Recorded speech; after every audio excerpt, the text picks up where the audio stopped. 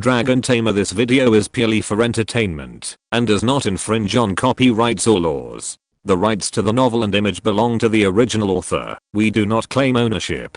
Don't like waiting and want to listen to this fanfic in full now? Subscribe to our Patreon, where you'll find the best fanfics. Chapter 26. The Sky Bleeds. The Devil Appears. For residents of the 7th cluster of Chengmao Garden, the past 3 days were like bungee jumping and roller coaster rides, their hearts racing. First, the community was surrounded by countless man-eating monsters. Everyone hid in hidden corners, under closets and beds, afraid to make a sound for fear of disaster. On the second day, a group of people suddenly appeared and began to clear out the monsters. Like the legendary superpowers and psychics, they launched terrifying attacks, including lightning and fire. Fortunately, they weren't some vicious thug, and after 2 days of clearing the monsters without disturbing anyone, they thought they could finally get a good night's sleep. But then, a series of sudden, booming noises reverberated throughout the city, lasting most of the night. Most people were moved to tears by the noise. As ordinary people living in the age of information explosion, haven't we seen pigs run before? It was clearly our government's artillery firing at the monsters. Rescue was imminent. Thinking of those soldiers, so commonplace in peacetime, now felt so familiar. But the artillery and gunfire suddenly ceased in the latter part of the night, leaving the residents of Chengmao Garden feeling disheartened. Could our people's army be stopped by monsters? Some pessimists even considered alternative scenarios. Will they be completely wiped out? Everyone lost all desire for sleep, gathered around the windows, and gazed eastward from the city, where the gunfire had come. After waiting for most of the night, they didn't see the familiar camouflage uniforms and tanks and artillery, but instead a sky stained red with blood. Like dark crimson clouds, the sky enveloped the sky, and 3 massive, dark red vortices appeared above the city. As if they were moving, these vortices slowly approached the ground, growing larger and larger. Gradually, black cracks appeared beneath the 3 vortices, and the sky looked eerily like a giant piece of cloth torn into slits. These cracks were not far from the ground, with the highest reaching tens of meters, the lowest only 5 or 6 meters. Cracks even appeared outside the windows of the residents of Chengmao Garden, frightening them as they watched the battle unfold in the East City, and they quickly dodged, as if avoiding a snake or scorpion.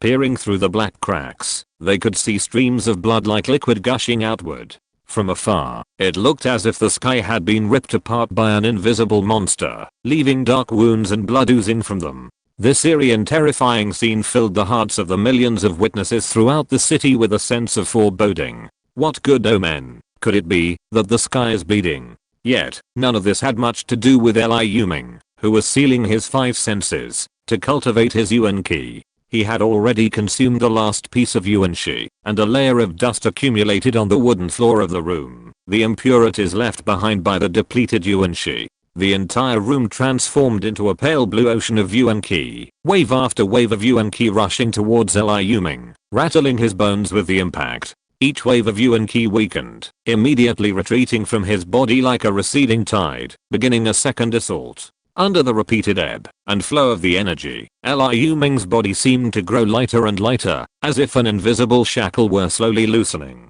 Suddenly, Liu Ming's eyelids twitched, and his expressionless face suddenly became tinged with impatience and irritation. Boom. A wave of invisible spiritual power suddenly devoured all the yuan qi in the room like a giant whale. The immense suction force swept all the Qingming yuan qi toward Liu Ming like a dam bursting, violently shaking the objects in the room. Splash. The sound of water crashing against a dam echoed from Liu Ming's body. After a dozen breaths, the incredibly rich yuan qi within Liu Ming's body was released like a dam bursting, and the room was once again shrouded in a turquoise haze.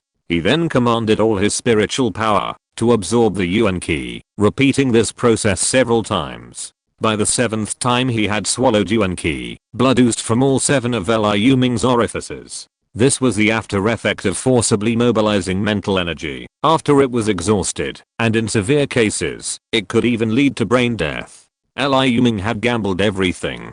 If he failed this time, he would never be able to mobilize even a fraction of his mental energy, and he would even suffer severe damage from the powerful after effects. The seventh surge of yuan qi seemed even more powerful, imbued with a relentless determination to achieve his goal. Boom, boom, boom. A massive crash echoed through Liu Ming's consciousness. The divine gene chain that had hovered before him like a towering mountain finally cracked, shattered by the final surge of yuan qi. Suddenly, a cyan light emanated, and all the yuan qi surrounding Liu Ming fell silent. Like a completely tamed, ferocious beast, it crouched silently beside him. Liu Ming opened the seal, and with a flick of his finger, all the yuan qi swirled and swirled around his finger like the wind. Then, with a flick of his finger, all the yuan qi, without a trace, was absorbed into his body, dormant within every cell, waiting only for his summons to burst forth. Touch of the netherworld. Or thick, dark green hand suddenly emerged from the shadows beside Liu Ming, and struck the nightstand with a fierce blow. Bang! The nightstand was instantly ripped into a pile of splinters. This was the primordial power he gained from breaking the first divine gene chain, and entering the primordial energy transition period, the first awakening of primordial energy. One of the abilities of the King Ming primordial key, the touch of the netherworld. Insight. Evolver, Liu Ming. Energy level, first stage E class. Occupation, Dragon Breeder. Occupational potential, second stage SSS class. Fifth seal, seventh stage SSS class. Abilities, Dragon Vein Evolution, Telepathy, Dragon Taming, Insight, Touch of the Netherworld. Talents, Dragon Bloodline Transition, Dragon Vein Strengthening, Communication with all creatures. Specialties, Affinity, Influence, Dragon Language. Current number of dragon pets. 1/3. With the advancement of primordial key cultivation, Liu Ming officially evolved to first stage E class. Monster. A shrill, terrified scream echoed from the window. Liu Ming opened the curtains, only to be met with a flood of blood. The entire city was now stained a crimson more eerie than the crimson of the sunset. A black crack, oozing blood, appeared just below Liu Ming's building. A red monster with long short horns crawled out of it, and leaped onto the adjacent balcony. Landing safely on the ground, the monster gave a sinister, almost human-like grin, and pounced on a survivor drawn to the noise. The survivor wasn't one of Liu Ming's men, but an ordinary resident of Building 3. Seeing this terrifying scene, he quickly slammed the balcony door shut and fled inside. The devil has finally arrived, Liu Ming muttered to himself as he watched from upstairs. He then flung open the window and leaped out, using the guardrails of the balcony below as a mid-air relay to reach the balcony. By then, the demon had entered the house. The monster, as tall as a human teenager but more muscular, wielded a heavy, seemingly steel blade. With a single blow, it split the bedroom's wooden door open, and dragged the occupant out like a hunter dragging its prey. The poor creature had been viciously bitten by the hungry dreadful demon, who had been crawling through the spatial rift for who knows how long. 3 fingers on his right hand had vanished. Within the demon's maw, sharp teeth were clearly chewing something, and its long, barbed tongue would occasionally lick the blood that splattered from its vigorous chewing. The owner of the object had already fainted with a scream of fear and pain. Red-skinned minion, usurping the throne is not a good habit, Liu Ming said with a smile to the familiar dreadful demon before him. Dreadful demons are the most common demonic cannon fodder in later generations, ranking alongside the lesser demons of hell and the cunning demons of infernal fiends as the 3 major cannon fodders. Their numbers are nearly limitless, making them an excellent offering for altar sacrifices. They are ferocious yet cowardly by nature. When facing creatures weaker than themselves, their ferocity is no less than that of mutant cannibals, but when facing demons stronger than themselves, they are even more docile and timid than pets in front of their masters. This is the origin of their name cowardly demons. Chapter 27, Demon Bloodblade, Blood Waterfall. Although the cowardly demon was the lowest of the abyssal demons, it was still considered intelligent, so it naturally sensed Liu Ming's obvious sarcasm. Bang! Throwing the unconscious ordinary man it was carrying onto the floor like a torn sack, the red-skinned monster swung its long sword and slashed at Liu Ming's head. By this point, Liu Ming had a clear, up-close view of the cowardly demon. It was half a head shorter than Liu Ming, about the same height as a human teenager, but more sturdy and robust. Its red demonic skin was punctuated by faint dark cyan demonic tattoos, giving it a sinister appearance. 2-finger-long, pointed demonic horn sprouted from its forehead. Of course, demonic skin isn't always red, it's determined by the habitat of this small demonic group. Similar to the cowardly demons he'd killed in his later life, this one was roughly at the early stages of level 1F. If Liu Ming were to quantify its energy level in more detail, he'd estimate it to be between level 1.11 and 1.12. A brief summary is in order. The concept of quantifying energy levels was later proposed by human statisticians. In simpler terms, it represents the numerical categorization of insight abilities by human scientists into level I, level 2nd, F, and E. Level I represents energy levels between 1.10 and 1.99. Level 2nd, in turn, represents energy levels between 2.10 and 2.99. The second decimal place represents the various levels from F to SSS. For example, levels 1. The 10th of January 19 represent the initial, intermediate, and late stages of level I, F. At this point, one might ask, what do the energy levels below 1.00, 1.00-1.09, and 2.00-2.09 represent? Levels below 1.00 represent the average human level, while levels 1.00-1.09 and 2.00-2.09 represent the intermediate between the average human and level I, or between level I and level 2nd. Their strength exceeds the peak of an average person's 0.99 energy level or the peak of the first level's 1.99 energy level, but is weaker than the next major level. Therefore, they are called those who have reached the limit, or simply extreme. For example, before the catastrophe, Ma Jun was a person whose strength surpassed the peak of an average person, and reached the limit. Liu Ming estimated his energy level to be between 1.07 and 1.08, which was already quite high. After all, people like Jie Shengnan and Miao Fengji, whose strength was considered exceptional among ordinary people, only approached 1.00 energy level, not yet reaching the true human limit, but very close. Ma Jun surpassed them by a significant margin. After Liu Ming broke through the divine gene chain and reached E level, his strength increased significantly. His current energy level is approximately 1. The 23rd of January 24, between the early and mid-stage E levels. The highest energy level creature Liu Ming has seen so far is his dragon pet Sumi, which is close to the late E level at 1.27 energy level. According to the energy level classification, the coward before him is clearly a small coward. The prefix small is used because there is an evolved form of the coward, the large coward. Although the great coward hadn't yet reached E rank, it possessed the attributes of a leader, reaching a power level between 1.18 and 1.19. It had grown to the size of a normal adult, and the demonic tattoos on its skin were a darker shade than those of the small coward. Its muscles were muscular, and its strength was likely comparable to that of a purely strength-based cannibal corpse. These thoughts flashed through his mind in a flash. After confirming that this coward was only a small coward and posed no threat, Liu Ming calmly raised his sharp blade, Jufeng, and with a swish, blocked the small coward's blows several times. The final strike deflected the blood blade, and the tip of Jufeng pierced the small coward's heart. A stream of hot, dark red blood spurted out, slowly spraying the ground. Jufeng, carrying the coward's body, slammed into the ground, its eyes, once gleaming with a fierce light, gradually dimming. For Liu Ming, whose power level alone was enough to crush F-rank monsters, this small coward was only slightly more difficult than dealing with an ordinary cannibal corpse at F-rank.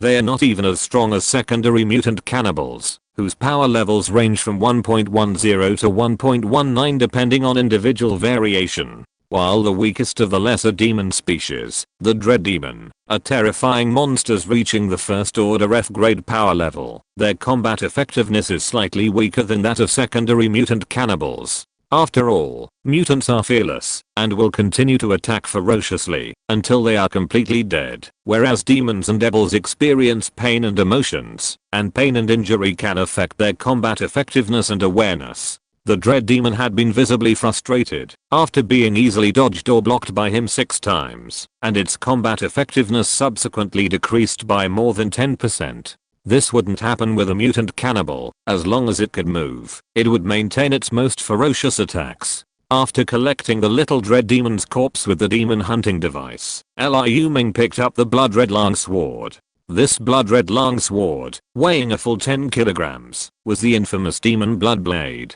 The principle and essence of its formation stems from the fact that the rusted blade, stained by demonic blood over the course of countless years of bloody battles between demons and devils, has gradually acquired a hint of demonic nature. Because it is only wielded by the lowest cowards of the abyssal demons, it is also known as the cowardly blood blade. In the early days of the apocalypse, when human survivors lacked effective melee weapons, the demon blood blade, along with the devil's fork and the demonic flail, became scarce items frantically sought after by the evolved. Humanity fully demonstrated the principle of if we don't have weapons, we should seize them from the enemy. While the demonic weapons possessed absolute sharpness, they were unusable for Marjan, but this weapon, imbued with demonic power, was far more powerful than any ordinary cold weapon. It would be a good choice for Marjan, as his blunted bayonet, barely able to cut through cannibal corpses, should be retired. When Liu Ming stepped out onto the balcony and gazed at the black spatial cracks oozing bloody liquid, two loud cat meows echoed from above, followed by a heavy thud. Sumi's large head had landed right in front of him. Sumi extended her large tongue and licked Liu Ming twice, as if blaming him for not bringing her along. Haha, I get it, Sumi. I'll definitely take you with me next time I go out. Stop licking, Liu Ming said helplessly, wiping his saliva-stained face. Then, he and Sumi, who had had enough of playing around, gazed solemnly at the sky, which seemed to be flowing blood. Countless red waterfalls hung over the city, and thick blood flowed from the black cracks, blanketing the city in a crimson hue. Liu Ming knew it wasn't blood, but the bloody demon water from the abyssal blood pool, the hell demon sea, and the purgatory flame lake. Within it, teeming with abyssal worms, hell eggs, and purgatory molten hearts, the earliest forms of the three great monster races. The monsters that emerged from the rifts in time and space were only a few. After all, release the embryonic forms of demons, devils, and evil spirits into this world. As worms evolved into demons, hell eggs hatched into devils, and the purgatory molten hearts transformed into evil spirits, a constant stream of monsters would emerge. Hearing Marjan's cries from upstairs, Liu Ming sighed deeply and, as nimble as a monkey, leaped upstairs, using the eaves as a relay. Sumi followed closely behind him, leaping up in 2 bounds. Marjan, gather everyone immediately.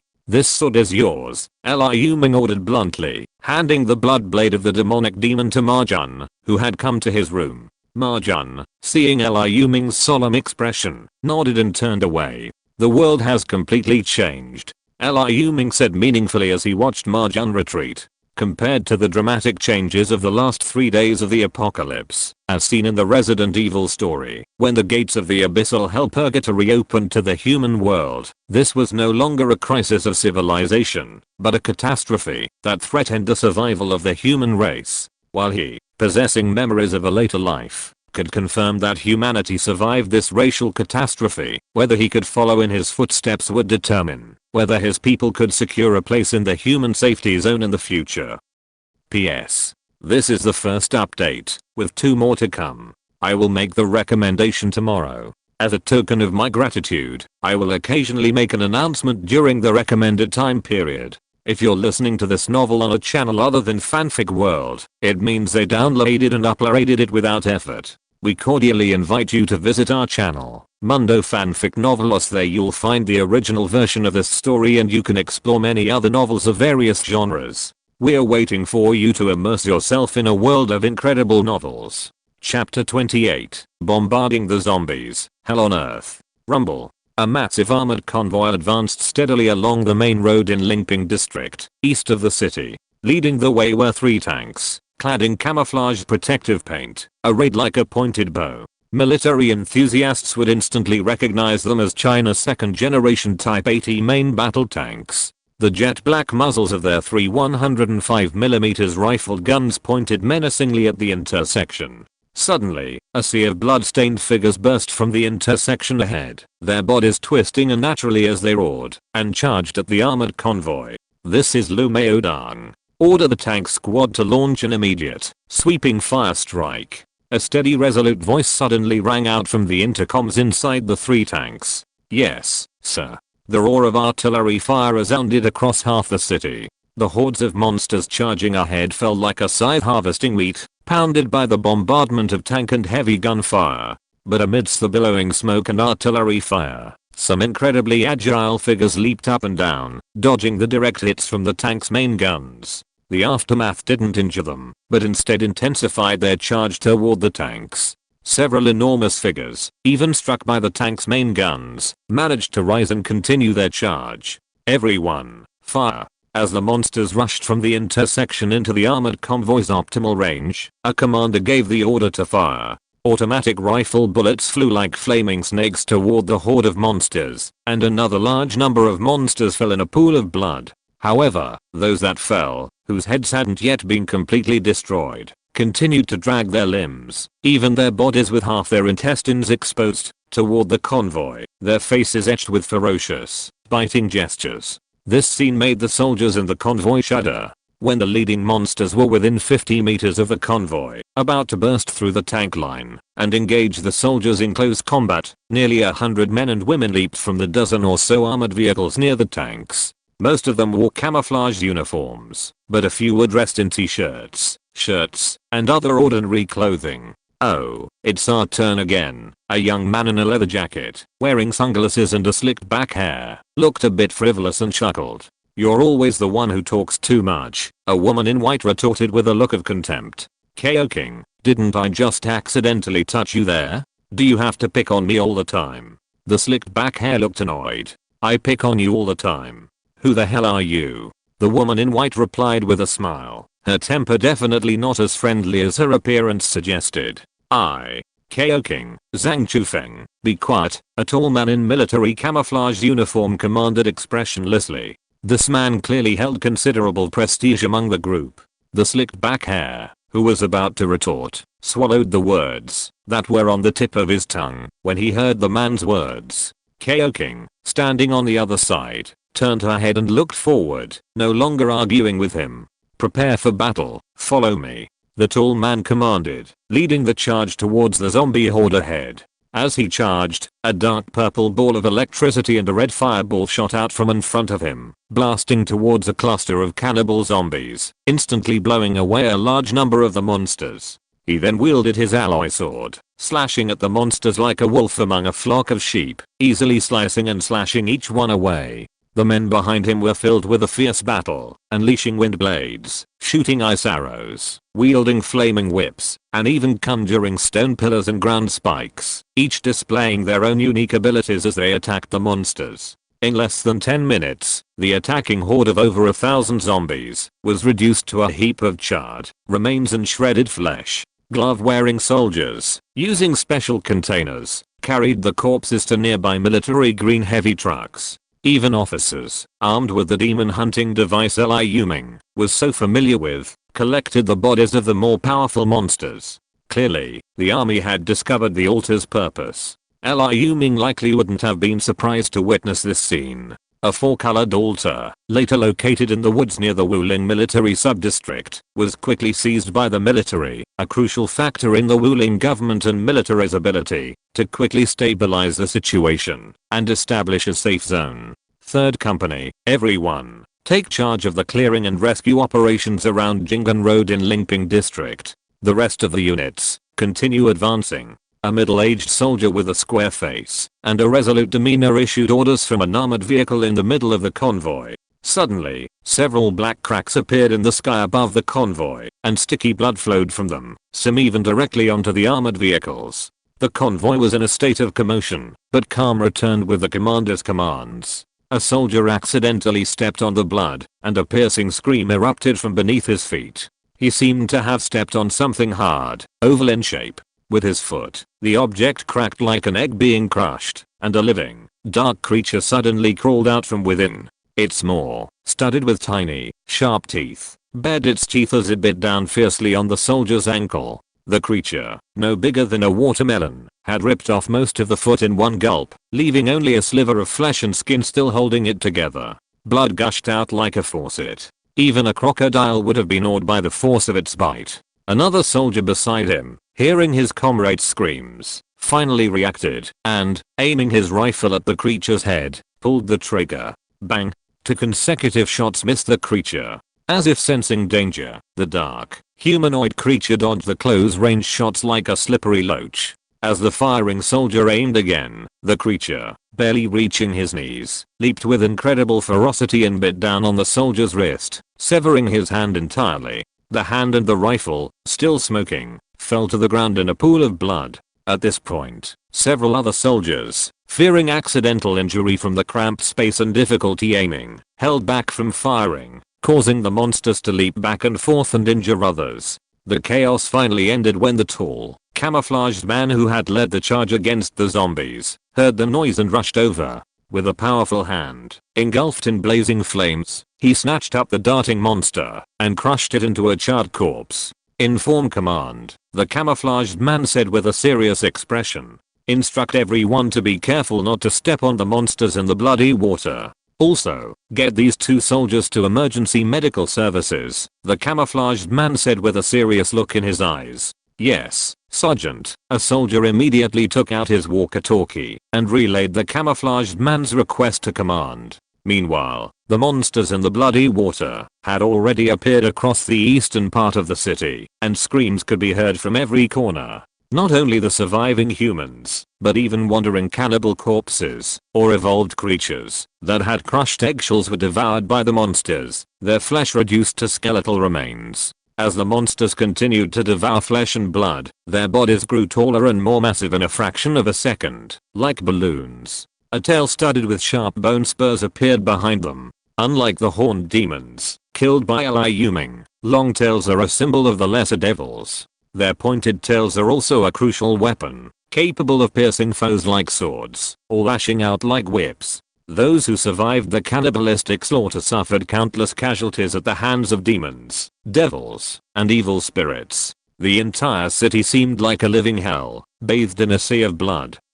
P.S. First, I'd like to thank my fellow reader, Yaoji Nanjingsheng, for his red envelope support. This helped this book, which had been languishing for so long, break the 100-point mark. Tomorrow, I'll post 2 additional chapters, plus another 2 on Tuesday for my friend Wildrew, who consistently votes daily. After that, I'll resume posting once a day. Please explain why I didn't post 3 chapters yesterday. I apologize for breaking my promise. Yesterday, Fengsha's car was severely scratched in the company parking lot. We worked late into the night contacting the traffic police for an accident assessment and checking security footage. I'm exhausted and angry. It wasn't blocking the road, it was parked quietly in the spot, and yet it got scratched. I'll pay off the 2 overdue updates next week. Chapter 29, Horned Worms, Windblade Bushes. At this moment, Liu Ming was analyzing the current situation with a crowd.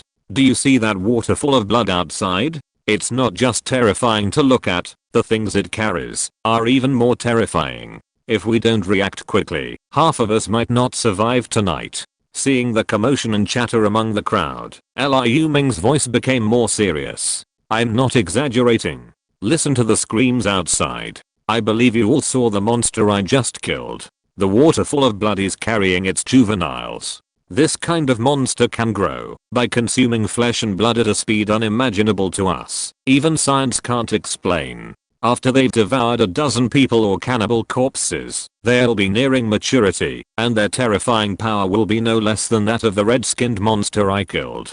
There are 8 or 9 waterfalls of blood throughout the community right now, each carrying dozens or even hundreds of monster juveniles. Once they've consumed enough blood, not even you, not even I, can withstand their horde of attacks. As Liu Ming spoke, the 70 or 80 people present all expressed horror. In their eyes, this mysterious man, who could even regenerate a severed arm, was practically omnipotent. If even he said he couldn't handle it, then wouldn't the rest of us be doomed? Then what should we do? Yes, boss, you must have a solution. Boss, tell us what it is, and we'll do whatever you say. Liu Ming's mouth twitched as he heard everyone chattering and calling him boss, but he still spoke. While we can't handle the mature form of this monster, we can still kill the juveniles. Remember, they Before Liu Ming could finish his words, a sharp, piercing cry emanated from outside the door, followed by two light red creatures, resembling large, long-legged, fat worms, swooping into the room. Because the door to the room, chosen for the meeting, had been destroyed during the cannibal corpse cleanup, there was no door blocking the way. The fat worms were incredibly fast. Liu Ming, Marjan, Gorin, and the four evolutionists could still see them clearly, while the others only saw them flash before their eyes as they pounced at a speed disproportionate to their size.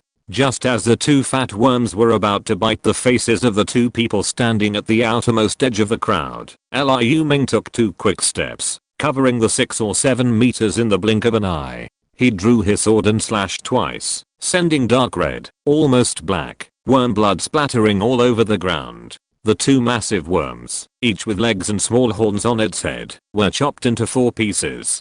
Their halves twitched and twisted wildly, their mouths opening and closing like a brilliant chrysanthemum. The sight of their tiny, sharp, black teeth was terrifying and even nauseating to those with trypophobia. A fragment of the worm's body toppled over an iron chair with a series of crackling sounds. The steel legs snapped into like a dog-gnawed bone, their fractures pock-marked with teeth marks. "Oh my god, if I get bit by one of those, I'll be limbs off," grumbled Liu Huchun, a long-haired man who had recently advanced to the warrior class. Liu Ming crushed the heads of the two fat worms, which were still twisting and refusing to stop, with one kick, and glanced at him expressionlessly. "What do you think? With your current physical strength, a bite to an ordinary person would definitely shatter even the bones instantly. For those of you who have already switched to evolutionary classes, your physical strength is much stronger. A bite might even leave some skin and tendons hanging on." Seeing the faces of the people growing paler and paler, Liu Ming changed the subject. "Of course, this kind of monster is only powerful with its first bite.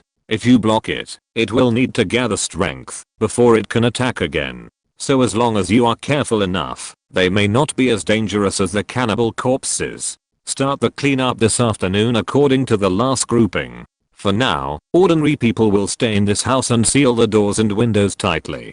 Don't go out. All magic seal warriors, follow me down to clean up the monsters. I will give you all morning to learn how to deal with these bugs. If you still get bitten when you work in groups this afternoon, you can only blame yourself for being stupid. Also, although I can regenerate a broken arm, I believe the price I pay is something that no one here can afford." Liu Ming's increasingly icy voice shattered everyone's hopes. Some, indeed, harbored the thought of asking him how to regenerate their limbs after having their limbs severed by monsters. As they spent more time with Liu Ming, they realized that, while he was a stern and cold leader, he was also quite considerate of his subordinates. Otherwise, with his strength and dominance, he wouldn't have needed to distribute the divine grace gained from the altar sacrifice. After Liu Ming's words, everyone became extremely alert, fearing they might become crippled if they made a mistake. "Jeshengnan, Miao Fengji, why are you two still hiding among the ordinary people?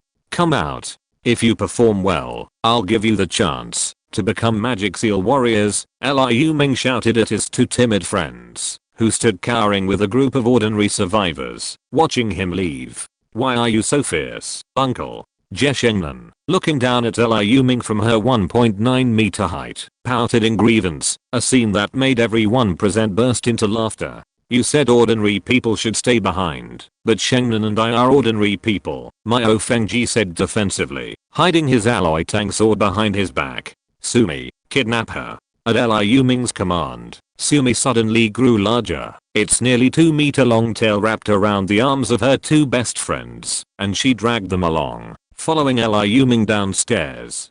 "Kitten, you're being naughty. You're being so mean. It hurts, meow." Miao Fengji stumbled as he was led away, a somber face on his face. "Uncle, please tell your cat to be gentler. Your arm is red from being choked." Jeshengnan also complained. Liu Ming, however, remained calm and expressionless as he walked ahead, occasionally chopping down a few fat bugs that jumped out of the corridor with his sword, and commenting on their weaknesses and techniques for dealing with them. "Remember, once you're outside, Sumi, Marjan, and Goring won't attack unless absolutely necessary. Everything is on your own." This is your battle. Life and death are decided by fate, so be careful.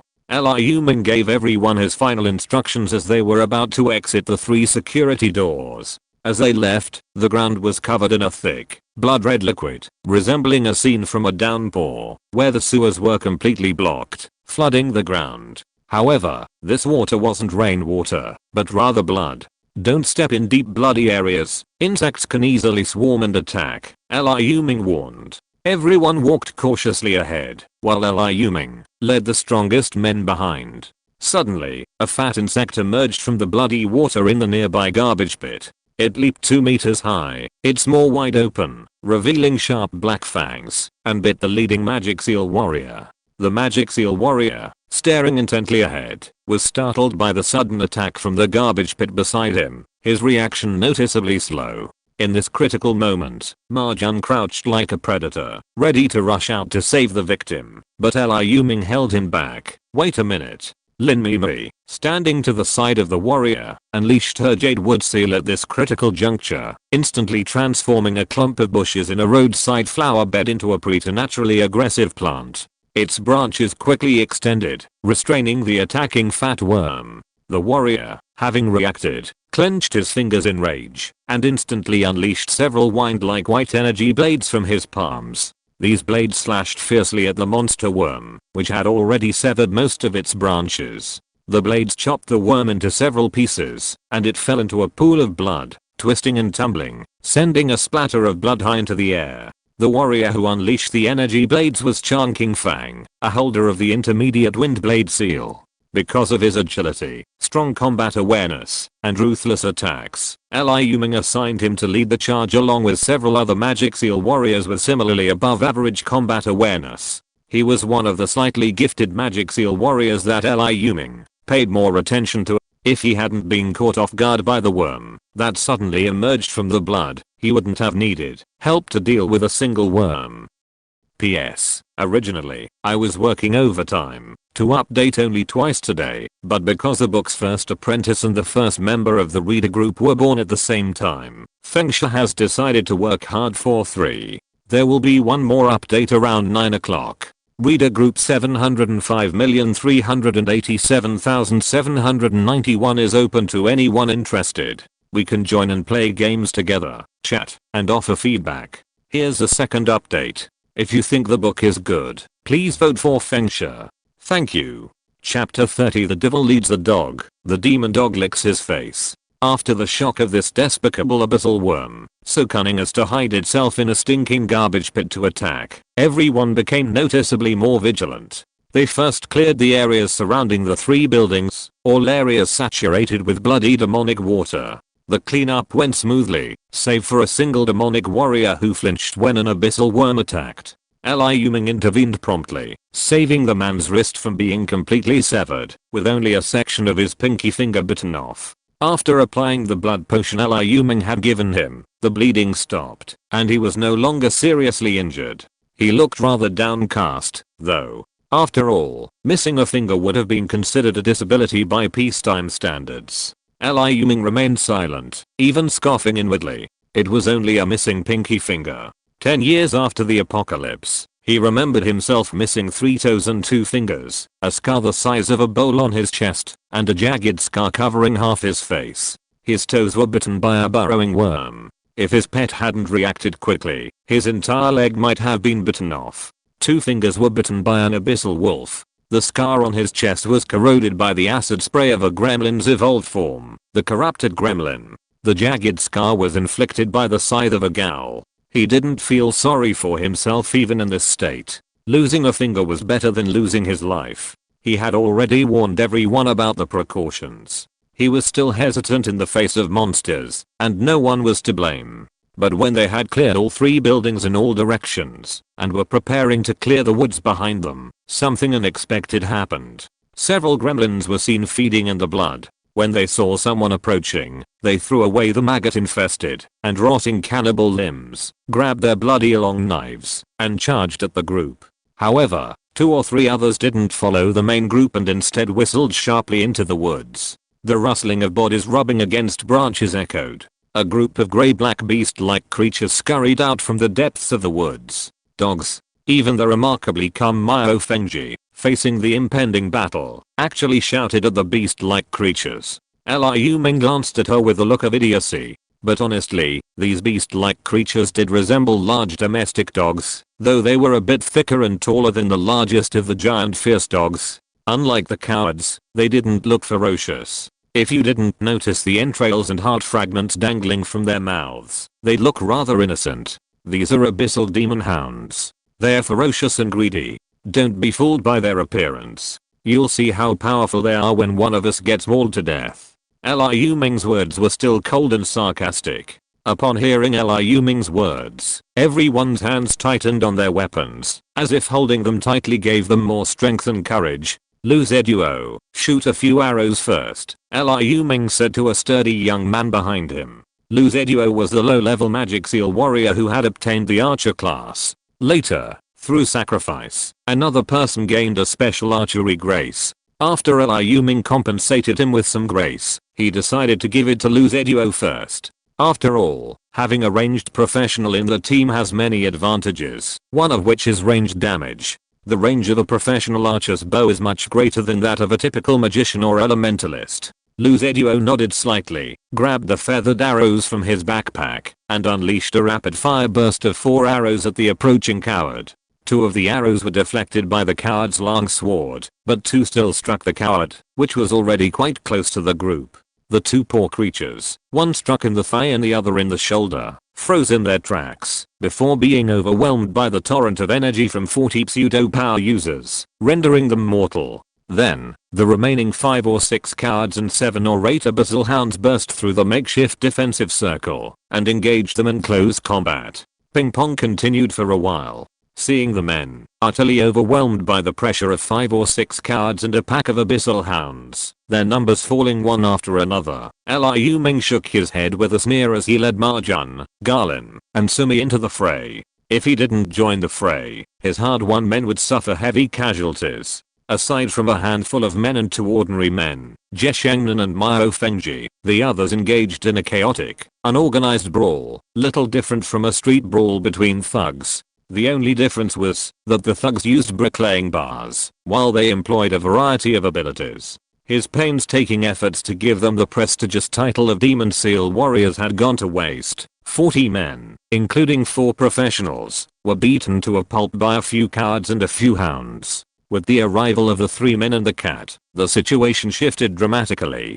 The terrifying demons and ferocious demon dogs, deemed invincible by the 40 pseudo-ES peers, were easily slashed down by Liu Ming with just a few strikes. Even Liu Ming's strange cat could lay a demon dog to rest with a few lashes of its tail. The dwarf Garlin, rumored to be a follower of the so-called boss, could accurately repel a coward with each swing of his hammer, then slay another with a series of powerful blows like a combo. As for Marjan, wielding a longsword nearly identical to the demons, he effortlessly decapitated several demon dogs. When the last coward fell at Liu Ming's feet, and the last demon dog perished at Marjan's, the crowd realized the magnitude of the gap between themselves, and the 3 men and the cat before them, a gap that could not be bridged simply by sheer numbers. Just when everyone thought they were now influential in Liu Ming's team, they saw half the team wounded, 4 or 5 even lying on the ground, unable to get up for a while Liu Ming, his 3 men, and his cat were not even a scratch on their bodies.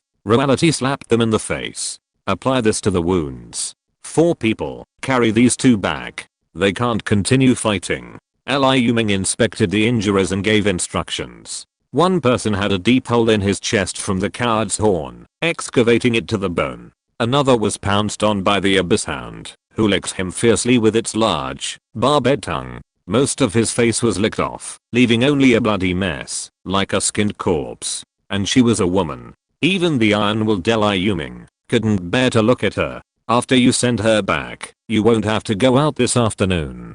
Keep an eye on her, and don't let her commit suicide. As the 4 of them left with the 2, Liu Ming patted the shoulder of someone walking behind, and whispered in her ear. The person nodded gratefully. She was a good friend of the injured woman. a woman who had only just experienced the apocalypse for 3 days in peacetime, transformed from a beautiful high-paid white-collar worker into this half-human half-ghost appearance. Liu Ming felt that, even if he hadn't regained his memories of the apocalypse, he might not be able to bear it.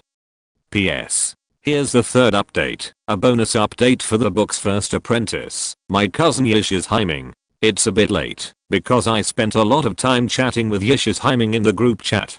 Chapter 31, Purgatory Fire, Trial of the Thorn Demon. The sun gradually rose to the center of the sky, like a blazing fire, its heat enveloping everyone. Liu Ming had already cleared the area around buildings 2, 3, and 4, leading the group. They were preparing to send the group, now familiar with combating the abyss worms, back home for a short break, before splitting up for the afternoon. Just as they were about to return, an immense figure swaggered in from the security booth at the community gate. Everyone was still near building 2, not far from the entrance. The figure was incredibly tall, rivaling a pure strength mutant in stature. Crucially, it had spotted them, suddenly breaking away from its leisurely pace and sprinting towards them with a single stride spanning several meters. Liu Ming was speechless upon seeing the hideous creature before him, a tree-like creature covered in black fleshy thorns. Insight. Name, Thorn Demon. Power level, level 1 abilities. Talents. Specialties. Description. As a common species of small demons in purgatory, the infernal thorn fiends are renowned throughout the multiverse. They stand nearly 9 feet, 2.7 meters, tall, armed with 4 steel-hard flesh whips several meters long, and covered in thorns. These thorns are infused with a nerve-numbing toxin and the unique property of infernal demons, infernal burning fire. Remember, thorn fiends prefer to bind and entwine their prey like giant pythons, piercing their skin with their thorns, and injecting toxins, before strangling and devouring them. According to Liu Ming's later memories, 3 spatial passages appeared throughout Wuling City. To ordinary people, they appeared as 3 vast dark vortexes in the sky. These 3 vortices were located in 3 directions of the city. Chengmao Garden, where he was located to the west of the city. The spatial passage leading to the abyss appeared, and demons also appeared with it. The spatial passage leading to hell should appear to the east, from where the army was rushing to rescue them. The infernal passage appeared to the south, where the demons were wreaking havoc. Unexpectedly, a demon had fled to Chengmao Garden in the west of the city. It was a Thorn Devil, a low-level demonic main combat unit several times more powerful than the cunning demon. This Thorn Devil either crawled out of a dimensional rift in the abyss demons, or got lost, and wandered all the way from the south of the city to the west. Liu Ming suspected this infernal Thorn Devil might have come from the abyss, because of the intriguing stance the infernal demons hold between the abyss demons and the hell devils, 2 races that have harbored mutual hatred for countless centuries. It's said that long ago, perhaps millions of years, under the leadership of a wise infernal great evil god, Smart, the infernal demons, who had always remained neutral in the eternal bloody war between demons and devils, resolutely joined the conflict. However, the demons joined not as supporters of any particular side, but as mercenaries, willing to fight for whoever offered the highest price. Therefore, during the Eternal Blood War, bizarre scenes of demons clashing with one another were common. This was because their mercenary groups were hired by the respective lords of the opposing factions, demons, and devils. Naturally, the probability of demon mercenaries fighting for the devils was significantly higher. In the Eternal Blood War, which lasted for an unspecified length of time, the demons, whose brawn outweighed their brains, were defeated far more often than the cunning and shrewd devils. It was this noble decision, celebrated by countless demons, that transformed Purgatory, a barren corner of volcanoes, from a land of molten lava and magma, into the richest of the abyss, hell, and purgatory. Countless minerals and treasures from the abyss and hell flowed into the pockets of the demons of purgatory. The reputation of the demon mercenaries spread throughout the multiverse, and the professional demon merchants that subsequently emerged became frequent figures in the stories of human bards and the legendary biographies of historians. Liu Ming therefore suspected that this demon might be one of the demon mercenaries, having signed the Abyssal Blood Pact, and, by chance, had crawled through the Abyssal Rift while fighting for the demons. Later in his life, he had repeatedly encountered demon merchants who roamed the various planes of the multiverse, and from their mouths, he had learned all too well about this proud history. But the infernal thorn demon before him was clearly not one of those cunning demon merchants who profited by playing nice. It swung its thorny whip, fiercely lashing at the group. Bang! Dust billowed. The thorn demon's attack, due to its distance, allowed everyone to narrowly avoid it, but it tore a crack in the concrete floor, a palm width wide and several meters deep. Everyone except Sumi and me, retreat. Marjan and Garlin, take them back. I'm going to kill it myself. Seeing the aggressive thorn demon, Liu Ming suddenly erupted in fighting spirit. Since the apocalypse, aside from that first life or death crisis, he hadn't encountered an opponent truly capable of unleashing his full might. This demon, with his own perceptive abilities, was completely unpredictable. Its power level must have been higher than his own, a mid to late stage E-class monster. Judging by its size and the length of its thorn whip, it was likely no ordinary thorn demon, but a more advanced, late stage E-class monster, closer to a D-class thorn demon leader. How could he not be tempted to hunt? Leaving Sumi behind also served as a backup. If something unexpected happened that he couldn't handle, Sumi would be a piece of cake. Seeing Marjan and Garlin leading their group backward, Liu Ming drew his long sword to block two incoming thorn whips. The other two thorn whips from the thorn demon struck Liu Ming's right wrist and right foot, where he held the sword. The thorn demons were trying to lift him up and tear him apart, a common tactic. I absolutely cannot leave the ground. Without a point of force, my strength will be even less than the thorn demons. This was Liu Ming's sole thought. He fiercely split the two thorn whips, and suddenly a flash of black light appeared on the whips, instantly becoming incredibly hard. A string of sparks flew from the blade. The nearly indestructible Jufeng knife couldn't even cut through the fleshy thorns of the thorn demon, not even the outer membrane. This was the energy field of the membrane layer that demons above E-level possessed, protecting them from all attacks. If the membrane layer could not be broken, the demon's body could not be harmed. Liu Ming's original intention was not to damage the thorn demon's whip. Demon tattoos and devil skin all possessed energy fields similar to the demon's membrane layer. He had fought these monsters hundreds, even thousands of times, and was familiar with their body structure. The moment he split the two thorn whips, he used his blade to block the steel whip aimed at his wrist. Then, stepping back 2 steps, he swung his blade to slash at his right leg, successfully defending against the thorn demon's first swift attack, allowing everyone to complete their retreat. The reason thorn demons are considered one of the demon's low-level main combat units, even eligible to join the demon mercenaries, is that their hands and feet are equipped with extremely powerful thorn whips. An ordinary warrior fighting them with a single weapon is like fighting 4 at once. Seeing that this attack failed, the thorn demon let out a sharp cry, and 4 thorn whips suddenly emitted black flames like transparent shadows, enveloping the long whips and striking Liu Ming fiercely. Setting fire, you little bastard? Do you think you're the only one capable of setting fire? Liu Ming sneered, and with a flick of his left hand, several pale flames, as spiritual as fire spirits, danced on the bright silver blade of the blade. This was a mysterious ability from the demon seal that he had never used since he acquired it, the monarch level blue flame demon seal. Peas. Here is the first update. The second update will be at 7 o'clock.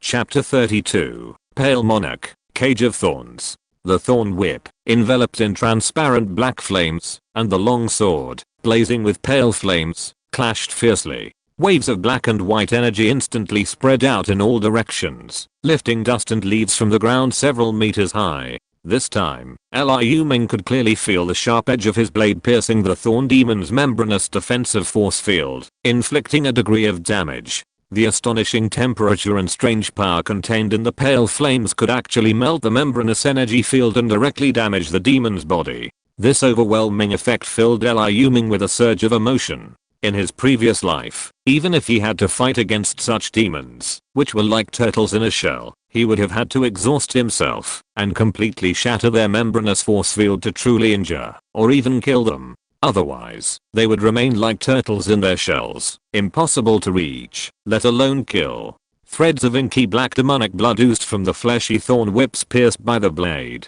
The intense pain from the burning blue flames made the thorn demon scream wildly, and the 4 thorn whips slashed at Liu Ming with even greater ferocity. As Sumi watched the thorn demon's attacks accelerate and intensify, a human-like worry flashed across her watery cat-like eyes. She leaned forward, ready to pounce and help Liu Ming attack it. "Sumi, believe me, a single thorn demon is no match for me." Liu Ming used his telepathic ability to stop Sumi from charging. His plan for the day was to fight this thorn demon alone, to confirm the true power of his azure flame demon seal. Liu Ming's blade attacks grew increasingly ferocious, swiftly swinging over 10 times, blocking each heavy powerful blow. But the thorn demon, a low-level, main combat unit of the evil demon clan, possessed enduring strength and immense power. Even Liu Ming, with his late level physique approaching 1.24 energy, gradually began to wither. His muscles began to ache and weaken, and his knuckles cracked and bled profusely. But the thorn demon wasn't feeling well either. The blazing pale flames swelling around Liu Ming's blade were too overwhelming. Even the lowest level infernal scorching fire couldn't compare to it. The lower level infernal flames trembled like a subject before their king. Furthermore, this pale flame possessed the ability to devour fire. Whenever the infernal fire wrapped around the thorn demon's whip came into contact with the pale flames, it was rapidly devoured and absorbed. The pale flames, absorbing the infernal fire, grew even stronger. What had originally been a few dancing sparks, through constant absorption, grew to the size of a blazing white torch. Liu Ming wielded the pale torch, striking dozens of times with the same impressive force as a lightsaber. Why is the flame getting bigger? I feel like a Jedi Knight. A strange thought suddenly crossed Liu Ming's mind. By then, the thorn demon was covered in wounds, and its 4 thorn whips were even more scarred, bleeding black blood. Each blast of pale flames caused him to let out a agonizing cry. The pain felt as if it were burning directly into his evil soul, imbued by the infernal flames of the lake, more excruciating than being sliced and diced. Hearing the thorn devil's screams, Liu Ming was puzzled. Thorn devils, renowned low-level warriors among the demons, were not the timid and cowardly creatures of the abyssal cowards. Ordinary wounds were unconcerned with them, only to fuel their ferocity. Yet, this thorn devil was so terrified of pain. Every time the blade barely pierced his energy field, only to nick his flesh and prevent an inch of progress, it still uttered such a piercing cry. As he continued to block the thorn whips against the thorn devil, wondering why this strange demon warrior was so afraid of pain, the thorn devil suddenly retracted all its thorn whips. Seeing this, Liu Ming called out to Sumi, and immediately turned and ran. Even without a timer, it was clear that his speed had broken the world record. Liu Ming, who had slain countless thorn devils, knew from the moment it struck him that it was about to unleash its thorn cage ability, which his inside skill hadn't detected. This was a thorn devil's ultimate move. It retracted a small portion of its 4 thorns into its body to gather power, then launched a series of thorns from its body, delivering a fatal blow. This was a classic tactic, inflicting 1,000 casualties, while inflicting 800 casualties on its own. However, this very move would later be used repeatedly in densely packed human formations with a devastating effect comparable to that of aerial bombs carried by fighter bombers. Hundreds and thousands of thorns pierced hundreds of soldiers at a speed comparable to that of rifle bullets. Even though he was an E-rank evolver who had broken the divine gene chain, with his current physique, if struck by 1 or 2 of these thorns, he would be instantly pierced. Whether he was fatal depended on whether they hit a vital spot. He had just darted into a grocery store just inside the community gate and hid behind the counter, the sound of sharp weapons piercing objects incessant. Damn it. Liu Ming's furious roar suddenly echoed from the grocery store. Despite his quick reaction, dozens of flesh thorns, seemingly out of sheer luck, shot through the wall and onto the counter. One of them, by some stroke of luck, pierced the wooden counter and lodged itself in Liu Ming's thigh. Pulling out the thorns and applying a bloody spray to the wound, Liu Ming grabbed his absolute blade and rushed out of the store. After unleashing this fatal attack, the thorn demon would weaken and weaken. If he didn't seize this opportunity to rip it apart and vent his hatred, when would he? Finally, Liu Ming sliced the thorn demon, now as bare as a hedgehog, into 8 pieces. He then cut off 4 of its thorn whips and stored them in his demon hunting device. Even without 4 of its thorn whips, the late E-level thorn demon still managed to fill 3 demon hunting devices, one of which was a grey F-level demon hunting device capable of holding 100 ordinary cannibal corpse sacrifices, demonstrating the high power of this sacrifice. As for why the thorn whips had to be cut off, it had to do with the structure of the thorn devil's weapon. When the thorn devil dies, its flexible and resilient thorns rapidly harden, transforming into a special material with strength comparable to alloy. These 4 thorn whips, each 5 or 6 meters long and as thick as an adult thigh, were later developed by survivors into an excellent material for the famous mace. Liu Ming intended to take them home and make a dozen or so maces for his men, who were still fighting with kitchen knives, fruit knives, fire axes, fire extinguishers, and even table legs. Returning to building 3, Liu Ming didn't immediately seek out the others who had returned earlier. Instead, he went to the altar on the first floor. The humanoid guardians were still guarding the altar, and the altar in the stairwell was once again piling up.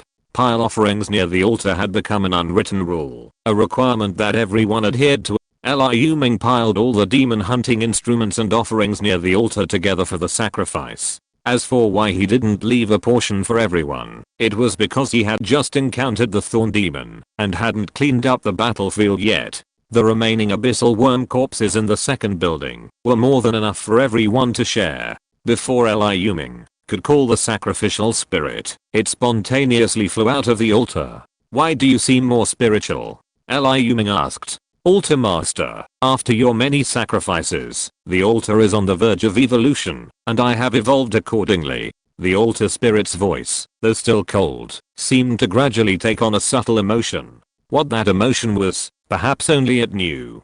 Liu Ming thought it was happy. After all, after his selfless service as a porter, it was finally about to evolve.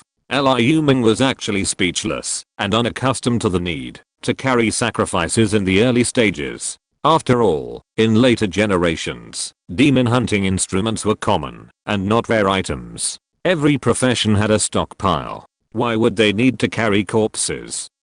P.S. Here comes the second update. This chapter is for the book friend who still remembers Jingsheng back then. There will be another update after 10:30 PM for the second apprentice of this book, Xianshen 123. This update is for the book friend who still remembers Jingsheng back then with his 28 recommendation votes. This single person alone accounts for a large portion of the recommendation votes for the flop Fengsha. I just saw that one book friend actually gave Fengsha 9 recommendation votes at once. Rich man, are you the water army hired by the editor for me? So fierce. Just kidding. Hahaha. The editor and Fengsha are not familiar with each other at all. And how could our upright editor possibly call in such a rich water army? Bah, I'm wrong. How could he possibly call them water army? The day after tomorrow there will be an update for the 9 rich constellations and all the book friends who voted for recommendations today. Fengsha will only ensure quality, work hard to grow, and write seriously, and will never give up in return.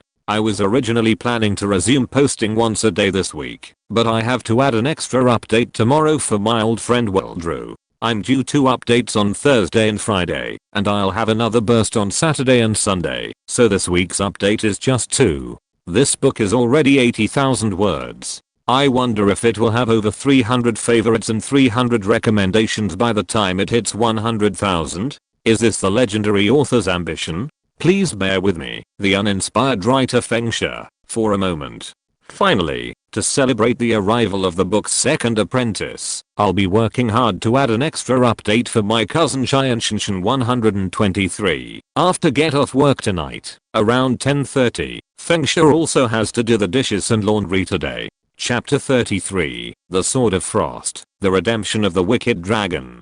Sacrifice everything. This sacrifice began much like the previous ones. A barrier of light enveloped the altar, and patterns of light flew towards an unknown entity in the void. Finally, 2 balls of light converged in front of Liu Ming. One of the balls of light was surprisingly black, just like his own job, the Divine Grace Dragon Breeder. This was the Divine Grace of Sealing. Just as Liu Ming impatiently reached out for this divine grace, the soft light suddenly became blindingly bright, and he was unexpectedly squeezed out of the barrier of light. Then, multicolored rays of light intertwined in the air, like dancing rainbow ribbons. Finally, everything returned to calm. The altar before him remained unchanged from before, except for a slight increase in size, indicating that it could accommodate more sacrifices at once. Of course, few people could offer sacrifices that the altar could not accommodate, unless they were offering sacrifices of higher levels, such as offering a 3-star or even 4-star grey sacrifice to a 1-star grey altar. Congratulations on becoming the master of the grey 2-star altar. Please strive to offer sacrifices to increase your altar master's authority. For the first time, after completing a sacrifice, the sacrificial spirit flew to him and congratulated him, rather than returning to the altar. This time, Liu Ming could clearly sense a touch of joy beneath the spirit's still cold tone. Congratulations, congratulations. Upon hearing that the altar spirit hadn't brought him any tangible benefits, with neither his sacrificial authority nor his divine grace drawing authority increasing, Liu Ming gave a perfunctory pragmatic remark before looking at his 2 divine graces. With so many sacrifices, including a thorn devil, the harvest must be something extraordinary. Frostfall, blue 9-star, high rare, sealed, currently grey 1-star. This is a renowned sword forged by Ammon Frostfall, the renowned swordsmith of the Chaldean giants. He can freeze glacial rivers, transforming the land into a season of frost. Abilities: Frozen Decay, Frost Sword Key. Effects: Extreme Cold Field, Strength of the Frost Giant. Seeing this incredibly powerful sword, Frostfall, Liu Ming, who should have expressed joy, felt a bitter sting instead. It's not that this sword isn't effective, but it's a full 2.5 meters long, as wide as an average man's waist. It wouldn't look right to chop someone with it, would it? It was forged by a renowned swordsmith from the cold giants. It was indeed intended for use by the subgiants. But Liu Ming refused to give up. Even before using his blue flame ability, he'd felt somewhat vulnerable against the monster's varied attacks, relying solely on his physical prowess, and lacking combat prowess. Having 2 effective weapons would have made a world of difference. Many professionals in later generations wield 2 weapons. What they lack in skill and ability, they make up for in quantity. This is a common experience shared by all professionals. As he lifted the door-like great sword, he felt a sudden heaviness in his hand. Nearly 100 kilograms. This was Liu Ming's conservative estimate of the Frostfall's weight. But instantly, a strange energy, like the coolness of summer, surged from the hilt into his body. Then, a surge of power, as powerful as a single punch capable of killing a cow, filled Liu Ming, and he easily lifted the 100-kilogram sword. Power of the Frost Giant. The wielder of the Frostfall sword gains the might of a Frost Giant. He effortlessly swung the Frostfall greatsword and smashed it against the concrete wall beside him. Look carefully, that's right, not slashing, but smashing. Boom. A hole the size of a dog hole appeared before Liu Ming with a resounding bang. Like a hole in the ice in the coldest months of winter in the north. The hole was covered in a layer of frost ridges that still shone coldly, even though it was midsummer. Powerful. Liu Ming felt that with his current strength, a single swing of the Frostfall greatsword would likely slay the Thorn Demon without even a hard fight. With his perspective and experience, nearly a generation ahead of his own in the last decade of his later life, this was the power of a D-rank power class, such as a D-rank warrior, D-rank monk, D-rank samurai, or D-rank shield guard, possessing incredible strength. He instantly felt like a boss with a boss panel in these early days of the apocalypse. He then looked towards the second divine grace. The first divine grace had been so powerful, he was filled with anticipation. Redemption of the Wicked Dragon. Special item. This item is a posthumous redemption gift from a true dragon, a scourge that caused great disaster. Certain scenarios and circumstances may trigger a redemption quest. Completing this quest will grant you the bounty of a wicked dragon. Note, this is a wicked dragon nearing legendary power. What the hell, isn't this a quest item? Liu Ming felt a little helpless, looking at the foot-long dragon horn in his hand. Special items, also known as quest items, are powerful and special beings, dead or alive, who transform their wishes into these special items, allowing other creatures to fulfill their wishes in exchange for their rewards. These quest items sound appealing, like completing quests and earning rewards in a game. However, in reality, special items are not so easy to complete. First, the quest itself is not clearly defined. That is, the owner's wish is not directly revealed. Instead, you must obtain the quest information under specific circumstances. In the following decade, the number of fulfilled wish quests circulating in the public domain is extremely limited. Some powerful evolvers wandered around with their quest items for 10 years, traversing the land, visiting the equator and the North Pole, yet the quest message never triggered. Some even abandoned their special items in frustration. Later, many professionals jokingly referred to these special items as the strongest lifetime items, because those who obtained special items and persevered through their pursuit were generally not ordinary evolvers who were still struggling to survive. Those who were at least mid-level professionals or above, transcendents, or even semi-saints of nirvana. Since so few could achieve their wishes, they were given this nickname. I never thought that in such a short time, low-level beast tamers in later generations would be among the strongest, Liu Ming said inwardly, a self-consoling quip. Sheathing redemption of the evil dragon, Liu Ming hefted his great sword, Jufeng, into a sheath he'd made from curtains and a leather jacket, and headed upstairs. Those who had already returned to Building 3, but had been gathered around the windows observing the battle would likely have noticed his return. Boss, your power is unparalleled. As expected of our leader, you ripped such a ferocious monster into pieces. That's right, that monster's ultimate move was terrifying. It reduced dozens of surrounding trees, 4 or 5 stories high, to sieves. Only you could block it. If it were us, we would have been wiped out.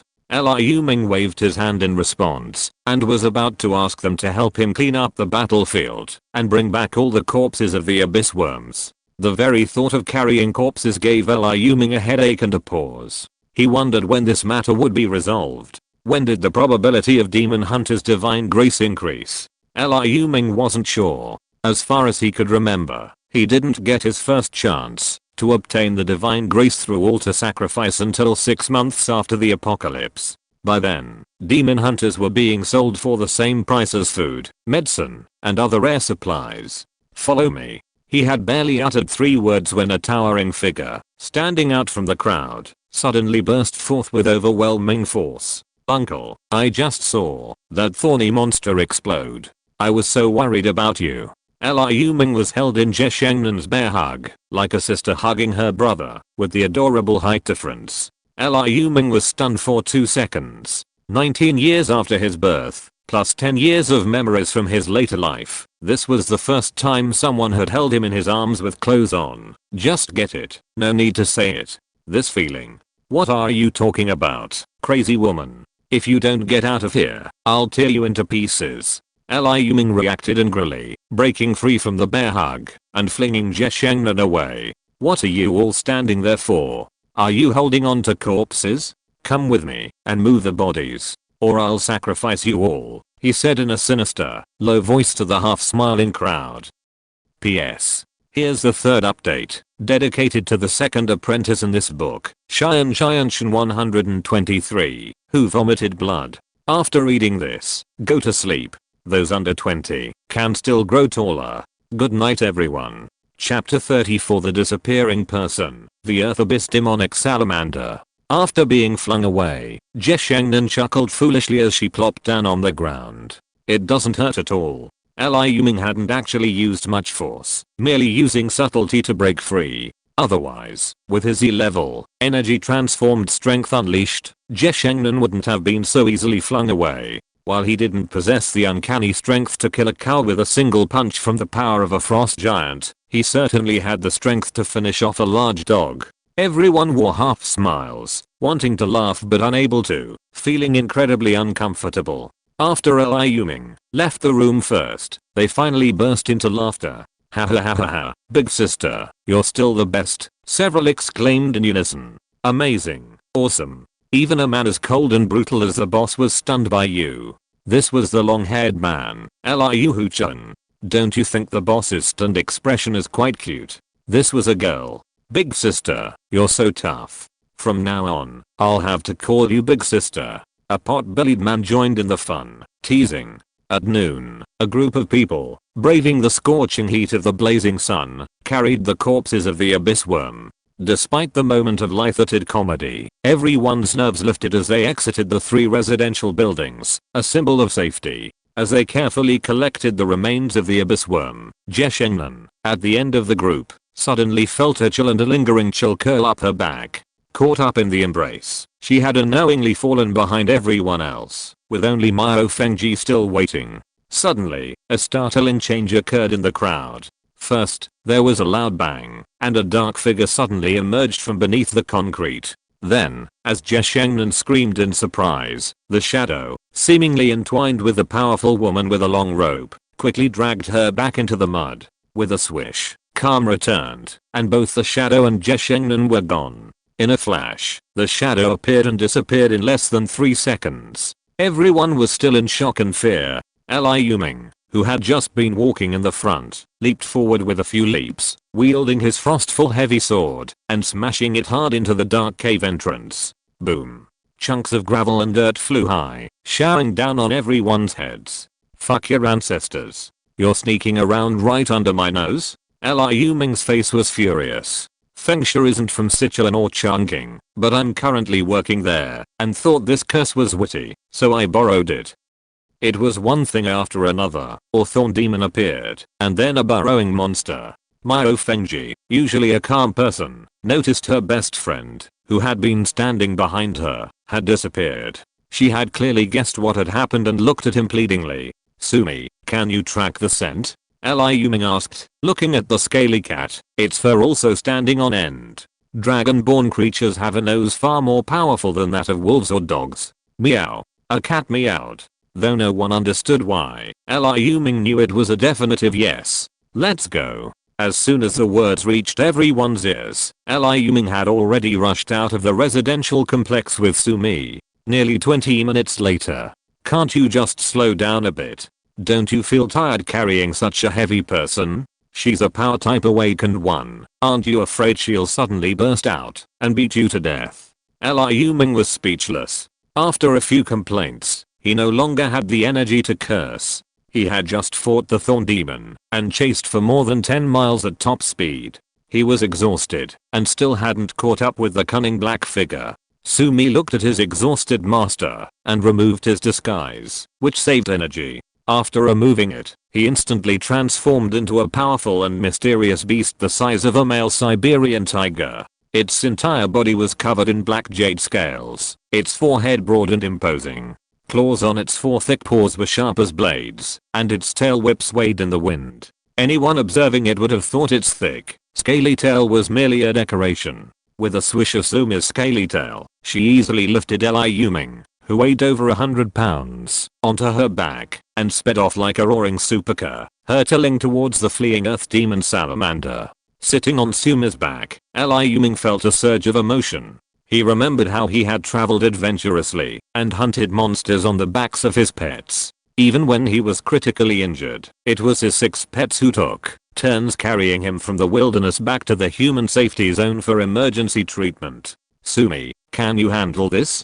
Liu Ming asked, his mind reeling. The scaled cat held a far greater place in his heart than that crazy woman Jeshengnan, or even everyone else combined. It's okay, master.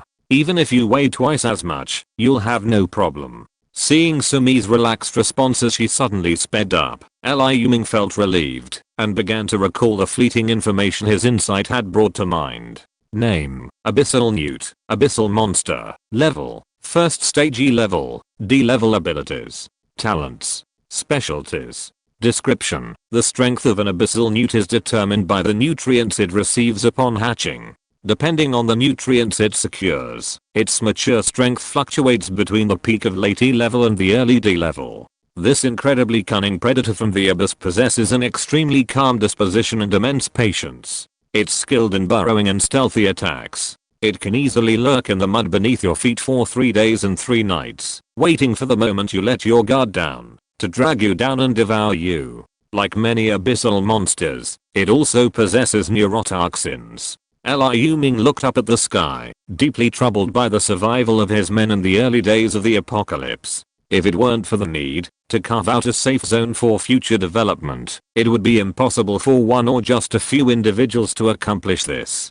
He truly wished to leave only a few capable and promising individuals behind, leaving the rest to fend for themselves. The precarious environment of humanity in the early days of the apocalypse was an inevitable challenge for all before a safe zone could be established. When alien monsters began to emerge from the dimensional rifts, no matter where one hid, one could be attacked at any moment by various monstrous predators. Humanity was like the herbivores of nature before the apocalypse, surrounded and watched by countless hungry and ferocious carnivores. With the exception of a few strong individuals from powerful herbivore groups, most were powerless to resist the predators. Furthermore, don't assume you can rest easy by avoiding the monsters above ground. From the sky come the underworld bone vultures, abyssal winged demons, hellfelon demons, flying zerg, and flesh-winged demons. From the underground come the burrowing worms, abyssal newts, mudborer beetles, and rock hyenas, among others, leaving you vulnerable to even more danger.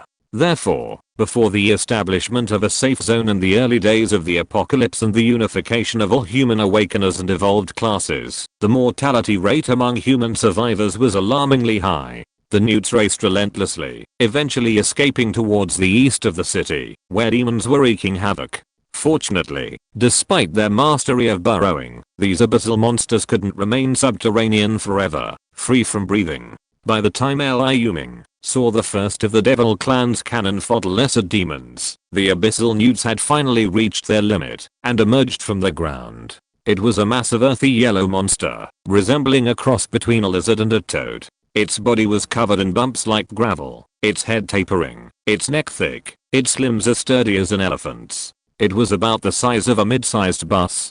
Jeshengnan was currently half wrapped in its massive tongue, covered in purple-red lichen, held in its mouth. The idiotic woman's body had been corroded by the paralyzing acid in the demon salamander's mouth. Her clothes were tattered, and her once smooth delicate skin was covered in burns. She looked horrible, her eyes dull and lifeless, and she was practically dying. If Jeshengnan hadn't been an awakened being, Liu Ming wouldn't have bothered to rescue her. After traversing the airless underground for so long, she would have suffocated long ago if she hadn't been eaten. Risking the life of crossing several monster-infested city blocks to save a single corpse, only someone whose brain had been shattered by a thorn demon's whip could have done it. The problem was, he was still quite sane. Please, there will be punishment for forcibly hugging the protagonist without his permission. I will update the first update today, so Fengsha can finally take a nap.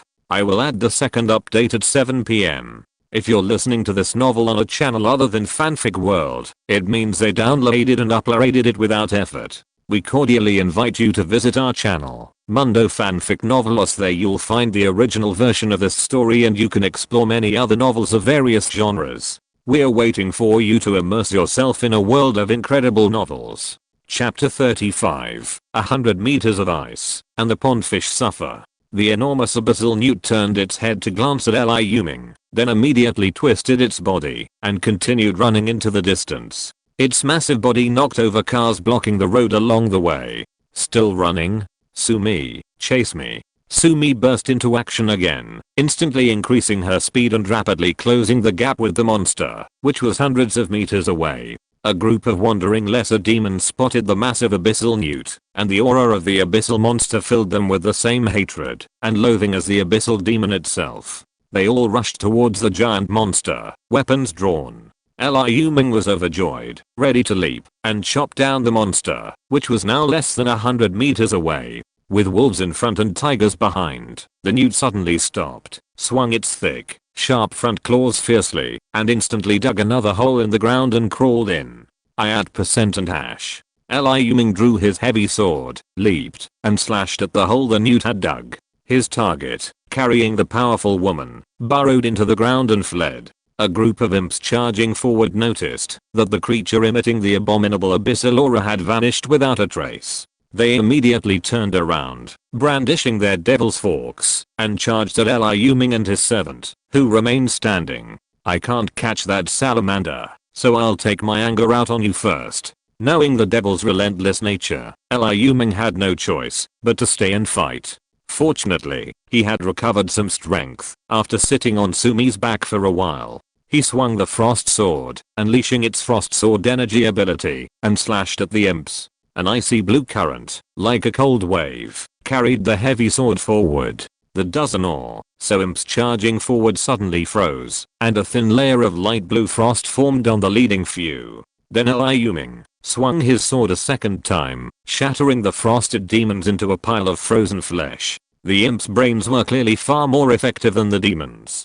The imps still charging behind, upon seeing their comrades in front of them die tragically, instantly stopped and fled, their speed significantly faster than when they were charging. Liu Ming's fury was raging, and he wouldn't let a pile of sacrifices escape his grasp. But these imps had clearly inherited the devil's cunning and treachery, and they all scattered. Even if Sumi and I were to pursue them separately, there was an 80% chance that half would escape. He immediately decided to test Frostfall's second ability, Ice Withering. Liu Ming swung his heavy sword with both hands, leaping 2 or 3 meters high, and slammed the long sword into the ground from midair. Bang! Half the blade plunged into the ground. A wave of icy blue cold surged outward, fanning out from Frostfall's blade in the direction of the scattered demons. A few breaths later, 11 lifelike demon statues appeared on the road. Liu Ming, leaning on the hilt of Frostfall, looked pale and swayed. The power of this strike was terrifying, but the cost was also staggering. 1/3 of his vital energy was instantly depleted, along with the little strength he had just recovered. Even if he caught up with the demon salamander, he probably wouldn't have the strength to fight. Suddenly, the eyes on his pale face grew sharp, staring at a single direction along the road like a hawk hunting its prey. Scout Li Jing felt that the last 3 days might have been the most terrifying of his life, especially today. He felt like he was about to die, and the most tragic part was that he didn't die at the hands of monster, but rather from the accidental wound of a terrifying bearded man. He had been hiding in a side alley, observing the direction of the monsters roaming, so he could quickly cross the road and return to his unit to report the intelligence he had gathered. As for why he didn't use a communicator to report, it was because after the 3 black vortexes that appeared over the city grew larger and larger today, all communication equipment had completely failed. Even the army's most powerful signal vehicles were unable to restore signal transmission. According to military technicians, a powerful magnetic field in the sky was disrupting the electromagnetic waves of all communications equipment. As long as this strange magnetic field persisted, all electronic communications would be disabled. What followed was hilarious. Suddenly, a hideous monster nearly 2 stories tall emerged from the ground, followed by a man riding a feline-like monster. While still observing the situation, Li Jing was frozen in time by a sword strike from the ground by that equally powerful man. When the military district commander decided last night to move troops from the suburbs to the city for a cleanup and rescue operation, Li Jing felt a mixture of joy and sorrow. Joy was that he could finally act like a savior, saving the people from disaster and fulfilling his long-cherished wish to join the army. Concern was that he was just an ordinary person, not a superhuman like Lieutenant Colonel KO and other super soldiers who suddenly developed superpowers. This meant that when facing powerful monsters, he was little different from ordinary people, and at best, he could only struggle a few times with his rifle. From the moment the disaster struck until the military's complete purge of the military zone half a day ago, he had been well aware of the terrifying nature of those monsters. But when his company needed 3 scouts to survey the 3 roads leading from the intersection and provide accurate route information to the roadblock clearing vehicles in the rear, everyone hesitated, unwilling to take the risk. He resolutely stepped forward. I never thought I'd die like this. Is this the end? As the ice threatened to completely seal him in, he murmured his final words, as if on his deathbed. Bang! A short, unassuming man appeared before him, casually shattering the ice with a single punch. Are you from the army? Why are you here? The man demanded bluntly. Li Jing tumbled out of the ice, trembling, and collapsed to the ground. His legs were numb, his muscles completely frozen, and he could only collapse helplessly. I'm a scout. His eyes held a mixture of joy at having survived the disaster and a hint of fear. Oh, I see. Liu Ming turned and walked towards the monsters frozen into ice sculptures. Just now, his keen senses sensed someone watching him. Over the past decade, he'd encountered more than one instance of someone taking advantage of monster he'd killed in the wild, leaving them vulnerable. This had instilled in him a deep hatred for such creatures. So, identifying the target's gaze, he rushed over, ready to finish him off. Unexpectedly, it was a common soldier caught in the crossfire of his own abilities, saving his life. The vitality and physical fitness of demons were clearly far superior to those of ordinary humans. Aside from the 11 ice sculptures closest to the source of the freezing, the 7 or 8 farther away were already trembling and cracking. It wouldn't be long before the half-frozen imps would break free. After all, he was only an E-rank evolver, and even his powerful abilities had their limits. The fact that this single sword could freeze these imps was already a devastating blow. Attempting to freeze an entire group of F-rank and above imps to death was unrealistic. Sumi, smash these ice sculptures. It transformed into a streak of black and white lightning, swish swish swishing, leaving a trail of after images, before returning to Liu Ming's side.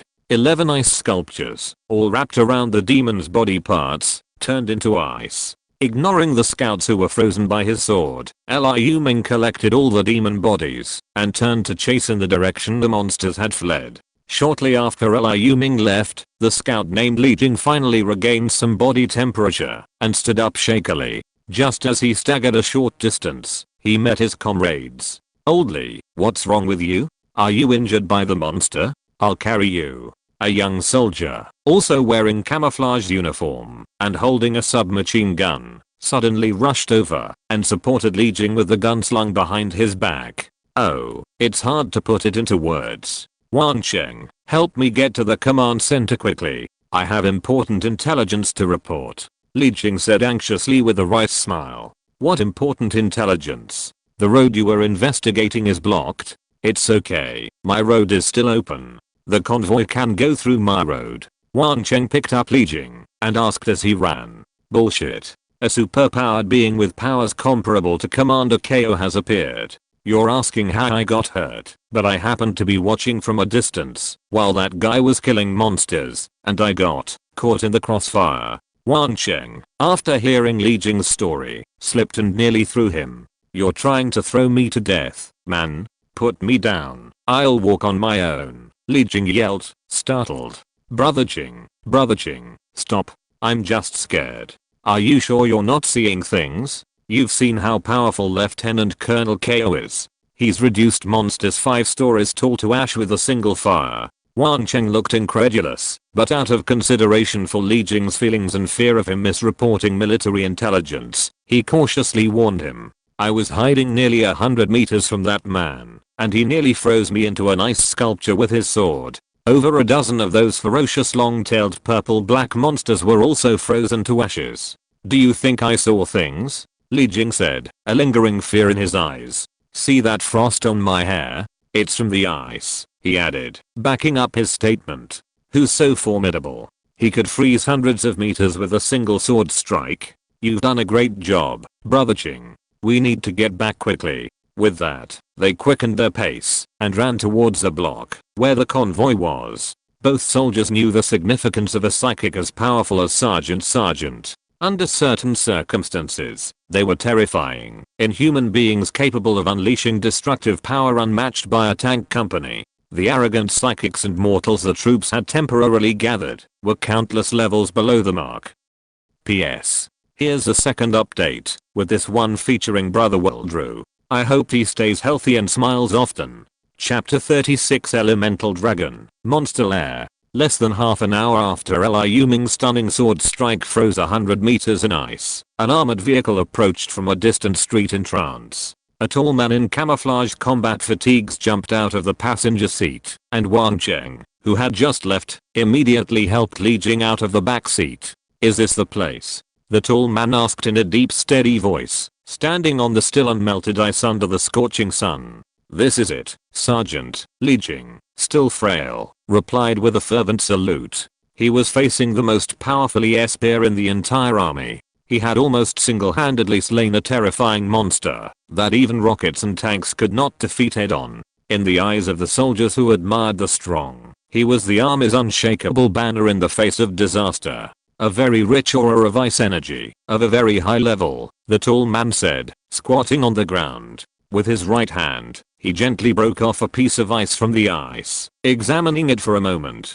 "Xian Long, how does his strength compare to yours?" A middle-aged man in military uniform, who had also been sitting in the back seat of the armored vehicle, asked with authority. The 3-star epaulet on his shoulder marked him as a colonel. In a military region established around a prefecture-level city like Wuling, officers with the rank of colonel typically held the highest positions within the region.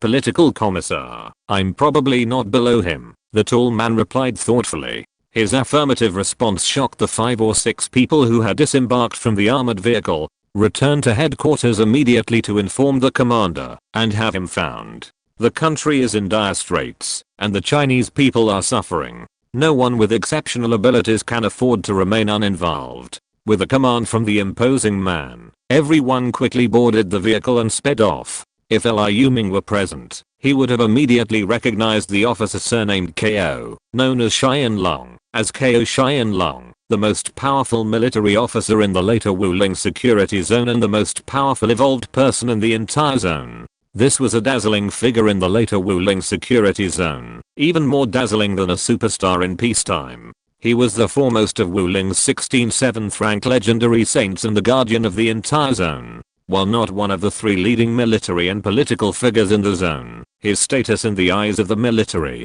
government, and all the evolved professionals in the civilian world was unparalleled. The Wuling security zone encompassed the vast area encompassing the Wuling city security zone and the 6 county security zones. As the strongest individual in the zone, Ko Xianlong was also among the top 10 in the entire provincial security war zone.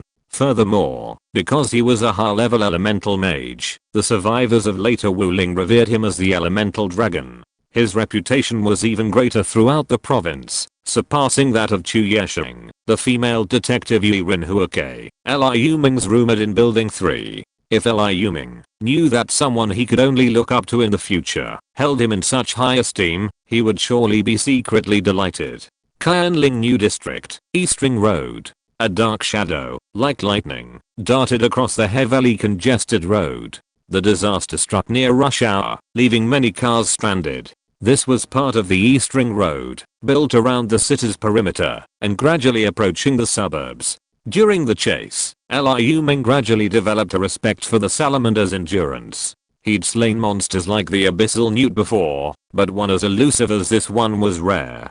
Fortunately, Sumi, a dragon-like creature, had an exceptionally keen sense of smell. Otherwise, he would have lost it several times. Meow, meow. Sumi suddenly tilted his head slightly and called out twice to Liu Ming on his back. What? He stopped. Liu Ming asked, surprised. Why did this abyssal newt, which had been running for nearly an hour, suddenly stop? Could it be that it had run out of steam and wanted to fight him to the death? The more Liu Ming thought about it, the more strange it seemed. Sumi, stay hidden. We'll approach slowly. Liu Ming asked Sumi to stop and climb off its back. Following Sumi, he crept towards the direction the abyssal demon newt was resting. The closer he got to the newt, the more Liu Ming realized something was amiss. Devil larvae young demons hatched from hell's eggs occurred on the road, swarming past him. Fortunately, the man and the cat were well hidden, or else several more battles would have been inevitable. There must be a lot of monsters ahead. Suddenly, a sharp high-pitched cry echoed. Oh no, that creature's trapped. Hearing this reptilian hissing sound and the constant appearance of young demons, Liu Ming suspected the newt had strayed into hell's territory and become trapped, just as it had been attacked by the lesser demons. The death of this abyssal demon wasn't a big deal, but if Jeshengnan perished at the hands of a demon, his pursuit would have been in vain. He sped up and rushed after it. The cunning abyssal newt was indeed surrounded by a horde of hellish devils. Dozens of Imperium demons, wielding knives and forks, surrounded the abyssal monster like a group of dwarfs surrounding a behemoth. At the outermost perimeter stood several demons, noticeably stronger than ordinary Imperium demons, yet similar in appearance. They frantically brandished their purple-red steel forks, commanding the smaller Imperium demons to attack the newt, occasionally lashing out at any Imperium demons that tried to retreat. They were the greater Imperium leader, the Imperium's evolved form. Behind the greater Imperium demons lay a vast spatial rift, and in front of it lay a massive, honeycomb-like, purple black nest, nearly halfway extruded. Damn it. A hellish nest. This was a low-level war tool used by the hellish devils, used to transport troops across plains and expedite the hatching of hellish eggs. According to experience, the discovery of a hellish nest signaled the arrival of a large number of demons. This abyssal salamander is so foolish as to have wandered into the territory of the hell demons. It's truly courting its own demise. The feud between the abyss and hell is well known. Without the restraint of a powerful overlord, any encounter between the two sides is a bloody battle to the death. Liu Ming, observing from behind a billboard on the third floor of a shopping mall, observed that the abyssal salamander had discarded Zheshengnan, who lay like a pile of dead flesh beside a tree on the roadside. To Liu Ming's astonishment, the abyssal demon, having fled upon seeing him, had scurried dozens of kilometers from the west of the city to the eastern outskirts, engaging in a ferocious battle with dozens of demons. The abyssal demon salamander's combat power is considerable, holding its own against dozens. This is definitely a stage 1D class demon salamander. Based on the description of this creature by the insight ability, it was definitely a mature individual, having received abundant nutrients at birth, and possessing greater potential. Why are you, a D-rank monster, running away when you see me? Liu Ming was speechless and deeply puzzled. With the strength of a first-tier D-rank Earth Demon Salamander, a head-on battle between him and Sumi was only a 50-50 chance. It was so cowardly that it fled the entire city just to avoid a fight. If it hadn't been trapped in this hellish lair, it could probably have run dozens more kilometers. Unable to understand its bizarre behavior, Liu Ming could only conclude that it was a particularly despicable Earth Demon Salamander. Every time the demon salamander tried to burrow underground, the lesser demons would swarm and drag it down, clinging to its tail, limbs, and torso, leaving it unable to burrow and forcing it to fling the lesser demons away and continue fighting. Liu Ming was delighted. Don't you know how to burrow underground? Keep running. He planned to strike when the demons and the demon salamander were locked in a fierce battle, sneaking away Zheshengnan, who was unsure whether she was alive or dead, and then running. Let the demon salamander have its fun with these enemies. Now he just had to wait for the right opportunity. However, fate seemed to mock Liu Ming's wishful thinking. The Hell's Lair, which had already squeezed most of the spatial rift, suddenly ripped open a hole, and out emerged two incredibly imposing humanoid monsters. Their bodies were entangled in dense, black-purple chains, faintly ablaze with transparent purple hellfire. They held the ends of two thick chains in their hands, resembling two anchors, or thick, ferocious tail covered in bone spurs swung behind the monsters, whipping the air with a crackling sound. With a single leap, they descended from the 4 or 5 meter high Hell's Lair's opening, their heavy bodies landing firmly on the concrete floor, causing the ground to tremble slightly. However, one of the monsters, as it leaped from the lair, managed to look in Liu Ming's direction. Liu Ming, hiding behind a billboard, had half his head poised to observe the battle between the demon salamander and the lesser demon with one eye. By the time he spotted the two figures emerging from the Hell's Lair, it was too late to hide. There's another little bug? The monster grinned. Although it spoke a language completely different from any language on Earth, and it was too far away to hear what it was saying, Liu Ming was still sure that it had discovered him. Chapter 37, Hellchain Demon, Battle of Scaled Cat.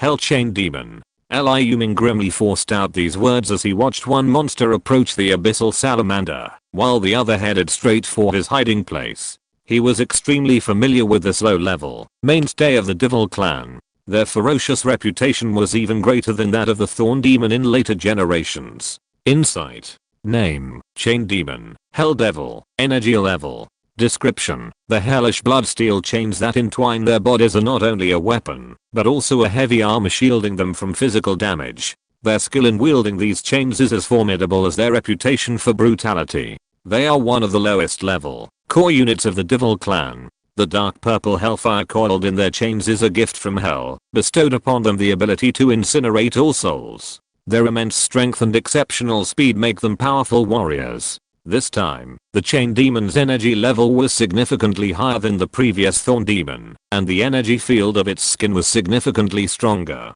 His own insight was cut off before he could even detect its basic energy level. But Liu Ming, who had encountered them many times in later life, instantly recognized them as two demons at the pinnacle of E rank. the core of the lesser demon race. A single hell chain demon was enough to overpower the two thorn demons he had previously slain, let alone the appearance of two of them. The appearance of the two chain demons caused a flurry of activity among the lesser demons. The lesser demons surrounding the abyssal newt saw the towering demon, over half their height, approach and quickly stepped aside, clearing a wide path for it to pass. Once the chain demon entered its encirclement, they quickly became organized, inflicting repeated wounds on the giant newt's body with their swords and forks. Although the abyssal newt was also a creature of the abyss, it lacked the demonic tattoos characteristic of abyssal demons. Even a D-rank demon certainly didn't possess the energy fields possessed by E-rank and above. Seeing the significantly stronger chain demon approaching, the newt raised its tail and prepared to dig a hole to escape. Seeing the giant, imbued with the repulsive aura of an abyssal demon, attempting to flee, the 2-meter-tall chain demon, clutching two chains as thick as his arms, suddenly launched at the demon salamander like two pythons. With a clanging sound, the chains clattered tightly around the demon salamander's hind legs. However, the chain demon had clearly underestimated its prey's strength. The fleeing demon salamander yanked it back, dragging it like a prisoner on a swift horse, before it was dragged to the ground, where it lay utterly covered in dust. Hashat, the demon muttered, a tirade of infernal curses, seemingly cursing not only the incredibly powerful abyssal demon, but also the lower level lesser demons for not coming to its aid. Hearing the higher ranking demon's rebuke, the lesser demons rushed forward in panic, each grabbing at the chain demon's chains. But this time, the demon salamander suddenly erupted, dragging dozens of demons with it as it plunged deeper into the earth. The little imps, quick-witted, all hung onto the nearly 10-meter long chain. The newt, like a comically tangled horse full of imps, was burrowing underground, completely helpless against the demon's tactic. It was pulled to a halt, and then pulled out of the earth. Amazing. Seeing this, Liu Ming couldn't help but marvel at the demon's continued dominance. Such cleverness put the imps on a completely different level. Sumi, I'll hold it back. You go carry that foolish woman out, Liu Ming instructed Sumi, who was hiding beside him, as he watched the chain demon creep closer. Remember to assess it. If it's already dead, you don't need to carry it. Just walk away, Liu Ming added. Meow, meow, meow. Sumi, concealed in her camouflage, suddenly grew larger and protested, as if expressing displeasure at Liu Ming's repeated refusal to let her fight. Okay, then, hold it off. Be careful. Just hold it off. Don't fight too long. Don't get caught in his chains. See those guys over there? Getting tangled up in his chains is troublesome. Seeing Sumi's persistence, Liu Ming gave her some worried warnings. He even used the devil's entangled earth demon salamander as a warning, before jumping off the billboard and running towards Jeshengnan, whose life or death was unknown. The chain demon, charging towards the billboard, saw the small insect suddenly split into two, one of which ran in the other direction. With a roar, he swung his chains at him. Sumi saw the chain demon's attack headed for her master, and unleashed a powerful burst of dragon breath. The scorching air and sonic waves deflected the chains, and Liu Ming successfully escaped the chain demon's chain's attack radius. The chain demon retracted its thick chains, and roared at Sumi again. Two chains flew towards her simultaneously, and then his feet accelerated towards her. Sumi's speed was clearly too much for the chains launched from over 10 meters away. With a swish, she slipped through the gap between the two chains, leaving a trail of after images, and then lunged at the chain demon. The chain demon grinned and retracted its chains, which swirled back towards Sumi like two coiled pythons. Just as the pythons were about to wrap around Sumi, they vanished, transforming into a dark shadow behind the chain demon, fiercely clawing at the back of the demon's head. With a sharp swishing sound, the chains around the chain demon cinched shut, instantly enveloping the sparsely covered back of the head. Sumi's ferocious claws were helpless, but they only caught the steel chains, sending up a series of dazzling sparks. The chain demon spun abruptly, gazing grimly at the creature that had nearly attacked it. Suddenly, another chain spun out from its body, wrapping itself around Sumi. After her initial strike failed, Sumi quickly scurried to the side of the chain demon, escaping the three chains before they closed in on her. Like a cunning rabbit before a hunter, Sumi dodged the narrowest of attacks, thoroughly enraging the chain demon. Since I can't restrain the creature before me, I'll crush it. The chain demon's chains no longer chased and entangled Sumi, but instead lashed out at it frantically. Sumi danced between the rock-shattering chains like an assassin on the edge of a blade. The 3 chains clearly couldn't harm the agile creature before her, so the chain demon began to release them one by one, a 4th, a 5th, a 6th. By the time the 7th chain joined the attack, the chain demon's chain armor had clearly lost most of its strength. Sumi seized the opportunity to launch another shadow attack. Another fierce claw slashed at the chain demon's back, where the chains no longer protected it. Bang! But it wasn't Liu Ming, and it didn't know that the E-rank demon was protected by the energy field of its demonic skin. Attacks that couldn't penetrate or break the energy field wouldn't harm its body. Its claws again slashed a series of sparks at the chain demon's back, as if clawing at an invisible steel barrier. This time, the chain demon clearly knew Sumi would dodge and attack him. 7 chains instantly closed like electric snakes, entangling Sumi. If caught, Sumi would surely be seriously injured, if not killed. In the nick of time, he unleashed Shadow Strike again. As the chains closed, a dark figure tumbled through the air, as if struck by a heavy object, crashing to the ground behind the chain demon. Shadow Strike also requires a delay to activate. Before Sumi could successfully escape the chain cage with Shadow Strike, she was already struck by several of the closing chains. Sumi leaped to her feet, but a small amount of blood oozed from the corner of her mouth, dripping down her chin and onto the ground, conspicuous in the sunlight. By this time, Liu Ming had already reached a large tree over 200 meters away and scooped up the still breathing super powerful Jeshengnan. Sumi, hurry, he commanded telepathically as he carried Jeshengnan on his back, his voice stern. As he ran towards Jeshengnan, he closely watched the battle between Sumi and the chain demon. He was distraught when he saw Sumi nearly become entangled in the chains. Then, before he could rejoice, his beloved pet escaped its cage, before he saw it being whipped and spitting blood.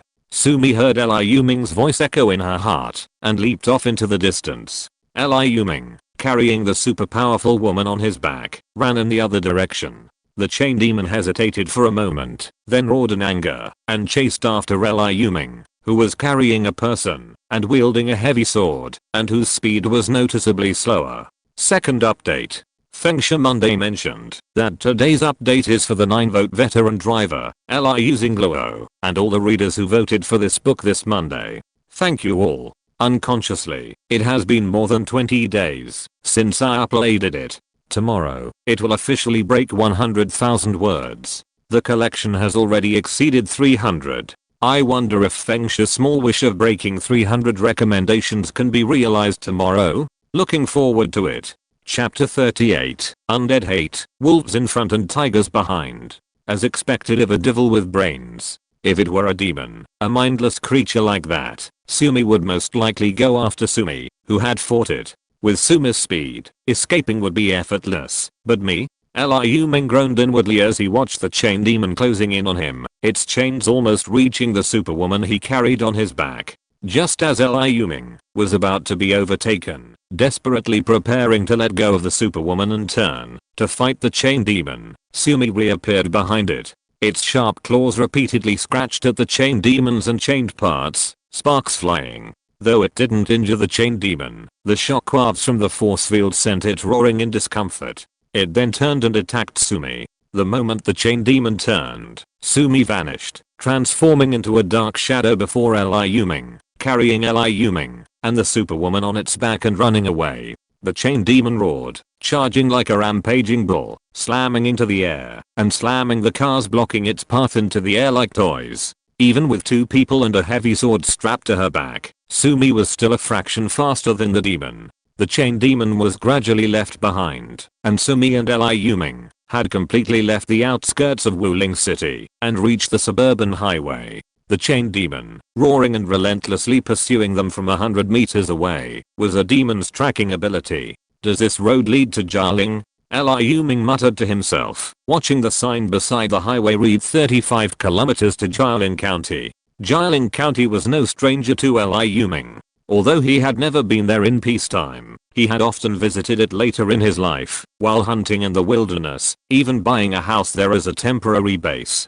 Ironically, properties that cost tens of millions in peacetime were now affordable for almost anyone with a decent job in the apocalypse. Of course, the villas in the central safe zone were an exception.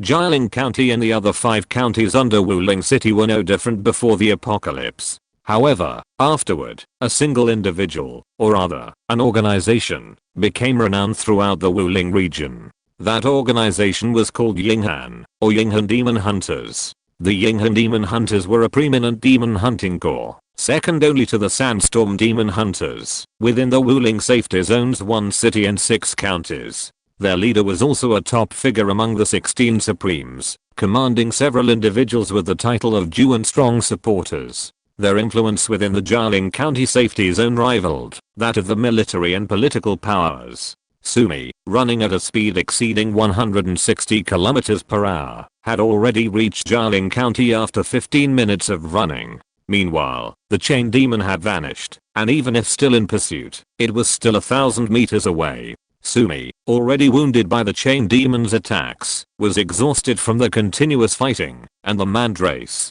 Liu Ming, could easily touch a handful of sweat dripping from his fur. Sumi, slow down and rest. We are safe for now, Liu Ming said softly. Meow. Sumi slowed down a bit upon hearing that. But just as they were approaching Jialing County, an enormous figure appeared beside a heavy truck on the road ahead. Its head, level with the truck's roof, stood nearly 4 meters tall. The figure, using its deformed arms like hooks and flails, picked up a human corpse and shoved it into its mouth. It chewed the head up and swallowed it in one gulp. Then, it happened to spot Sumi running in its direction. It carelessly tossed the headless corpse onto a pile of corpses that had already piled up like a small mountain. Flies swarmed over it, creating a disgusting sight. Then, a figure, as monstrous and obese as a mountain of flesh, sprinted towards Sumi and Liu Ming. Sumi, don't run that way. Turn around. Hurry. Liu Ming now had a clear view of the massive monster blocking the road. An undead creature, a disgusting stitched corpse. As he recalled, the spatial passage to the undead realm appeared in the direction of Jialing County at the beginning of the apocalypse. With his insight, the information on the stitched abomination, aside from its name, was completely blank. This meant the abomination's power level far surpassed his own, and it was shielded by a necromancy energy field, completely obstructing his detection abilities. Upon hearing this, Sumi immediately turned and ran away from the road. However, already exhausted from the journey, Sumi was gradually being closed in by the ferocious stitched abomination. The obese monster, standing 4 meters tall and weighing several tons, was even faster than the chain demon. So fast? D-rank abomination. Sumi, stop. We can't escape.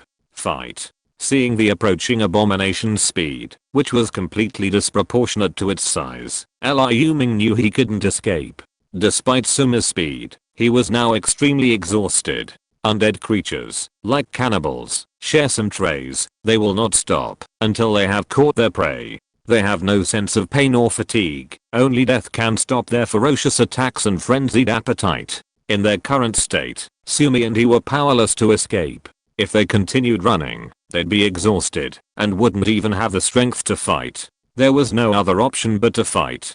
Liu Ming jumped off Sumi and, with a few leaps, climbed to the top of a nearby tree. He placed Jeshingnan, whose breathing and heartbeat were already growing stronger after several gulps of blood he'd given her, on top of him to prevent her from being caught in the fight or killed by passing minions. Then, he and Sumi rushed down and attacked the stitched abomination. The stitched abomination looked like a stitched together mass of dozens of corpses, with severed limbs jutting from its back, neck, stomach, and other parts. A terrifying sight. It wielded thick iron hooks and a massive sickle in each hand, stained with blood and emitting a sickening stench. Liu Ming wielded Frostfall, and before Sumi could, he sent a tentative slash of frosty energy towards the abomination. The abomination easily shattered the sword energy with its blood-stained hook. Although the cold energy from the sword energy coated the hook with a light layer of frost, it had no effect on the monster. It continued swinging its right scythe, slashing fiercely at Liu Ming. Liu Ming dodged, stepping back. Sumi seized the opportunity to unleash a breath of dragon's breath, instantly striking the monster's fat skull. A faint translucent halo flashed above the monster's head, and a blend of scorching currents and sonic waves, powerful enough to send a car flying, was easily dissipated. The monster's millstone-sized head merely tilted slightly before continuing its attack. Liu Ming drew his absolute blade from behind, frost in his left hand and absolute blade in his right, continuing his attack. His absolute blade slashed at the abomination, each blade blocked by the black halo. Liu Ming was bewildered. How could so many monster species possess tortoise shell-like energy fields for protection? He had just used the Azure Flame Demon Seal against the Thorn Demon, but using it again would be too costly, and he feared it would be difficult to use again. He wanted to save it for the final decisive moment, as a trump card. Liu Ming could only hope that his supposedly rare absolute blade could penetrate the monster's force field. The moment the monster turned its back to him and attacked Sumi, he thrust forward and slashed at the back of the monster's neck, which was as thick as an adult's waist. The absolute blade's blade was stuck, as if it had hit an eggshell-like energy shield. Indestructible. The silver blade suddenly erupted with a deep black light. Puff. The blade pierced the energy field and slashed fiercely at the monster's neck, sending a greasy white grease splattering. If Kang Yan melted the force field with flames, then absolute blade sliced through it with its unyielding sharpness. Life flows. This was the absolute blade's third ability, besides its growth through killing and indestructibility. Red lines spread from the hilt to the blade, finally seeping from the blade like blood into the wound inflicted by the monster. The monster's thick neck suddenly shrunk inward, like a shrunken head whose brain had been drained by a soul-sucking monster. Roar. The abomination suddenly roared with immense rage, completely ignoring Sumi's pounds, and madly turned around to attack Liu Ming. Seeing the abomination coming, Liu Ming didn't hesitate to fight, and directly drew his sword and retreated. The effect of this blow made him feel at ease. As long as he continued to use these two abilities, the abomination would definitely die. As the man and the cat gradually gained the upper hand in the battle with the abomination's stitched corpse, the thing that Liu Ming had been secretly worried about finally came to light. On the road a few hundred meters away, a swaying black figure ran towards them. When it saw Sumi and Liu Ming being entangled by the abomination, the chains on its body twisted wildly and it roared with great excitement.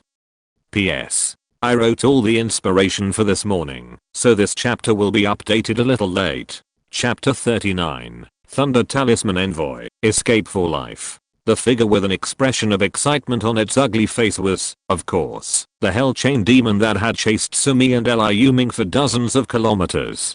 Although Liu Ming had been vaguely worried that the Chain Demon would catch up, the sight of the monster was suddenly filled with a strange emotion, as unbelievable as seeing a rooster laying eggs or a sow climbing a tree. After all, a Hell Chain Demon capable of chasing its prey for dozens of kilometers was extremely rare. At least, he hadn't encountered one in the entire 10 years of his later life. Fuck, today is such a lucky day. Both the Demon Newt and the Chain Demon I encountered are so different. He couldn't help but think of the Demon Newt that had led him to this farm. He thought to himself that if it could escape those demons and return to heaven, he would definitely dissect it into pieces and offer it as a sacrifice. As for what happened next, Liu Ming never expected it. He actually encountered the Earth Demon Newt again. Of course, that's a story for later. Watching the approaching Chain Demon, Liu Ming looked at Sumi with a flicker of hesitation in his eyes. After all, Sumi's recent battle with the Chain Demon proved it was no match for this peak level E rank demon, and dealing with a D rank abomination would be even more challenging. Meow. Sumi, seeing her master's worried look, suddenly let out a high-pitched meow, as if venting her frustration. Okay, then you'll still deal with the Chain Demon, but remember not to rush into it. Once I finish off this fat guy, Liu Ming urged. Got it. Sumi's childlike voice echoed in Liu Ming's heart, followed by a deep, animalistic roar as she sped towards the Chain Demon that had previously wounded her. Liu Ming, however, shifted his attention away from the Chain Demon and focused on the increasingly ferocious stitched abomination. We must fight quickly. The presence of this abomination means there must be other undead nearby. Sensing danger, Liu Ming steeled himself. He brushed two fingers across the edge of his absolute blade, and several white flames danced. In his left hand, he dragged the chilling frostful heavy sword, dragging a gully of ice along the ground. In his right hand, he gripped the absolute blade, a blade so scorching it that it distorted the very air, and slashed fiercely at the abomination. The abomination's scythe and hook clashed fiercely with the sword and blade. The cold energy of the frostful sword spread rapidly along the chain of the abomination's hook, enveloping the abomination's entire sturdy arm, which held the hook, in a layer of ice. The absolute blade, however, shattered the scythe, leaving it unscathed. This was the combined effect of the absolute blade's unparalleled sharpness and indestructibility. Liu Ming swung his sword and blade fiercely at the abomination again and again. Unlike his previous style of attacking without seeking victory but avoiding error, Liu Ming now used a much more ferocious and proactive approach. It often took only one of 4 attacks to inflict a wound on the abomination's massive form, with the other 3 being blocked by the abomination's hook. Several times, Liu Ming was so repulsed by the abomination's terrifying power that he felt like vomiting blood. It wasn't that he didn't want to fight cautiously, but rather, Sumi had been struck by the chain demon's welling chains again shortly after the battle, spitting out blood mixed with tiny pieces of flesh, clearly suffering from severe internal damage. Sumi's speed-focused attack style was already at a disadvantage against a foe like the chain demon, which possessed powerful binding abilities. Furthermore, her power level was far inferior to hers, and the situation was now precarious. If he didn't quickly eliminate her, Sumi would likely die before him. With Sumi dead, the chain demon and the abomination facing him would also be a near certainty. While Liu Ming's attacks were swift, the thorn demon from before would have been slain 2 or 3 times by then. However, the abomination before him was an excellent tank. Even if you were significantly weaker than him, its slower attacks might not kill you instantly, but it could certainly wear you down through a wound-for-wound strategy. A single touch from it severing limbs and sending blood and flesh flying everywhere, while a single blow from it merely shaved off a few slivers of fat and flesh. The damage inflicted was incomparable. Liu Ming, utterly anxious, finally gritted his teeth and pulled a palm-sized azure object from his bosom. It was one of the divine favors he'd received during the sacrifice that led to his arm's rebirth. He'd received 4 divine favors at the time, but the other 3 weren't directly usable to increase combat power. Only this one-time favor directly increased his own strength, and he kept it with him at all times. Thunder Festival Summoning Talisman, Grey 1 star, top rare, consumes mental power to summon a Thunder Talisman envoy from the Heavenly Thunder layer. The envoy's strength is proportional to the summoner's own mental power. The stronger the summoner's mental power, the stronger the summoned envoy, reaching the pinnacle of first stage SSS rank. I was planning on keeping this as a trump card, but I didn't expect it to be used the very next day. Die, abomination. Liu Ming roared in fury. In his memory, a secret realm would appear in the heart of Wuling City 4 days from now. He had prepared this Thunder Talisman for a monster within the secret realm, rumored to be extremely powerful. He hadn't expected it would be used today against abominations and chain demons, monsters not only difficult to kill, but also offering little benefit. How could he avoid a furious rage? He didn't have a demon hunting device to store the multi-ton body of the abomination, and the thought of dragging it away for sacrifice was simply unrealistic. The Azure Thunder Talisman erupted in Liu Ming's hand, a dazzling flash of lightning shooting straight into the sky. Rumble. It felt like thunder exploding above Liu Ming's head, followed by a massive bolt of lightning striking the ground in front of him, carving a several-foot-deep chasm. A thunder giant, roughly the same height as the abomination, appeared before Liu Ming. With its back to him, it used its lightning arms to block the abomination's ferocious attack. Roar, roar, roar. The abomination roared in a series of high-pitched roars from the shock.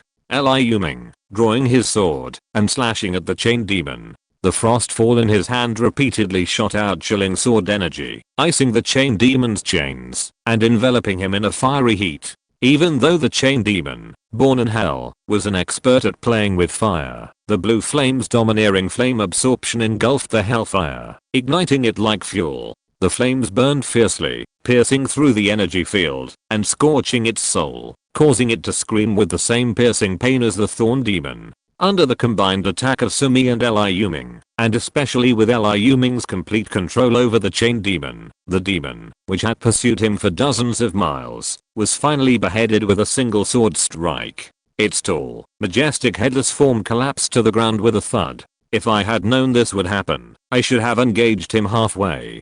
Liu Ming felt annoyed as he watched the abomination, already defenseless in the hands of the Thunder Talisman envoy, his flesh charred black, and seemingly unable to hold out much longer. Having raced all the way from the outskirts of Wuling, they'd thought they'd escaped the chain demon's pursuit.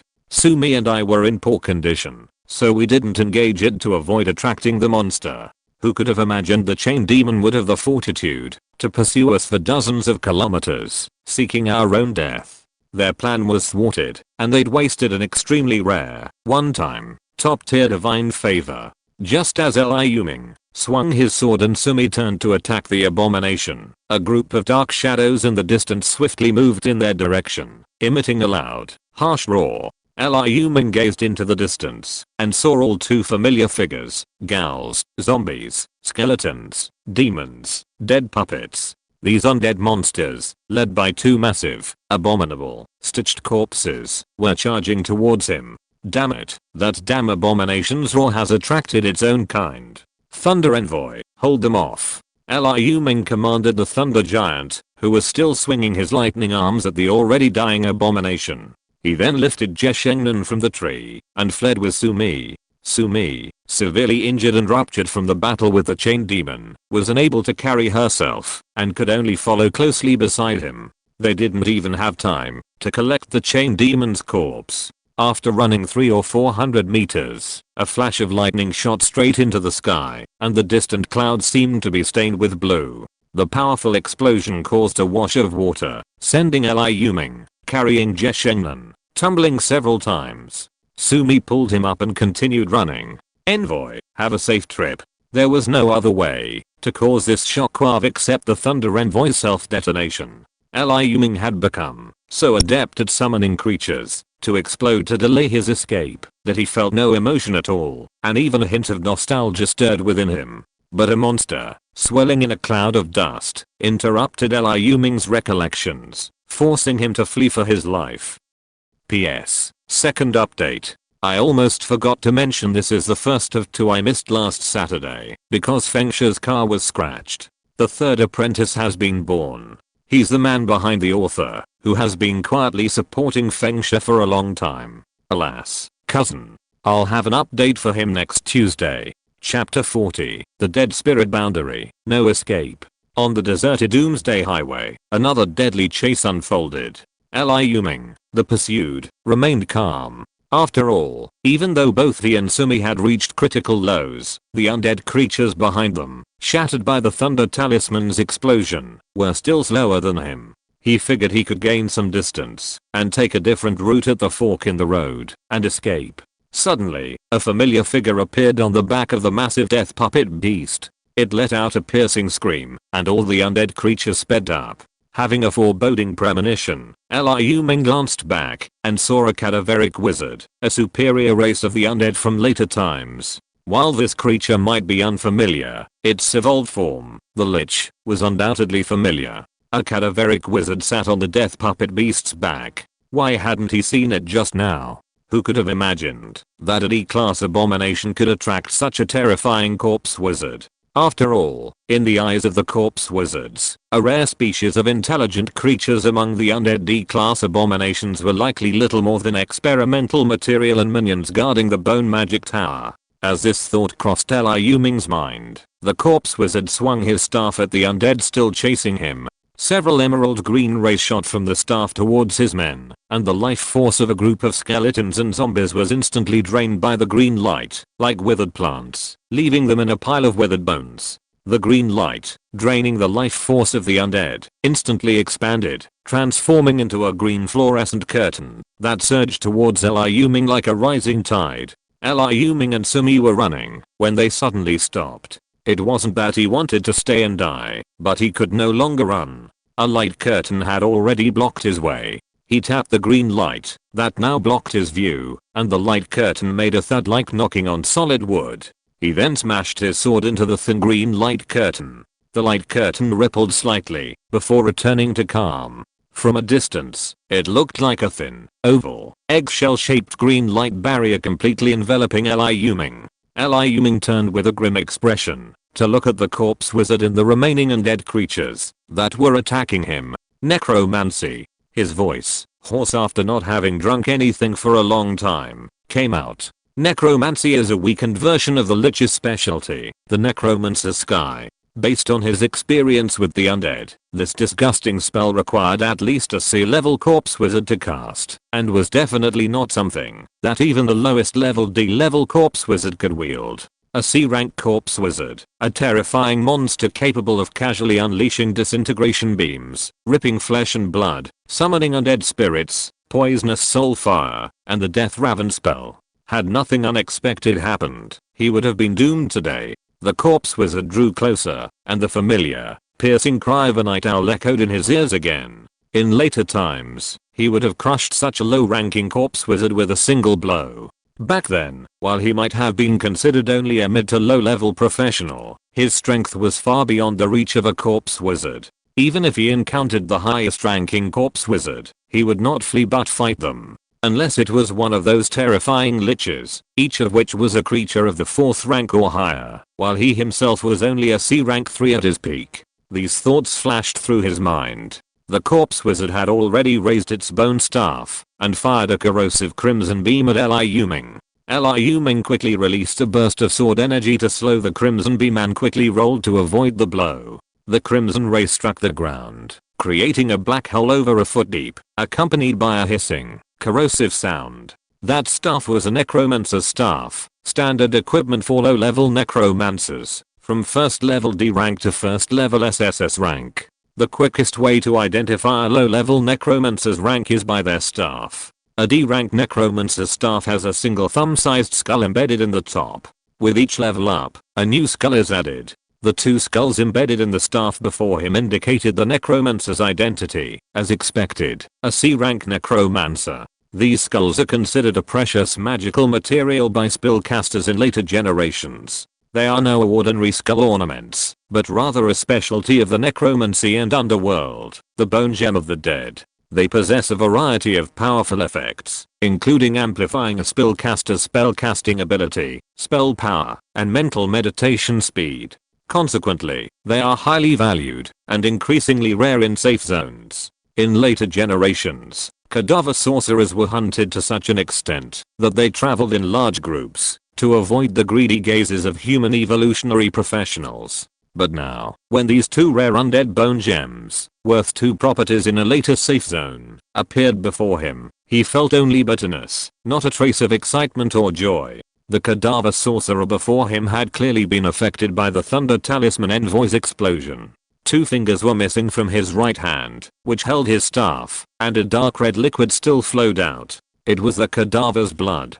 Hatred shone in the cadaver's eyes. The human before him had not only killed the servant he had sent out to collect corpses, the hate stitcher, but even that servant would steal some of his spell materials from fresh corpses, which was no big deal compared to the vast number of humans in this world. And yet, in his pursuit, this very human had summoned life with a single thunderbolt, killing and maiming more than half of his gathered undead army. Even his own venerable cadaver, Gmerans, and the disciples of the great Lich Kessler were caught off guard and seriously injured.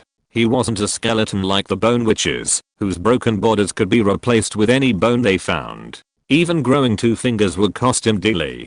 Damn human, you must die. The corpse witch roared in the whispered necromancy of the undead. He raised his hand and a black disintegration ray flew towards Liu Ming. Liu Ming's eyes were filled with grimace. The disintegration ray was nothing like the crimson ray just now. Anything it hit would evaporate, leaving him, like a lamb to the slaughter, powerless to fight back. Furthermore, the disintegration ray was auto-locking, never stopping until it struck its target. Dodging it by rolling as he had just done was a pipe dream. Just then, a swarm of undead creatures descended upon him.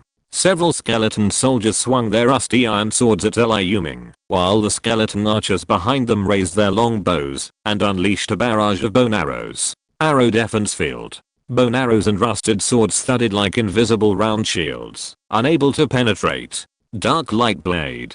6 purple black energy blades radiated from the black armor cloak, fiercely striking the advancing skeleton soldiers, knocking them to the ground. The black armor cloak's power and effects helped Liu Ming block the onslaught. Then, Liu Ming clenched his frostful spell with both hands, unleashing frost sword energy and maximizing his extreme cold field in an attempt to withstand the onslaught. Liu Ming stared intently at the swiftly approaching beams. The black disintegration beam instantly pierced the cloak's extended arrow defense field. With a thud, he felt his heavy sword collide not with a beam, but with a powerful heavy projectile. After a moment's resistance, he was sent flying backwards, his heavy sword hurled from his grasp, the black disintegration beam twisting and twitching on the blade like a snake trapped in ice. A sizzling sound continued, a chilling sound like concentrated sulfuric acid corroding wood.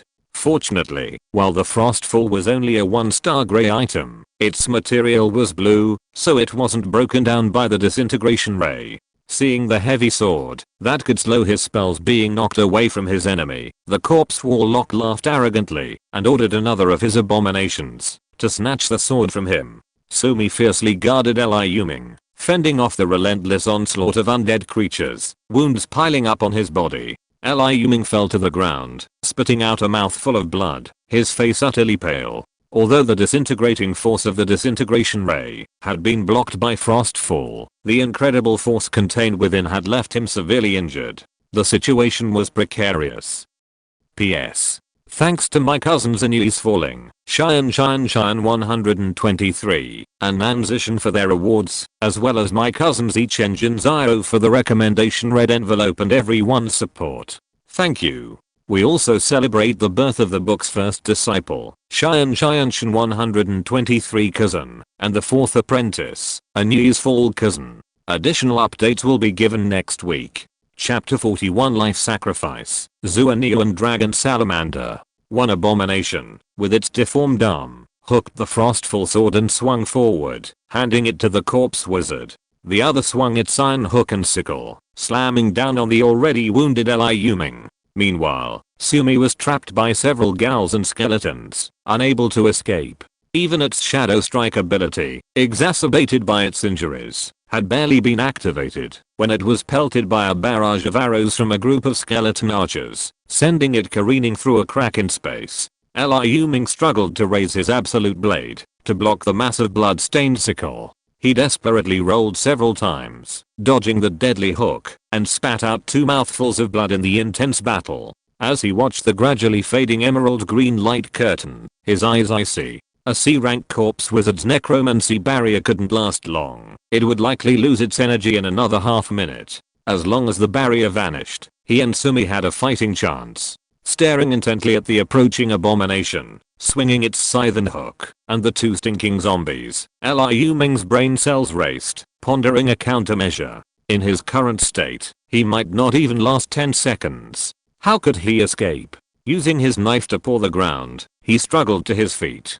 Facing the zombies, he took 2 backward steps, dodging their claws. Even these low-level zombies were above F rank. With his sudden movement, a corner of a dark yellow leather scroll flew out of Liu Ming's arms. The scroll, inscribed with dense, dark red patterns, shone with mystery. Parchment, unnamed item. Its effects are unknown, and its triggering mechanism is unknown. This was one of the divine favors Liu Ming had received from his last sacrifice, and it was as rare as a special item, an unnamed item. Even the clairvoyant didn't understand its purpose, hence its designation as an unknown item. As blood from Liu Ming's mouth dripped down his chin onto the scroll, a crimson glow emanated from it. Life Sacrifice Parchment transforms the user's sacrificed flesh and blood into pure vitality, instantly restoring the absorber's strength. As blood dripped, the effect of the parchment scroll became apparent to Liu Ming. While lamenting the existence of a way out, he hesitated.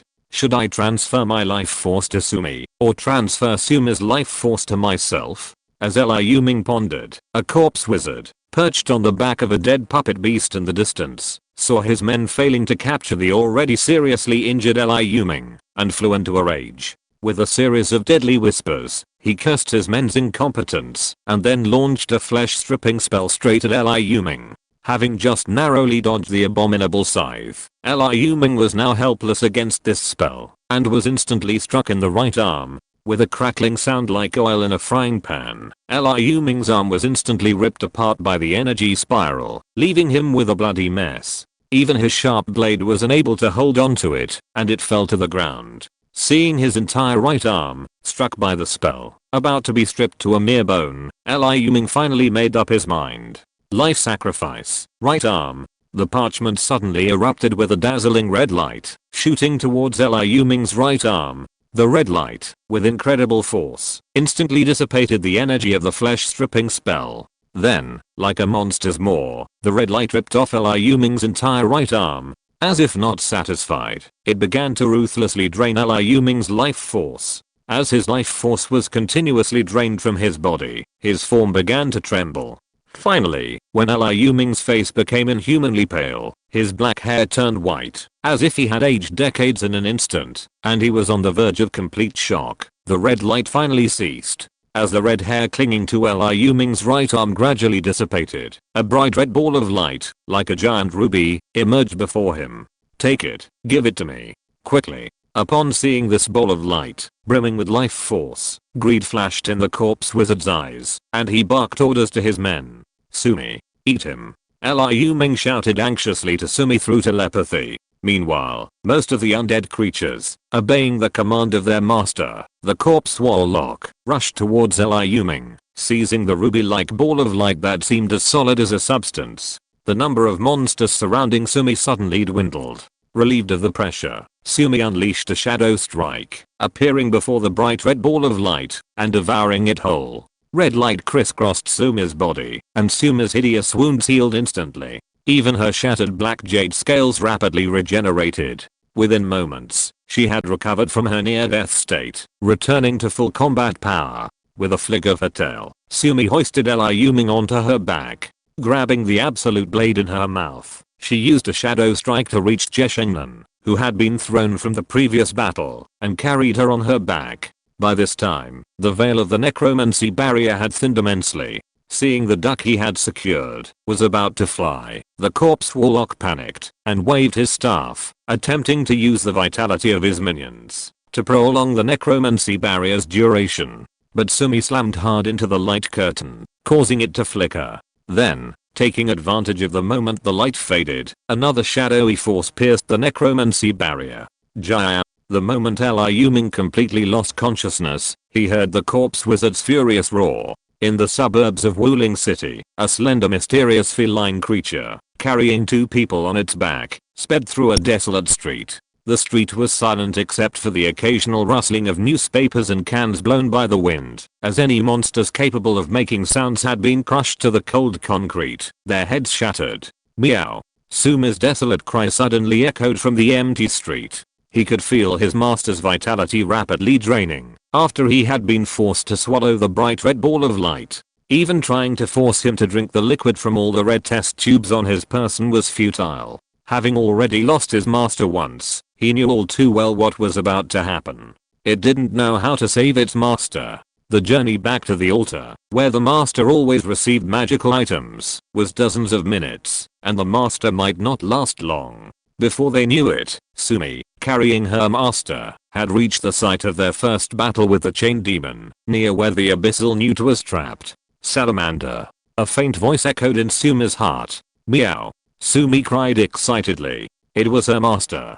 "Take me to the salamander." Those were the last words Sumi heard her master say. Meow. Salamander? It suddenly remembered what her master had said that morning. "I can't catch up with that salamander. That creature that caused her master to become like this. It turns out it's called a salamander. I'm going to tear it apart." Meow. Sumi remembered the cunning abyssal newt. When Sumi used her stealth talent to infiltrate the surroundings of the vast hell's lair, she spotted the enormous creature. It was in even worse shape than before, its body covered in countless wounds, dark red blood flowing in small pools. Its abdomen had been lacerated by a sharp weapon, its internal organs and intestines spilling out. Its neck had been severed in half, its large head drooping limply, its eyes dim and lifeless, like a corpse. It lay in the center of a strange, crude magic formation adorned with purple and blood-red patterns. Sumi was delighted to see the salamander, which had so deeply harmed its master, in such plight. But then, remembering that her master had asked her to find it, and observing that there were no demons as powerful as the chain demon nearby, only a dozen or so lesser demons, she quickly used Shadow Strike to sneak over. Swallowing the bloody mass instantly restored her strength and energy, otherwise, she would have been unable to use Shadow Strike to move. Prostrating herself beneath the salamander's massive form, Sumi softly called out to her master. "Master, we've found the salamander.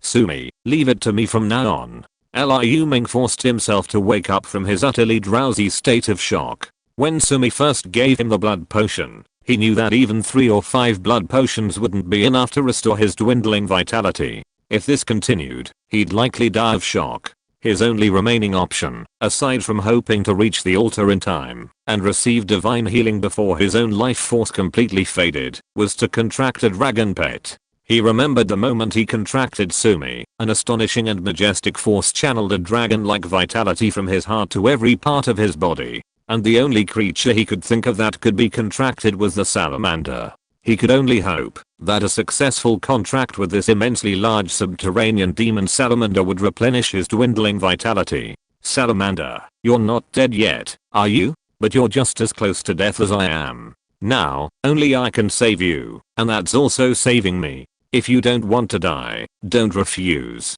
Contract with the current creature," Liu Ming said with difficulty, using his telepathic and communication abilities to the abyssal newt. He immediately activated his dragon breeder class's ability to contract a dragon pet. "Do you want to contract with the current creature?" A familiar voice echoed in Liu Ming's mind. Contract. Suddenly, an invisible air current appeared around Liu Ming, and the scorching afternoon sun suddenly erupted with an incredibly bright starlight. A vast and majestic will enveloped Liu Ming and the abyssal newt. The surrounding lesser demons, stunned by this scene, roared in anxiety and rushed forward, brandishing their knives and forks. But the closer they got to Liu Ming, the stronger the imposing power of that will became. Within a few dozen meters of Liu Ming, all the lesser demons charging towards him were crushed to the ground by the overwhelming will. They crawled in the dust with terror on their faces, unable to even lift their heads, as if crushed by a tremendous force. Countless mysterious star-like points of light poured into the abyssal newt's body like birds returning to their nests, while a smaller portion poured into the already dying Liu Ming. The abyssal newt's ugly form now seemed to hover in mid-air, like a sacred beast enveloped in starlight, guided by an invisible force. Starlight swirled around it, merging into its core one by one. Within the starlight, the abyssal newt's body slowly shrank like steel being hammered, shrinking from a minibus-sized behemoth to a small bus, then to a pickup truck. Finally, at the size of an SUV, it ceased shrinking, and gradually grew from slender to stout. The pebbled bumps on its body had vanished, replaced by patches of dark yellow scales. Its pointed head had become wider and more majestic, with several small bumps faintly sprouting from it, resembling tiny horns. From its 2 sturdy nostrils and its large, toothed mouth spewed out streams of burning water, sand, and steam. Its slender tail had grown thicker and more powerful, now covered in dense scales. It ended in a bony tail club the size of an office chair, encased in cuticle and scales. Within a few dozen breaths, the abyssal newt had completely transformed amidst the starlight, miraculously transforming into a completely different species. Name: Zuanian Dragon Salamander. Dragon species, leader, energy level, first order D grade, apex, potential, third order S grade abilities, 3 colors, dragon breath, rock armor helmet, earth spears and rock spikes, sandstorm soul, water element center of gravity talents, leadership, earth gravity field, water element field, protective color specialties. Leadership, earth escape, water escape, regeneration of broken limbs. You never expected that the protagonist's second dragon pet would be this cunning salamander. Hahaha, it will be one of the protagonist's indispensable followers in the future, and it will be responsible for comedy in Meat Shield. If you're listening to this novel on a channel other than Fanfic World, it means they downloaded and uploaded it without effort. We cordially invite you to visit our channel, Mundo Fanfic Novelos. There you'll find the original version of this story and you can explore many other novels of various genres. We're waiting for you to immerse yourself in a world of incredible novels. Chapter 42, Surviving Humans, White Sword Key. Carrying Jeshingnan, who was taller than him. On his back, Liu Ming navigated the monster-infested streets, several lesser demons relentlessly pursuing him. A dozen minutes earlier, the Earth Devil Salamander, having accepted the contract and become Liu Ming's dragon pet, completed its dragon vein evolution. A tricolor dragon breath, containing scorching flames, sand, and rock, and super pressurized heavy water, easily annihilated the small group of lesser demons that had just trembled and struggled to their feet under the oppression of the majestic will. Liu Ming, strengthened by the mysterious power of the dragon vein, had also regained considerable vitality. Though still weak, he was no longer near death. As he was about to leave with Sumi and his new dragon pet, a frantic roar echoed. A two-headed monster, a story high-rise in height, and two lizard-like monsters as massive as tanks, followed by the vanished demons, returned with a large number of corpses. Two-headed hellhound, hell demon lizard. Seeing this, Liu Ming instantly understood why only a dozen lesser demons remained near this hell's lair. Those powerful demons had gone hunting for sacrifice. This strange magic formation was most likely a temporary sacrificial formation used for blood sacrifices, summoning even more powerful demons from hell. The Zuanian dragon salamander, saved by his contract, had been placed in the center of the magic formation and remained alive because it was clearly being used as the primary ingredient for the blood sacrifice, a living sacrifice. Liu Ming's perceptive abilities told him that the two most powerful monsters before him were completely incomprehensible, but experience told him that ordinary hellhounds were E-rank hell creatures, and their power increased dramatically with each head they grew. The two-headed hellhound before him was at least a C-rank monster, while the hell lizard was a common C-rank hell monster in later generations. If it were just one hell lizard, perhaps the Zuanian dragon salamander, a dragon-like creature with dragon blood, could have fought a cross-level battle. But if two of them attacked together, even the dragon salamander, which seemed quite powerful now, and possessed numerous abilities and talents, would be no match. After all, it was only a D-rank creature. Among the hell creatures that had hurried back, alerted by the commotion caused by the dragon vein's evolution, were 3 C-rank and above monsters, several chain demons, a winged demon, a small terror demon, and hundreds of lesser demons. Watching this scene, the two pets, even before the battle had even begun, began their escape.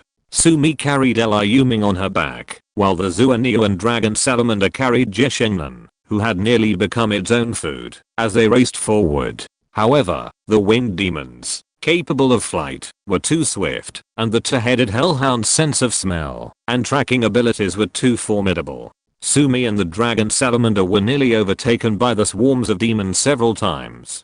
Liu Ming had no choice but to have the incredibly fast Sumi and the unmatched Zuanian dragon salamander flee separately to distract the enemy. He, still weak and a burden, carried Jeshengnan on his back and fled separately with the others. Without the burdens of himself and Jeshengnan, his two dragon pets could certainly escape, even if they were defeated. This was Liu Ming's confidence. Furthermore, once a contract was signed, a soul-to-soul bond was formed between the owner and the dragon pet, allowing him to keep tabs on their well-being. His frantic escape ripped open the wounds, which had only just scabbed over, causing Liu Ming to bleed profusely. His face, which had only just regained some color from the dragon vein strengthening, turned even paler. A group of dozens suddenly appeared directly in front of Liu Ming's fleeing direction. Big sister, look, there's someone there. It seems they're carrying someone on their back, running so fast. Fuck, there's a bunch of monsters following them.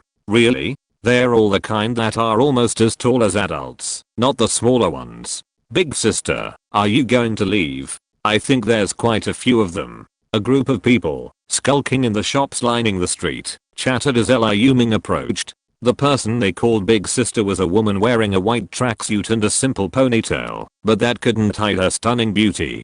Her eyebrows were curved like willow leaves, her eyes were as charming as autumn water, her lips were red like cherry blossoms, her nose was straight, and her skin was so white and smooth that it looked as if it could be broken with a snap of a finger. The stunning woman wielded an unsharpened steel sword, the kind you'd find in shopping malls and tourist attraction souvenir shops, a decorative item with little impact. more like a ruler than a sword. The crowd looked at the beautiful woman with respect, rather than admiration for her beauty, a rare sight in the apocalypse. Prepare for battle. Save that person. Big sister, there are 7 or 8 monsters, all enormous. Big sister, you're being kind again. We're in trouble again. The crowd sighed. Are you all deaf? I said prepare. The woman in white's tone suddenly became stern.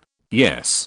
Got it. Everyone was startled and responded with a roar. Liu Ming had also spotted the group of survivors, but he didn't bother to warn them. Since they were seeking their own doom, instead of hiding or fleeing, they were eager to charge forward, so he'd let them take the blame. Just as Liu Ming was about to charge into the crowd, a surprising scene unfolded. A woman, whom even someone as face blind as him considered beautiful, suddenly burst out of the crowd, wielding an iron sword. With a swish, 2 snow-white blades of air shot out from the blade, striking the chests of 2 lesser demons, and sending them flying. Sword key. Liu Ming saw that the 2 blades were clearly the legendary sword energy. This legendary power had been systematically developed by the surviving humans in later generations. This mysterious and powerful power could be possessed through awakening, or through systematic study and practice. Both methods required a certain level of talent. In his later life, he was very curious about sword energy and even systematically studied it for a period of time, but due to his lack of talent, he ultimately gained nothing more than a rudimentary sword technique.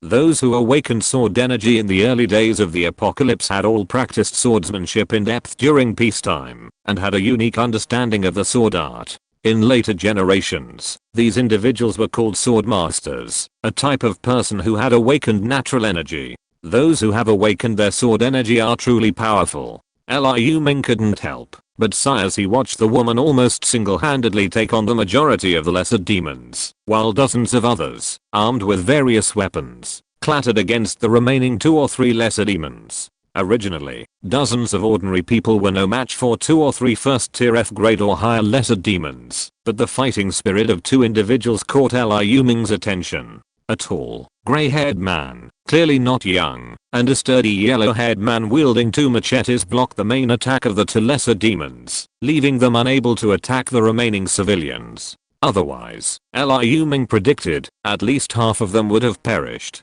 Seeing the group of people dealing with this small group of lesser demons with ease, Liu Ming, with Zheshengnan on his back, watched from the sidelines, not intending to intervene, saving his energy for any potential complications. A moment later, the woman in white, her sword energy awakening, dispatched the lesser demons she had been dealing with, and turned to deal with the remaining few. The demons, who had been chasing Liu Ming from Hell's Lair for most of the day, were all slain by her fierce sword energy. If he were still an F-rank evolver, he would have been no match for this woman in a one-on-one fight. Liu Ming silently assessed his own strength compared to the woman before him.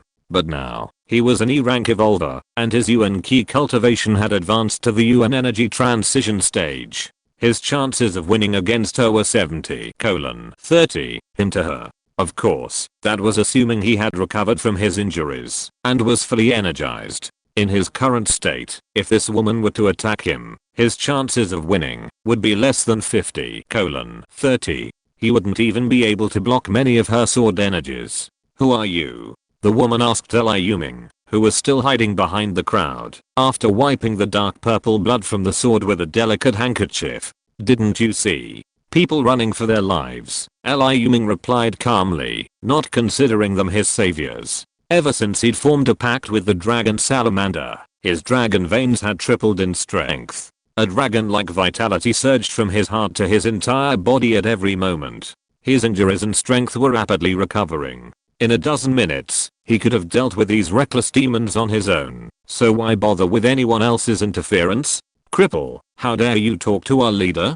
Don't think I won't kick you, just because you're carrying a dead man. A burly man with a crew cut and a tank top beside the woman in white pointed at Liu Ming with an angry expression. Snap.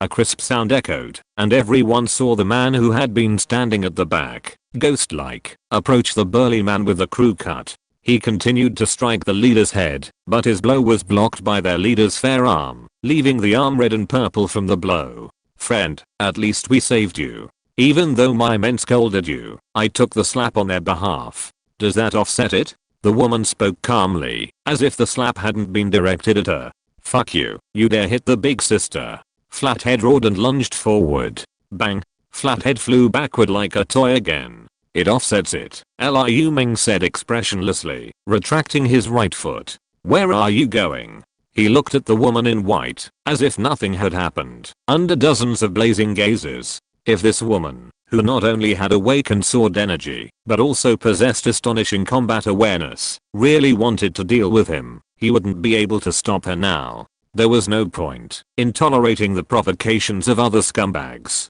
It would be better to be unrestrained. Searching for food, the woman replied, her lips twitching. Chapter 43 Good and Evil Human Nature, because I'm hungry. Finally, Liu Ming, also seeking a temporary place to recover from his injuries, joined the group of survivors searching for food, and returned to their base and shelter with the provisions he had found. This was a makeshift shelter located in the basement garage of a building. As 4 young and strong survivors behind him moved several car doors to block the small door, everyone finally entered the simple shelter. The underground garage's emergency passages and exits had been welded together using steel pipes and wooden planks, creating a completely sealed space. The underground garage shelter held 800 to 900 survivors. Above the garage stood a department store and office building called the Ruin Building. The survivors were primarily ordinary people visiting the department store for shopping and office workers. Most had originally hidden in the department store, but as the monsters within the building increased, some, led by the woman in white, sought refuge in the underground parking garage. Even more chose to remain above the building, unwilling to leave the seemingly safe haven. But starting 2 nights ago, screams could be heard every few minutes, and the survivors in the garage shelter could all guess that anyone still there was in great danger. Liu Ming, among the dozens of search team members, returned unnoticed. Carrying Jie Shengnan on his back, he sat alone in a corner, a stark contrast to the lively atmosphere created by the many ordinary survivors who gathered around to greet the search team members. According to the temporary regulations established by these survivors, they received 2 food rations per day, one when the search team returned with food, and another when the team went out to search for supplies. Now was the first distribution, and the survivors, already hungry all morning, rushed forward, looking expectantly at the food supplies behind the search team. Everyone, don't push. Today's harvest is plentiful, and everyone will have enough to eat. Seeing the hustle and bustle, the search team members were helpless, holding their food tightly behind them, fearing it would be stolen by the crowds that followed. Still pushing. Anyone who pushes again will get nothing. We'll give out food when the crowds clear up, the yellow-haired man, armed with 2 machetes, suddenly shouted. It was a powerful shout that had a positive effect, not only shocking everyone but also causing them to stop crowding. Liu Ming had learned the name of the woman in white from their search for food. Gong Weixin. Initially, he had thought that this woman, who had awakened her sword energy only 3 days into the apocalypse, might be a renowned swordsman in later generations. However, he couldn't find the name anywhere. He probably assumed that this exceptionally gifted woman had tragically perished in the apocalypse, or had already left the Wuling safe zone and traveled elsewhere. Meanwhile, Gong Weixin had already ordered her men to begin distributing food. The burly grey-haired man, whose combat awareness had so brightened Liu Ming's eyes, was in charge. Every survivor received a half-empty bun, even the search team members. Seeing this, Liu Ming shook his head. This woman in white truly was a good person. The search team members, toiling away fighting monsters outside, were being treated the same as the ordinary people waiting for food in the shelter. It was only a matter of time before something bad happened. As expected, as the woman in white took her rations and retreated into a corner, the search team erupted in small grumbles. Fuck, look how happily those bastards are eating, a tattooed man following the yellow-haired man cursed, after taking a deep bite of bread. That's right. We've been working our asses off with Chunje to find them food, and now we are eating the same food as these bastards. If you ask me, we should just go with Chunje and do it on our own. Gong Weixin is a tough bitch, and we are safe with her, but this is so humiliating I can't stand it. I haven't eaten in 3 days. Fuck you, Chunje, say something. We never suffered this kind of humiliation back when we were collecting protection money in the East City. Shut up, the yellow-haired man, known as Chunja, cursed in a low voice. Seeing the yellow-haired man's outburst, everyone else slumped, their heads drooping as they gnawed on their small piece of bread. At dusk, after the second food distribution, Gong Weeksin prepared to lead the search team out for supplies again. This time, the food was a small flatbread. They went out twice a day, in the afternoon and at dusk. According to their experience, these were the times when monsters were less active. Liu Ming had become one of the ordinary survivors in the shelter. The only difference was that no one gave him food, and naturally, he looked down on the small flatbread. Not far from Liu Ming, a decent-looking woman held a hungry little girl in her arms, feeding her a flatbread. Not far from her, a sturdy man finished his flatbread in a few bites, his eyes shifting from Gong Weeksin's group to the mother and daughter. Liu Ming, whose injuries were slowly healing from the dragon vein's power, looked at him curiously. He waited until Liu Weeksin's group opened the door to the underground garage and walked out. The sturdy man stood up, impatiently scrambling towards the mother and daughter, and snatched the bread from the young woman's hand. The young woman was still feeding the little girl, about 2 or 3 years old, nibbling at the bread, when it was suddenly snatched away. Her large watery eyes glared at the sturdy man before her, crying out in grievance, "Daddy, give me some bread, Xingxin is starving. Eluoshan, give it back to me now. Are you trying to starve us to death? You're taking our meager daily rations." So, a young man nearby couldn't stand it anymore and stood up, ready to charge.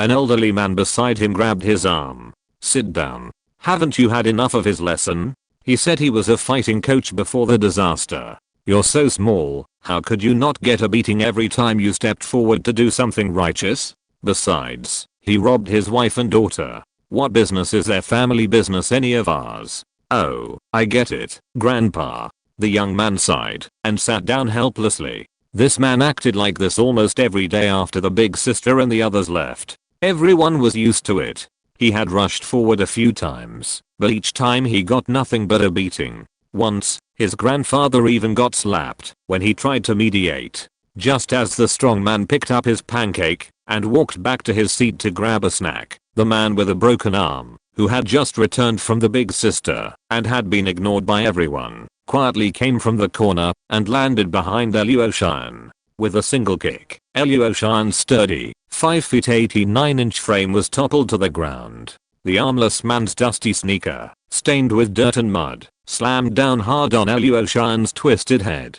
He gently reached out and snatched the bread from Eluoshan's still-held hand, slowly and methodically beginning to eat. "Why did you snatch it from me?" Eluoshan mumbled, his head resting on the sole of his shoe. As someone who had made a career of martial arts in peacetime, he knew full well that this cripple, who had so easily crushed him with a single kick, was as formidable a being as terrifying as that monster Gong Weeksin. "Why? Because I'm hungry," Liu Ming declared confidently, sending the sturdy man flying 5 or 6 meters away. He then returned to his seat with the bread and began to eat. He hadn't eaten a single grain of rice for most of the day, and he was indeed feeling a bit hungry. Looking at this man, he couldn't help but think of his subordinate Chu gang, both struggling to survive in the apocalypse with their wives. One gave his wife the rare divine grace he'd earned during the early stages of the apocalypse, while the other even stole their food. A true reflection of the good, the bad, the ugly, and the beautiful. He himself was unscrupulous and heartless, a villain in the common sense. But if he were in his shoes, he would starve to death or risk his life unarmed in a desperate scavenging expedition, rather than let his wife and daughter go hungry. This isn't a matter of personality, but rather the values of human society as a whole. Just like animals' mission is to survive and reproduce, mantises and slugs will even eat their mates after mating, simply to replenish their nutrients for their offspring. But the value of human existence is, of course, more than simply survival and reproduction. There's a higher meaning.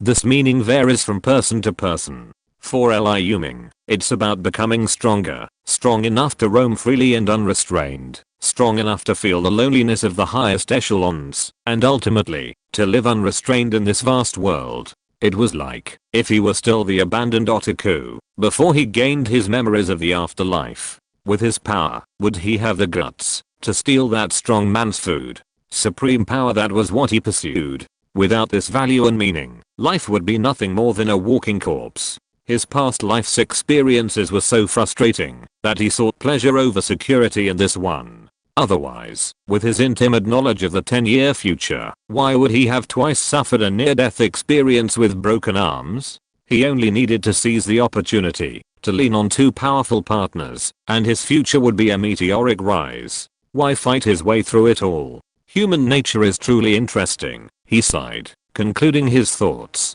He tossed the remaining half of his pancake to the little girl, who was watching him eat with a pitiful look. Thank you, uncle." The little girl grabbed the pancake that landed squarely in her arms, held it up, and timidly thanked Liu Ming. Hey, I hit your dad, and you're thanking me?" Liu Ming quipped, feeling good after surviving a disaster. "If dad hit mom, he's not Xingxin's dad anymore," the little girl replied firmly, her brow furrowed slightly. "Interesting," Liu Ming said, and then he headed deeper into the garage, ready to race against time, to cultivate his yuan qi. P.S. Thank you all for your support during this time. Another week has passed, and Feng Shi feels like he's constantly growing while writing. I hope to repay everyone's support with even better stories in the future. Thank you. Chapter 44, Zombie Attack, Mutated Lord. For Liu Ming, cultivating yuan qi was second only to hunting and sacrificing animals to gain divine grace. As the energy levels of evolvers rose, corresponding evolutionary grace became increasingly scarce. Therefore, yuan qi cultivation became the only path for most professionals and awakeners to advance. Consequently, 8 out of 10 powerful individuals in later generations had reached a higher level of yuan qi cultivation. Yuan qi cultivation required both talent and dedication. Only those with both talent and perseverance could achieve success. For those with no talent at all, such as himself, only arduous practice could compensate. Sitting in a duty room deep within the garage, Liu Ming began practicing the King Ming secret book. The power supply to the entire building had been cut off, and the light within the garage shelter was dim. Most survivors preferred to huddle together, rather than seek the quieter corners of the city. After all, in a monster-infested apocalypse, any unknown environment could harbor terrifying events, and it was safer to stay together. Liu Ming, of course, had no such concerns. He carried Jie Shengnan, still unconscious but with a steady breathing and a normal heartbeat, to this secluded little room. He closed the door and sat cross-legged on the floor. A pale blue current slowly danced through the small duty room. Every moment, like an invisible hand, it absorbed a few specks of essence from the air. Finally, the current enveloped these star-like essences and returned to Liu Ming's body. As the essences merged, his primordial energy increased subtly. As all the star-like essences were absorbed deep within his cells, Liu Ming's physical fitness seemed to improve slightly. Just as Liu Ming, using his 6th dimensional perception of his mind, attempted to manipulate the King Ming primordial energy into several tentacles to accelerate the absorption of essence, a loud bang erupted from the direction he had just come from, startling him awake from his deep meditation. Reluctantly, Liu Ming ended his practice and walked towards the source of the noise, leading Jie Shengnan. The shelter's exit door erupted with recurring thumps. Every survivor along the way paled, their hearts pounding with the thumping. A depressing atmosphere enveloped the entire basement. The door, securely welded, hadn't been knocked open, but it had been gradually deformed. Rust and dust fell from the connection between the wall and the door, leaving several dents visible on the iron door from the immense force. Meanwhile, the dozen or so search team members assigned by Gong weeks in to remain behind the door, armed with simple weapons like steel rods, picks, and fire axes, were slowly moving behind the door, their faces tensely fixed on the exit. Normally, monster attacks occurred when the big sister was present, but this time, they had unexpectedly attacked after the entire search team had departed, giving everyone a sense of foreboding. After all, it was dusk, the time when monster activity was least intense. Monsters typically only emerge in large numbers after the big sister and her team have safely returned to the area in the evening. Liu Ming placed Jie Shengnan among the other uneasy survivors, deliberately choosing a spot near the young man, who had nearly rushed forward to offer his services, but had been restrained. After all, the young man clearly possessed a sense of conscience in the apocalypse. Having him nearby would reassure Liu Ming. At least the powerful woman wouldn't be in danger of being assaulted while unconscious. Although the shelter maintained a semblance of order thanks to the leader, Liu Weixin, who was generally considered a good person, human nature could change and distort under prolonged repression. He didn't want his men, whom he had saved with such difficulty, to meet with any harm. Arriving at the iron gate and observing it, still banging loudly from the impact, Liu Ming breathed a sigh of relief. He had initially thought a demon had pursued him to the shelter, but judging by the intensity of the collision, it was at most at the peak of the first order F grade, not reaching the E grade range. His injuries had healed somewhat, and his strength was gradually increasing, so he could handle it without any pressure. Do you often encounter monster attacks like this here? Liu Ming decided to ask before taking action, even before he understood the situation. A dozen men, weapons in hand, their muscles tense with anxiety, jumped at the sudden noise behind them. A young energetic man turned and muttered, "You're looking for, woo woo." Before he could utter a single curse, a member of the search team, clearly of high rank, covered his mouth, silencing him. The middle-aged search team member was thinking about the instructions the leader had given him before she left. Don't let anyone mess with that one-armed, bearded man. Do whatever he needs. He's probably as powerful as I am. He could save everyone in a crisis and guarantee the safety of the shelter in my absence. He remembered the leader as someone with a rather aloof disposition, usually reluctant to speak much. This was the first time he'd heard her speak so seriously in just 3 or 4 days, so he took the matter very seriously. Liu Ming could tell that the muscular man was the leader of the dozen or so men. He wasn't the tallest, but his muscles were sturdy and powerful. His eyes flickered with a sharp gleam. His fingertips were thick, and his fists had a dark blue hue from frequent blows. He was probably a former martial artist, and unlike the others, who were all armed with iron picks and steel clubs, he was holding a fire axe, its blade still stained with dried blood. The sharpened axe was clearly much more lethal than a club. "Sir, our shelter isn't usually attacked by monsters at this time of year. We only start to see frequent monster attacks after the leader has returned, and it's completely dark," the muscular man replied respectfully, to the puzzled looks of the search team members. "Oh, do you know which monsters they are?" Liu Ming continued calmly. "They're usually zombie-like monsters mutated from ordinary people. There's also a type that's even taller and faster, and a type that's incredibly slender, like a black shadow, as fast as lightning. Also, last night there was a gigantic monster nearly 3 meters tall that could knock the iron gate loose with just a few punches.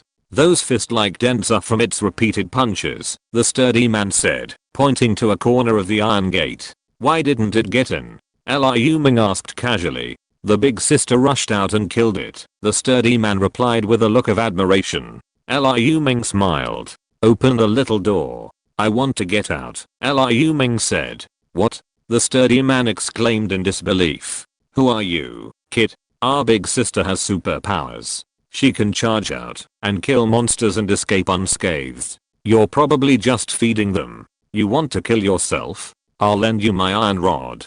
Don't even bother opening the door.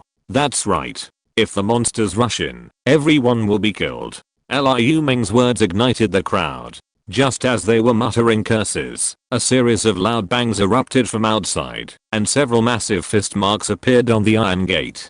Giant monster. Everyone paled instantly. This kind of terrifying destructive power could only be the reappearance of that nearly 3-meter tall monster from yesterday. "Open the door, or die," Liu Ming said coldly, a glint of sarcasm in his eyes. The middle-aged man gritted his teeth and called 2 or 3 others to rush over and move the small door blocked by the car door. "Sir, be careful. If you're in danger, shout for help, and we'll open the small door from the inside to let you in," the middle-aged man warned, looking at Liu Ming. Liu Ming smiled dumbly, drew his absolute blade, and stepped out of the iron gate. With a thud, the iron gate slammed shut behind him. Instead of the sunset and clouds outside the basement, Liu Ming was greeted by a massive fist, even covered in black cuticles. He swung his sword to block the blow. The fist's owner was a nearly 3-meter tall cannibal corpse. This was a pure power-based mutant. Unlike the power-based one Liu Ming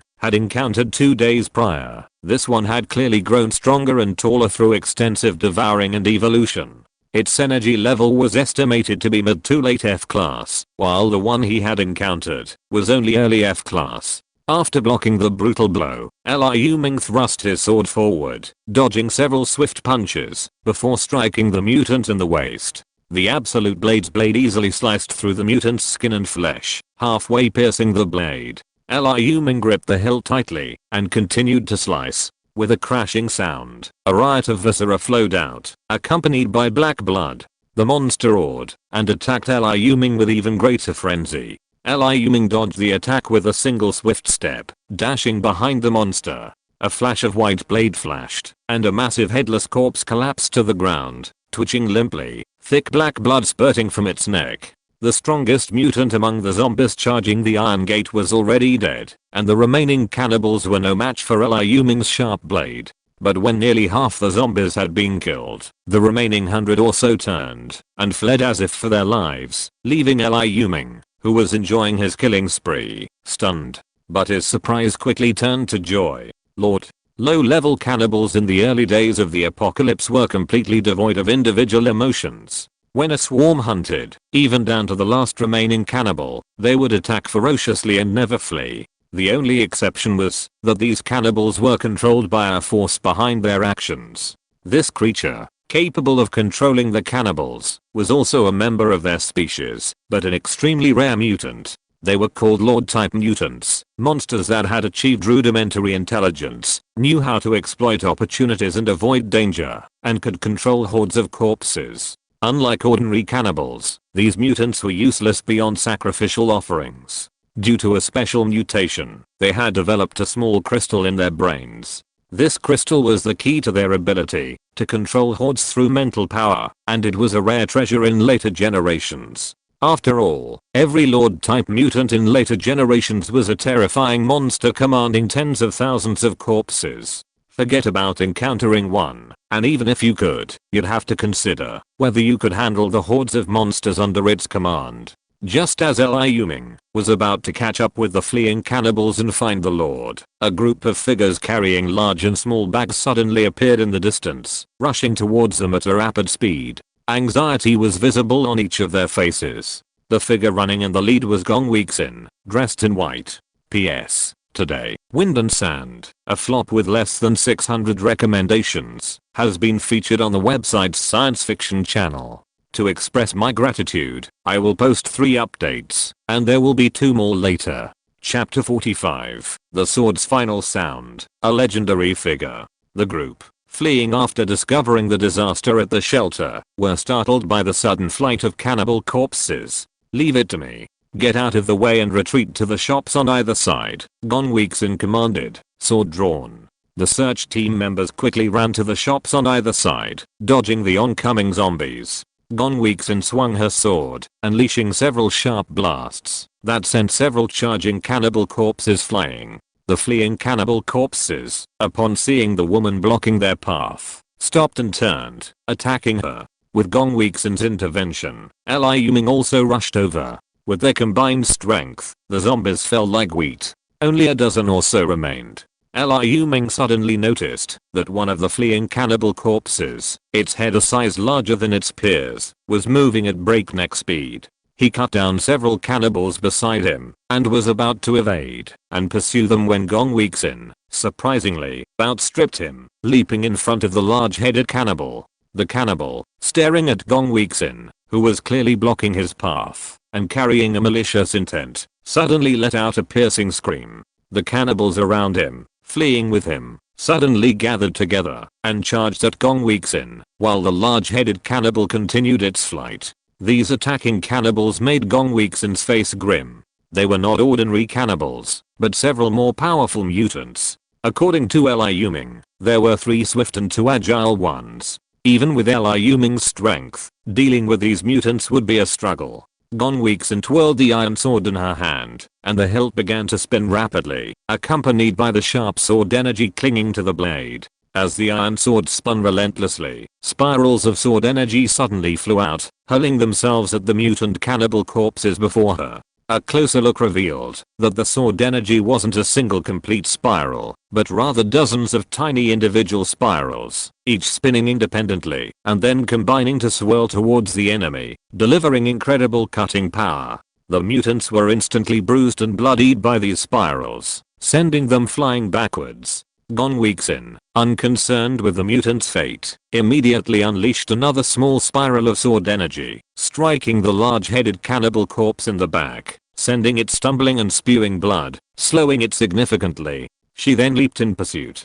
Liu Ming, who had just arrived to witness this scene, was stunned, like a lottery player rushing to claim a 10 yuan ticket and suddenly being told they've won 100,000. Small spiral sword energy, also known as spiral cutting sword energy, is the unique skill of Jianju Gong Zhu. Liu Ming's mind was blank, only this memory surfacing. What does a unique skill mean?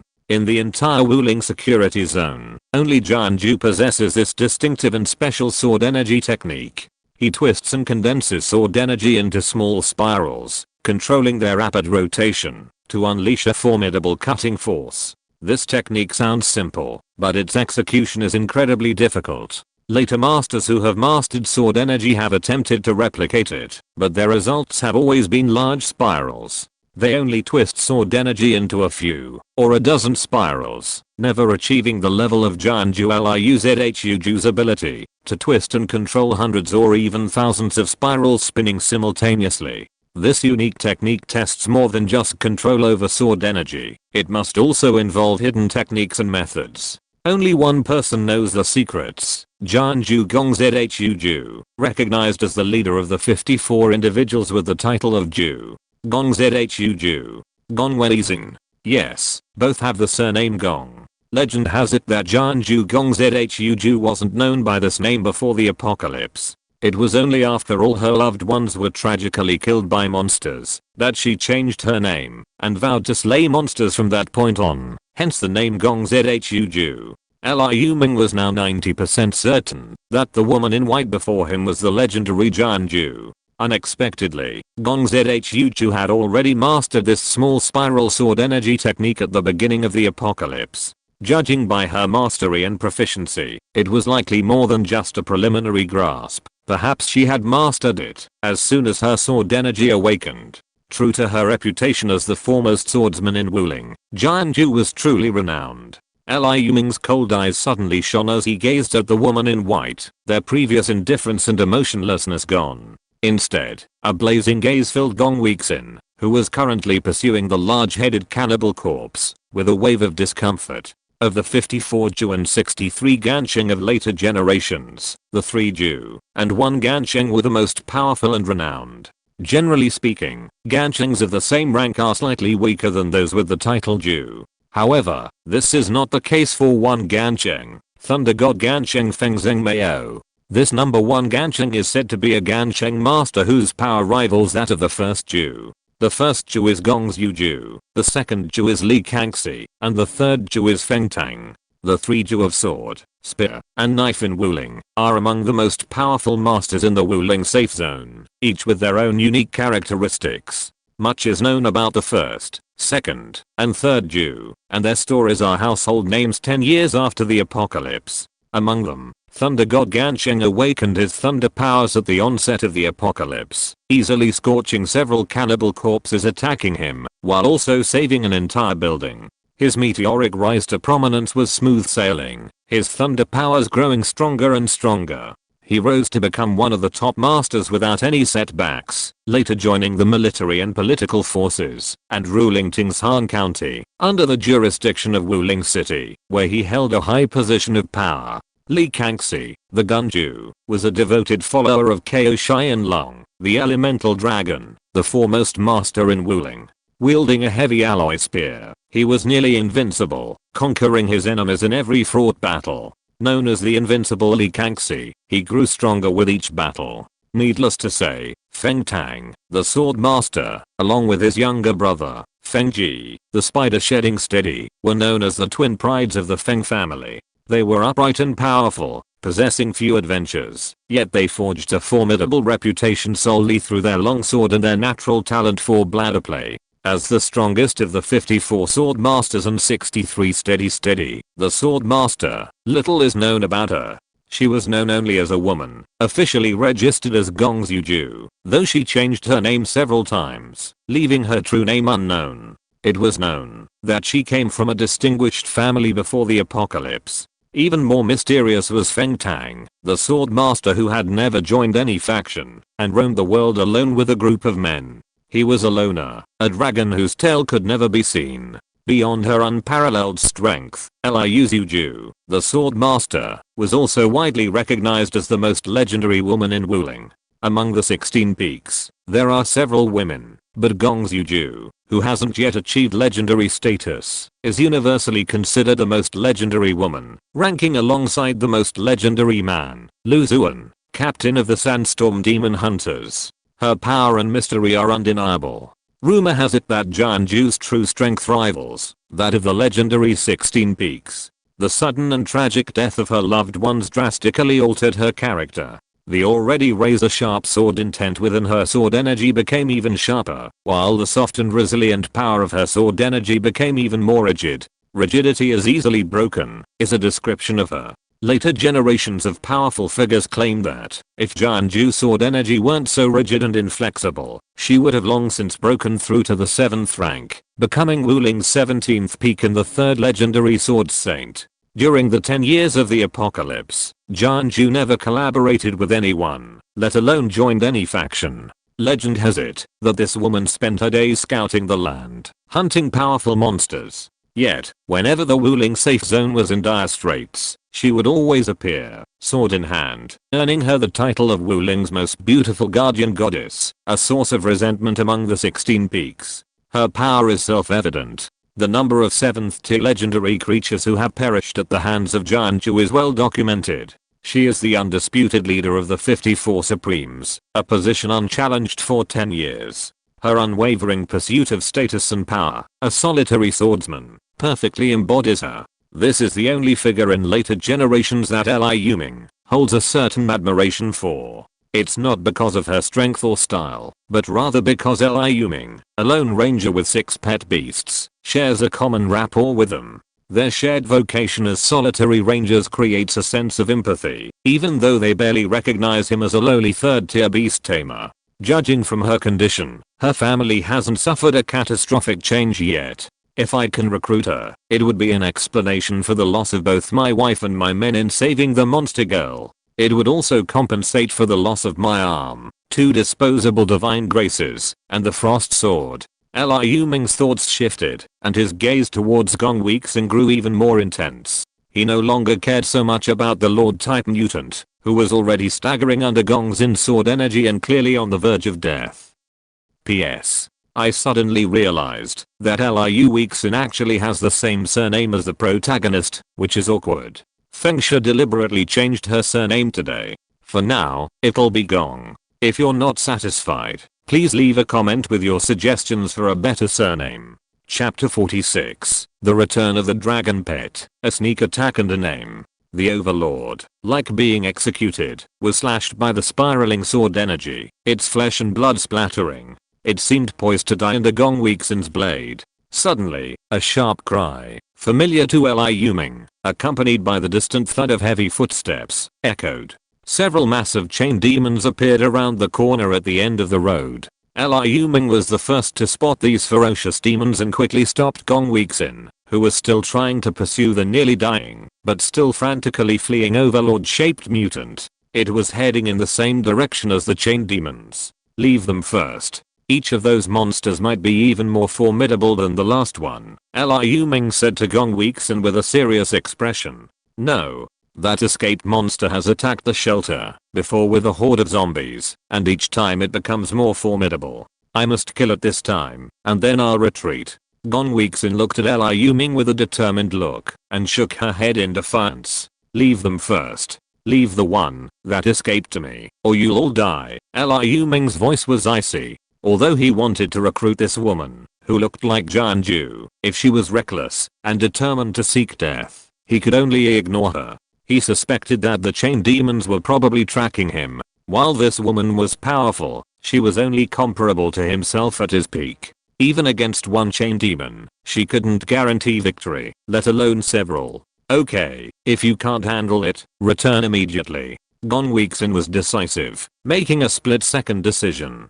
My companion, please ensure her safety. I don't want to see anything happen to her, Liu Ming said before leaving. I will personally watch over her, Gong Weeksin promised. Liu Ming nodded slightly and chased after the lord, who was gradually fleeing. Gong Weeksin called out to those still hiding in the shops along the road and ran towards the nearby shelter exit. Holding the sword, Liu Ming caught up with the giant cannibal corpse in a few steps. He reached behind it and struck it in the skull with a single blow. Unexpectedly, the already severely wounded cannibal lord's reaction was unfazed. It swung its right arm to block the fatal blow aimed at its neck. The Jufeng blade sliced through the flesh like tofu, severing the entire bone of its right arm. Immediately, Liu Ming lunged and kicked it to the ground.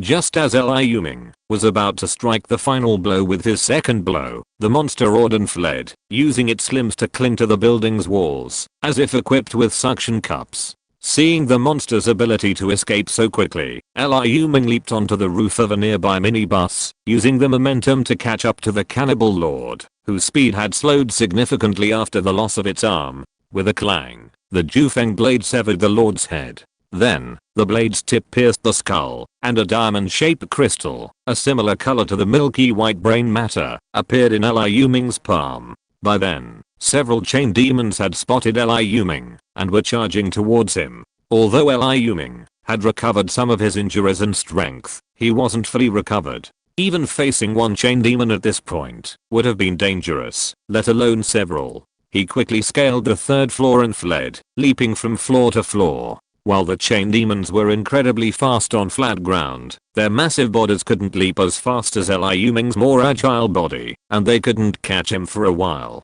As Liu Ming's strength gradually faded, the chain demons rapidly approached, but he remained calm and composed, seemingly unperturbed, steadily advancing in a specific direction. Just as the chain demons swung their chains and were about to catch up, a massive figure suddenly emerged from the building below, tossing aside concrete and rocks and swooping down upon the chain demons like a mountain. A massive yellow beast, covered in dark yellow scales, pounced fiercely on several chain demons charging at Liu Ming. A trickle of breath of scorching flames, sharp shards of stone, and a powerful torrent of water blasted the chain demons' hideous faces, their already terrifying features becoming even more hideous under the powerful attack. As the chain demons struggled to break free from the beast's attack, several massive rock spikes suddenly emerged from the ground. These spikes pierced several meters through the floor, piercing straight through the ceiling and plunging into the upper floors. Their incredibly sharp tips pierced 3 of the chain demons, leaving them dangling from the rock pillars like candy figures on bamboo sticks. Purple-black blood, mixed with their internal organs, flowed down the rock pillars onto the ground. The last chain demon, which had dodged the deadly rock spikes by rolling, had no chance to escape before the beast suddenly emerged from its side and crushed its head. After swiftly dispatching 4 chain demons with lightning speed, the behemoth devoured the heads it had bitten off. Its ferocious head rubbed against Liu Ming with an affectionate expression. "You're just in time, very good," Liu Ming praised, patting the behemoth's head. The behemoth's maw cracked open in a smile, its sharp, broken fangs still stained with blood and flesh. Liu Ming smiled back. He had asked Gong Weeksin to retreat with his men while he pursued the lord and the chain demons alone, because he had sensed his dragon pet's rapid approach through a spiritual connection. He therefore decided to lead the group of chain demons towards the Zuanio and dragon salamander, creating an opportunity to strike the dragon salamander, which was hiding beneath the chain demon and poised for a surprise attack. "You don't have a name yet, do you?" Liu Ming asked telepathically. "Yes, master," a sincere and honest voice echoed in Liu Ming's heart. "Dragon salamander, is that you?" Liu Ming nearly fell at the sound of the voice.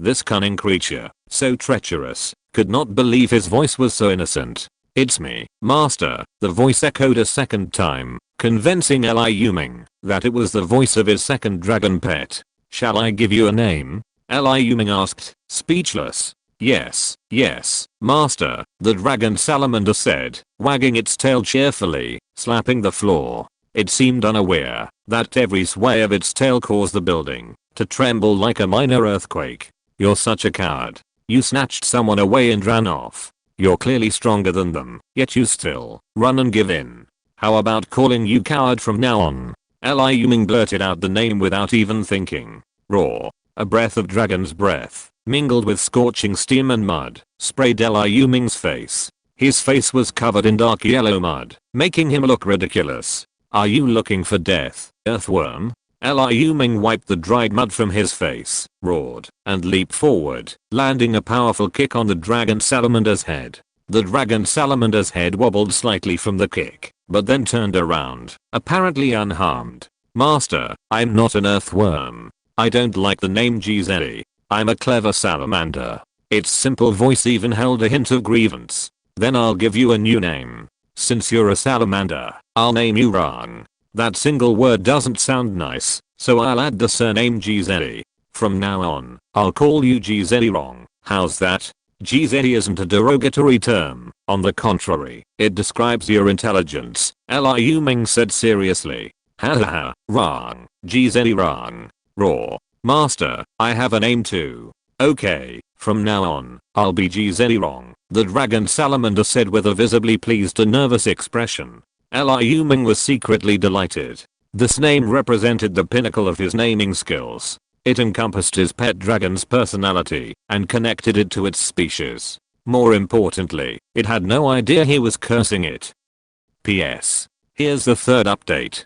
Good night. Chapter 47. My men agreed to leave. After filling his demon hunting device with offerings, Liu Ming looked at the remaining chain demons with a look of frustration. These were precious offerings in the early days of the apocalypse, but he couldn't move them himself. He ultimately piled the bodies together with the torso of the overlord like cannibal, and had the dragon salamander use its earth-based abilities to bury the corpses, planning to retrieve them later. When Liu Ming returned to the shelter's exit, he saw corpses piled on the ground in front of the door. Several cannibals, already gnawing on their own corpses, were startled by his footsteps and rushed over. With a sweep of his tail, as thick as a heavy artillery barrel, several cannibals were shattered, their bones shattering as they flew backwards, and collapsed to the ground, unable to mount another attack. Liu Ming walked over, and crushed the cannibals' ugly heads, then banged on the shelter's iron gate. Who? A voice demanded from within. Me, Liu Ming replied with a single word. What do you mean, you? Who are you? The voice said, a hint of annoyance. Open the door. Liu Ming's very familiar voice sounded. The small iron door at the exit of the shelter was opened with a bang, and Gong Weeksin, dressed in white, walked out first. Are you okay? She asked calmly. Not bad. Liu Ming said with a smile. Those monsters? She asked with some curiosity. All dead. Gong Weeksin was obviously shocked when she heard Liu Ming's answer, as if she had heard something incredible. All dead. Her pure voice seemed to become a little hoarse in an instant. Yes. Coming quickly. Gong Weeksin then remembered that the two of them had been standing outside the iron door at the exit of the shelter and talking, and hurriedly took Liu Ming in. In a hidden corner of the garage, Gong Weeksin was talking with Liu Ming, a grey-haired man, a yellow-haired man, and the middle-aged man who had opened the door for Liu Ming to let him out. I knew you were powerful, but I didn't expect you to be this strong. Each of those four monsters was definitely stronger than a 3-meter tall zombie, yet I didn't expect them all to fall at your hands. Gong Weeksin exclaimed with a sigh, knowing the one-armed man before her wouldn't lie to her. You misunderstood. No matter how powerful I am, I'm only on par with you. To be more precise, it was my men who killed those monsters, Liu Ming explained. He had already made up his mind to recruit the woman before him, so it wouldn't hurt to share some information with her sooner rather than later.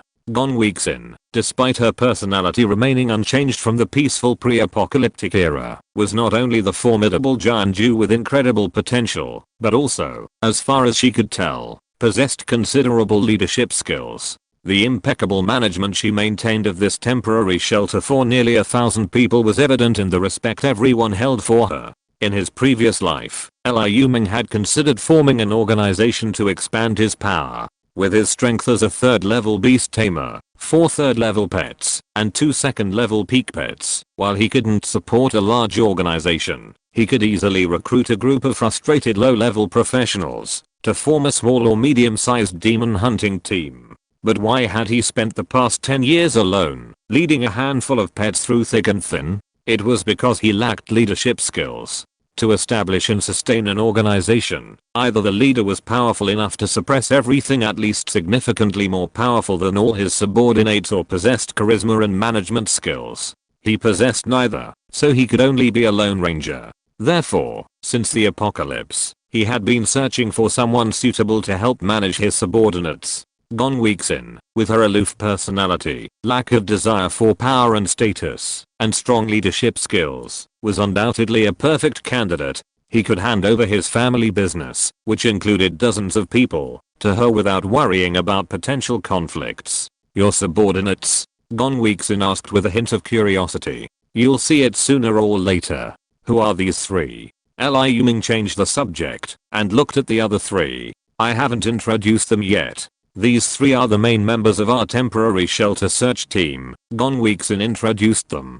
This one is Liu Ming, she said, pointing to the tall, gray-haired man. Hello, I'm a retired high school physical education teacher. When I was teaching, I would take my students to practice sanda and free fighting. May I know your name, sir? The man named Liu Ming extended his hand and introduced himself to Liu Ming. My name is Liu Ming. Liu Ming replied calmly, shaking his hand gently. The scene that came to his mind was the man who had previously used two solid steel bars to block most of the attack of a small demon. This man had a good fighting spirit. Although he was older, the lifespan of humans has increased significantly after evolution, so he still had potential. This is Yang Fengchen. Gone weeks in introduced the second, blonde, sturdy man. Hello, Mr. Liu. I used to be a thug who got into fights and collected protection rackets all day. Not worth mentioning. But Mr. Liu's skills and strength are truly admirable, the yellow-haired man said to Liu Ming in a respectful tone that belied his unruly exterior.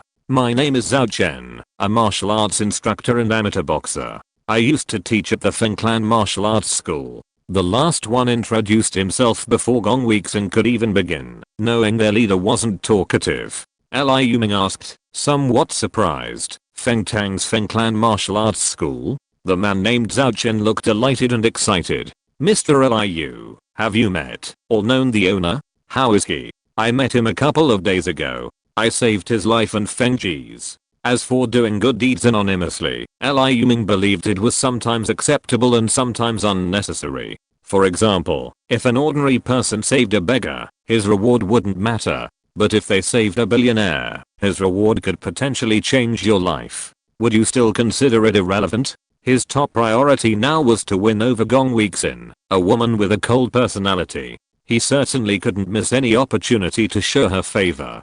Didn't she deeply care about the safety of this refuge and these people? Even if she ultimately didn't want to leave with him, he could use these people to sway her decision and attitude. Liu Ming didn't feel ashamed to keep talking about saving people. Who was she trying to win over? The leader of the 54 supreme beings of later generations, a figure whose prestige rivaled those of the 16 supremes of Wuling. In peacetime, such a person could be described as a human nuclear weapon. Liu Ming, looking at Zhao Chen, who was thanking him profusely, waved his hand, signaling that his thanks were unnecessary. He then looked at Gong Weeksin and asked, I'm afraid I'll have to take my people and leave. What are your plans? We'll stay here and wait for the government troops to rescue us. Gong Weeksin replied matter-of-factly. Have you considered that your own family might still be in danger? Aren't you planning to rescue them? As Liu Ming finished speaking, the other three's expressions changed. Even Zhao Chen, who had previously thanked him profusely, looked a little grim. If Gong Weeksin left the shelter to rescue her family, wouldn't they all be like dishes to be eaten by those terrifying monsters? I can't leave. If I leave, these people's safety will be compromised. Gong Weeksin's response reassured them, yet they all mentally cursed this suddenly powerful one-armed man for his meddling. Perhaps there's another way, Liu Ming continued. What is it? Leave their safety to me. Save your family and come back, Liu Ming promised with a smile. Aren't you leaving? Are you planning to stay and protect them for me? Gong Weeksin was curious. No, I mean you leave with me. My men and I will ensure their safety, Liu Ming explained. Are you kidding? Monsters are rampant outside right now. If ordinary people go out, they will be wiped out. Gong Weixin's face turned cold. She felt that the man in front of her was a bit unrealistic and boastful. Zedong, come out. Liu Ming smiled and stomped lightly on the concrete floor. There was a loud rumbling sound, and a huge and ferocious beast that looked extremely terrifying just by its appearance suddenly emerged from under the four people. Just as Gong Weixin drew out the iron sword and took a fighting stance, Liu Ming smiled and said, "This is my subordinate." It was also it that killed those monsters. Looking at the stunned crowd that gathered around, after being startled by the loud noise, Liu Ming continued to say to Gong Weixin, "If I can guarantee that they arrive at my territory safely, will you be willing to come back to protect them after saving your relatives?" As long as Gong Weixin agreed to his request, he would have to pull all his pseudo-ability users over for actual combat training. "Big sister, you can't leave." "Yeah, big sister, this guy's whereabouts are unknown. What if he feeds us to the monsters?" "Big sister, you promised to protect us." "Okay." After a troubled look on her face, Gong Weixin closed her eyes and pondered for over 10 seconds. Amidst the chorus of protest, everyone else spoke in disbelief. All the ordinary people and search team members were horrified. Their guardian angel, Big Sister, was leaving. Even Li Sangtao, Yang Fengchen, and Zhao Qin were livid. "It's a deal. Let's go." Zedong. Liu Ming picked up Zheshengnan, who lay beside him, and patted Zedong's head. The dragon salamander then carried him underground. Under the influence of the mysterious Earth-based gravity field, the bottomless pit instantly filled with mud and sand. The giant beast and Liu Ming had vanished, leaving behind only a group of survivors who pleaded with Gong Weixin to stay, and Gong Weixin, who turned her back on the others and walked towards the depths of the garage, a lonely and desolate figure. Chapter 48, Treehouse Revitalization, Heroic Spirit Summoning. In an alleyway beside a road 1,000 meters away from the shelter, a behemoth, nearly 2 meters tall and 5 or 6 meters long, broke through the asphalt and emerged directly from the ground. Two figures emerged with it. Upon emerging from underground, Liu Ming half knelt on the ground, coughing profusely. This was why he hadn't allowed Zedong to lead him through the underground escape during their earlier escape. Although its Earth-based gravity field separated the soil, creating a relatively clean, sealed space, fine dust and dirt continuously penetrated his mouth and nose. Some of the dust even entered his lungs, and staying any longer would have suffocated him. "I don't know how you earthworms can stay underground for so long." Liu Ming's first words were a complaint as he stood up. "Master, I'm not an earthworm, I'm a salamander." Salamanders are amphibians with powerful respiratory systems. A simple, honest voice, which left Liu Ming speechless, and contrasted sharply with Zedong's behavior, echoed in his heart. Liu Ming casually killed a few cannibal corpses that had taken up residence in a second-floor cafe and waited by a window. Sure enough, a moment later, a nimble, slender figure leaped from the third floor of a nearby tall building into the second-floor cafe. It rushed in fiercely and threw itself into Liu Ming's arms.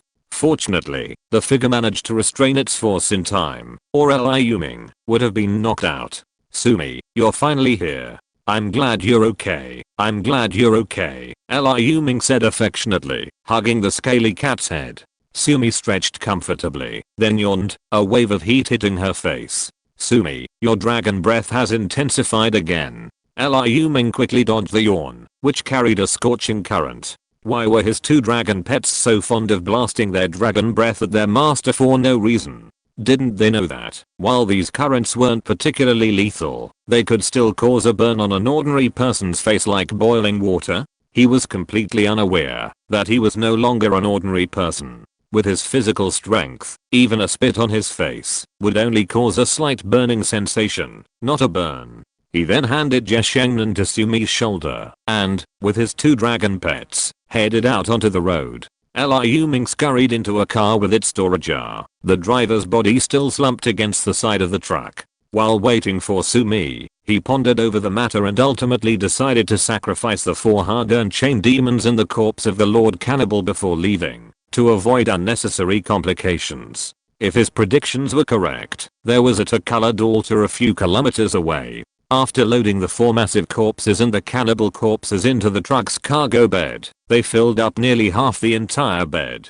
The 3-ton truck's load felt heavy, and the bodies weighed at least a ton. The ignition was engaged, and the truck roared with a roar, knocking away several cannibal corpses attracted by the noise. Then, it headed towards the high-rise building bearing the sign of the Jinzan International Hotel. That was the location of the closest to colored altar in his memory, located in Wuling City's only 5-star hotel. The truck roared and barreled through the road, knocking broken down vehicles to the ground. Those he couldn't push through were promptly moved aside by Zherirang's gravity field. The monsters chasing him were dwindling under the occasional attacks of his 2 dragon pets. Bang! The truck raced up the steps and slammed into the hotel in trance, heading straight from the front desk into the hotel. With a thud, it finally came to a stop after colliding with a pillar several meters in diameter.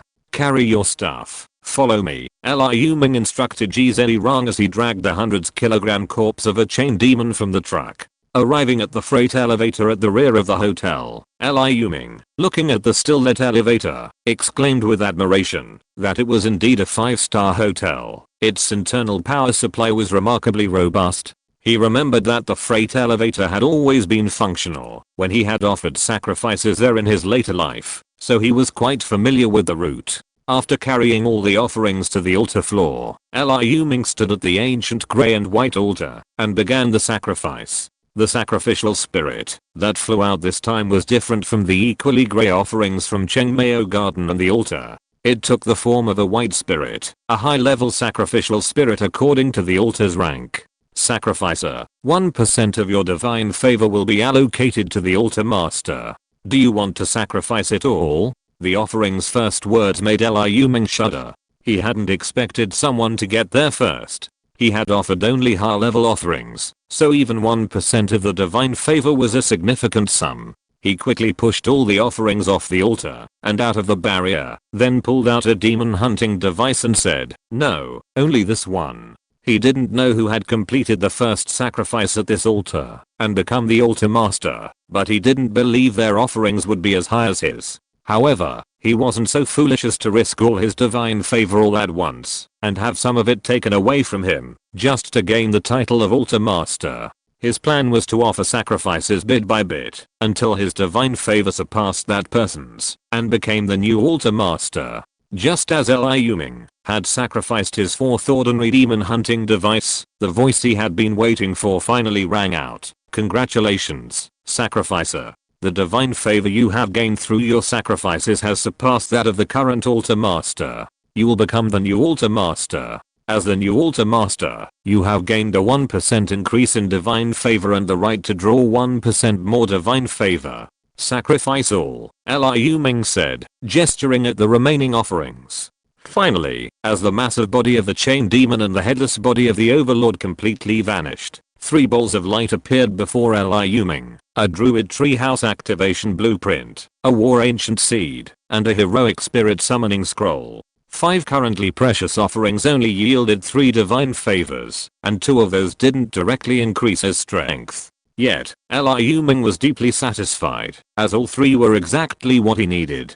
Druid treehouse activation blueprint. Druids are friends of nature, living in magical huts made from revitalized trees. Anyone who uses this mysterious blueprint will master the magical power of the activated treehouse. He crushed the druid treehouse activation plan in his hand. The scroll-like plan transformed into a stream of light that shot between his brows. Then he looked at the heroic spirit summoning scroll. The heroic spirit summoning scroll summons a guardian heroic spirit to permanently reside in the summoner's time and space. The heroic spirit's fate is tied to the summoners, and the summoner's strength determines the summoner's strength. The heroic spirit's type is random. He crushed the scroll. Countless points of light shone from the scroll like a shattered star map. Behind these points of light, a portal to the distant starry sky slowly opened. A handsome middle-aged man, radiant with long green hair, a majestic and handsome figure, and a staff like a broken tree trunk in hand, stepped out from the starlight. Name: Nature Heroic Spirit Kamen 1 Level 1E. Peak. Abilities. Awakening Treeman. All creatures grow. Deadly Thorns talents. Entanglement and binding. Tranquil Light specialties. Nature's Whisper. Vine Shield Eye. The one I protect. I'm the nature heroic spirit Kamenwen. The handsome middle-aged man said in fluent Chinese. You know Chinese? Liu Ming was a little surprised. Heroic spirits understand languages, the green-haired heroic spirit replied. Liu Ming then remembered that these incredibly special beings, the heroic spirits, seem to be born with a comprehension of almost all common languages. P.S. Here's a second update. Last Monday, Fengsha promised to add an extra update for the two veterans, Liu Xing's and love story. Originally, Fengsha Company was reviewing the book tomorrow, so I wanted to delay it today. However, readers still remember Jing Sheng's red envelopes and comments urging updates, so Fengsha can only make up for it with this one. Good night, everyone. If you're listening to this novel on a channel other than Fanfic World, it means they downloaded and uploaded it without effort. We cordially invite you to visit our channel, Mundo Fanfic Novelos. There you'll find the original version of this story and you can explore many other novels of various genres. We're waiting for you to immerse yourself in a world of incredible novels. Chapter 49 Evening Breeze and Dusk, Return in Choice. The heroic spirit transformed into a beam of green light and vanished before Liu Ming's eyes. Are you still there? Liu Ming asked curiously. Through his sixth dimensional perception, he could sense a living being imbued with the aura of nature surrounding him. I'm with you, Guardian. The heroic spirit's somewhat childish words echoed through the empty room. Liu Ming, however, was accustomed to this kind of childishness. Although he had never possessed a guardian heroic spirit in his later life, he had seen them many times. Childishness was just their way of speaking. You just had to get used to it. Just as he was about to go downstairs to reunite with his dragon pet, a group of figures suddenly appeared and stopped him. That's him, Brother Zen. That kid just walked out of that place, a young man leading the way hurriedly said to the middle-aged man in the middle. I said, it was you who touched my altar? The middle-aged man in his 30s at the head asked with a sinister look on his face. Liu Ming stared at the group of people before him with a deathly gaze, saying nothing. These men were likely the former altar masters. Whenever a sacrifice was made, the altar master would sense the divine grace granted by the divine grace extraction power. You've touched our things, and you're still so arrogant. Do you believe I'll chop you to death, you cripple? The young man leading the way roared, glaring at Liu Ming. Swish. The young man had barely finished scolding him when he saw the man before him suddenly vanish, followed by a sharp pain in his right arm. All they saw was a flash of black shadow, a sharp blade, and their companion's arm gone. The young man's right arm was severed at the root. He screamed, clutching the wound as he lay in a pool of blood, the spurt of blood gushing from his severed arm. Then, in a flash, the figure vanished, leaving the crowd in a state of panic. Liu Ming slowly descended the stairs, sat on Ji Zireng's back, and hurried towards Chengmao Garden with Sumi. Of the group just now, only the leader, known as Brother Zen, possessed some strength. He sensed the power of element from him, suggesting he was either an awakener or a low-level magician who had achieved divine grace and evolved. However, this strength posed less of a threat to him than a mutated cannibal corpse. He spared these men's lives, of course, so they could serve as free labor while he, the master of the altar, collected the divine grace offered by the sacrifices. After all, each sacrifice was worth only 1% of the divine grace. Even the smallest bit was still meat. He doubted that these people could have obtained a sacrifice worth more than 4 chained demons and a lord at the dawn of the apocalypse. This time, Ji Zireng didn't burrow underground, but instead sped down the road with Sumi. Night had already fallen, the crimson sunset glow fading into pitch black. Starlight and moonlight dotted the night sky, and in the twilight breeze, Liu Ming suddenly felt a sense of urgency. The survivors of the apocalypse were beginning to realize the altar's usefulness, and the army was beginning to stabilize the situation. As far as I could remember, the entire suburban area of Wuling City had 386 single-color altars, 97 two-color altars, 43 three-color altars, 6 four-color altars, and 1 5-color altar. The countless battles and bloodbaths in Wuling City's safe zone revolved around these 533 altars. Nearly 1/3 of these were controlled by the military and government, while the remaining 355 altars of various colors were controlled by 296 organizations, collectively known as the Altar Masters. By later standards, I could be considered a mid-level altar master. However, I only truly controlled one gray altar. Without the two-color altar, I would be temporarily unable to control it.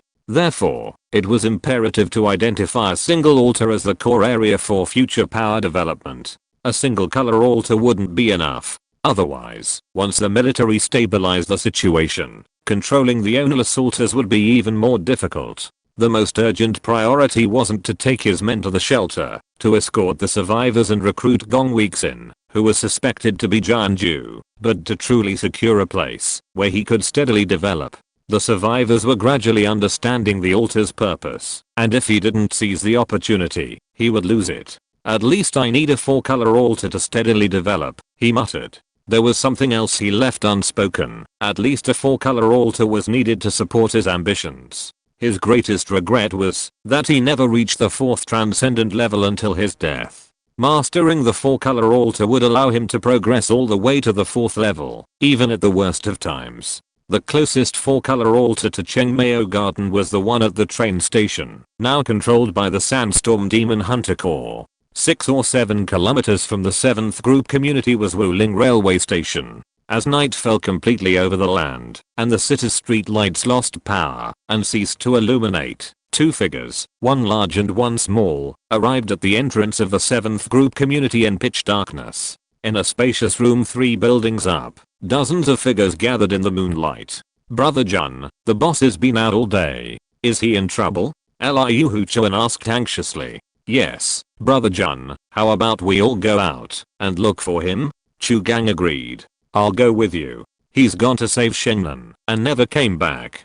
The usually calm Miao Fengji also had a gloomy look on his face. After all, her best friend had been abducted by a monster and burrowed underground. Although Liu Ming was powerful, she didn't hold out much hope for rescuing someone from underground. Something so unimaginable. Look, where should we look? Ma Jun was also extremely worried. With Liu Ming and Sumi gone, only he and Garlin were left, the strongest fighters. He only now realized the immense pressure of leading a group of people to survive in the apocalypse.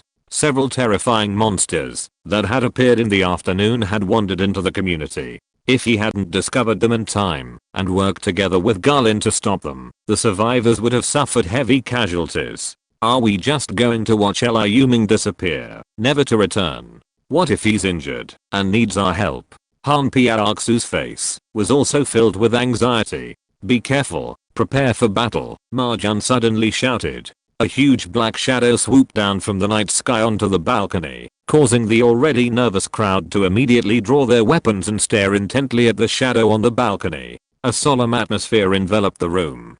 Don't look for me anymore, I'm back. Liu Ming and Sumi's figures gradually appeared before everyone. He handed Jeshingnan, who was in his arms, directly to Miao Fengji. Boss, you're finally back. We were so worried. Boss, where have you been? Why have you been so long? The crowd suddenly erupted in shouts of joy and delight. Boss, what's wrong with your right hand? The firebender Yun Fanghua, with her sharp eyes, exclaimed as she spotted Liu Ming's empty right arm in the dim light. Oh my god, boss, are you hurt? Boss, are you okay? Only then did everyone notice Liu Ming's broken arm and the bloodstains all over his body. His clothes and pants were all torn and tattered, and his face, chest, neck, and thighs were covered with hideous wounds. He looked as miserable as if he had crawled out of a pile of corpses. Some women saw this scene and suddenly covered their mouths to prevent crying out loud. Are you seriously injured? I'll get a bandage and iodine. Lin Mimui, with a bob haircut, asked hurriedly with concern. No need, it's just a minor injury saving that silly woman. It's nothing serious. Liu Ming, thank you for saving Shengnan. Miao Fengji suddenly bent down to Liu Ming and thanked him in a hoarse voice. In the moonlight, everyone could see her red eyes and the tears in the corners of her eyes. It's okay. Liu Ming waved his hand lightly. I have an important decision to announce, he continued. Under everyone's gaze, he announced the final decision he had made along the way. I'm afraid we need to move. I've decided to abandon this place. Why, boss? With you here, it's safe. Everyone looked shocked and puzzled. For survival, and for a better life. Chapter 50, Bloodvine Ancient Tree, All Things Grow. Boss, can we not leave? The female survivor, who had just enjoyed 2 days of peace, looked at Liu Ming with a pitiful expression. We have to leave, but a small group can choose to stay. The altar on the first floor needs someone to watch over it, Liu Ming replied. Tomorrow morning, we'll spend half a day hunting for sacrifices to gain divine grace and increase our strength. We'll begin the operation this afternoon. You may not understand my decision now, but you will definitely accept it from now on. Liu Ming made the final decision and left without waiting for anyone to object. He jumped onto Sumi's back, gently patted her head, and disappeared into the thick night outside the window, just as he had come. Boss, you're getting more and more handsome. It would be so cool if I could have a mount like this one in the future, Liu Huchuan exclaimed with envy, tossing his flowing hair. You're a sissy, and you want to be like the boss? Gu Yun, tall and muscular, with a muscular body and immense strength, after using the power of the magic seal to grow a tough, defensive stratum corneum, looked scornful. Damn, that crocodile monster. Two people, discontent with each other, engaged in a verbal exchange. Hey, the boss is probably dead set on leaving this time, a young man with glasses sighed. What can I do? I'll follow the boss. Where the boss is the safest place, a girl beside him said with admiration. Where do you think the boss is going tonight? A curious child asked. You still want to control the boss? His question was barely uttered when the others bombarded him back. In the night, Liu Ming's injuries had almost healed thanks to the abnormal recovery ability enhanced by the triple dragon vein, and his physical strength had returned to full strength. Sitting on Sumi's back, with the dragon salamander chicken Zerang at his side, he sped towards the dragon station. The reason he didn't stay in his room to cultivate his yuan ki tonight was to prepare for the transfer to the train station tomorrow. It wasn't just a matter of a group rushing to the train station and occupying it.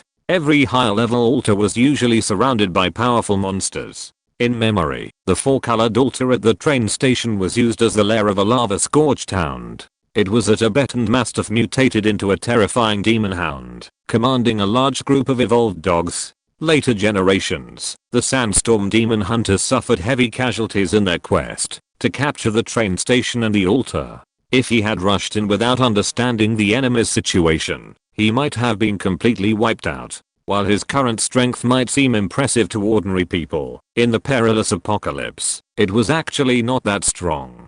Take the C-rank corpse wizard and his undead minions at noon. Even if he had put all his cards on the line, his chances of winning would have been less than 30%. He would have to be even more vigilant against the potentially even more terrifying lava-scorched hound. He was sneaking into night under cover of darkness, not only to ascertain the enemy's situation, but also to lay a strategic plan for tomorrow's offensive. Stealthily approaching the train station in the darkness, Liu Ming could just make out the large characters Wuling railway station in the distance when he noticed shadows swarming in the train station square. The shadows were faintly visible, like those of beasts, sending men on patrol so late at night. This demon dog is quite intelligent, Liu Ming sighed, after assessing the situation. Sumi, kill them all. Don't make any noise, he instructed, leaping onto Jizarang's back. The scaly cat nodded and stalked over. A quarter of an hour later, a voice echoed within him. Master, it's done. Liu Ming hurried over with Jizarang. Tiptoeing, he pulled out a strange, bright red seed the size of a quail egg. Bloodthirsty sawtooth vine seed, grey 1-star low-level rare, a seed from a ferocious bloodthirsty plant. By consuming the blood of powerful creatures, it grows into a terrifying predator and can be tamed with the first drop of blood. This was the divine grace he had obtained along with the humanoid guardian and the King Ming secret book. His goal tonight was to use his flesh and blood to nurture it into a killer weapon against the demon dogs. Tomorrow's capture of the train station was just the time frame he had planned. If the blood vine didn't reach initial combat effectiveness by then, he might postpone his plan. Kemenwen. With Liu Ming's low call, the figure of the heroic spirit appeared in the air like a pinprick of light. Guardian, what are your instructions? Kemenwen asked. Can your ability to grow all things accelerate the growth of this seed? Liu Ming asked. Of course, but my subordinate's strength is limited, so I'm afraid I can't keep it growing for long. Kemengwen replied affirmatively. No problem, Liu Ming replied with a childish retort. This was Liu Ming's trump card, the reason he dared to plant the seed so late at night. In his experience, the ability of the heroic spirit to grow all things is most likely related to plant growth. He pricked his fingertip and ripped a drop of donated blood onto the bloodvine seed. He then dug a mud pit and planted the bloodvine seed in the flower bed across the street from the train station. Then he took out the seed of the ancient war tree and buried it in the soil across the street, 100 meters away. Kemengwen, accelerate the growth.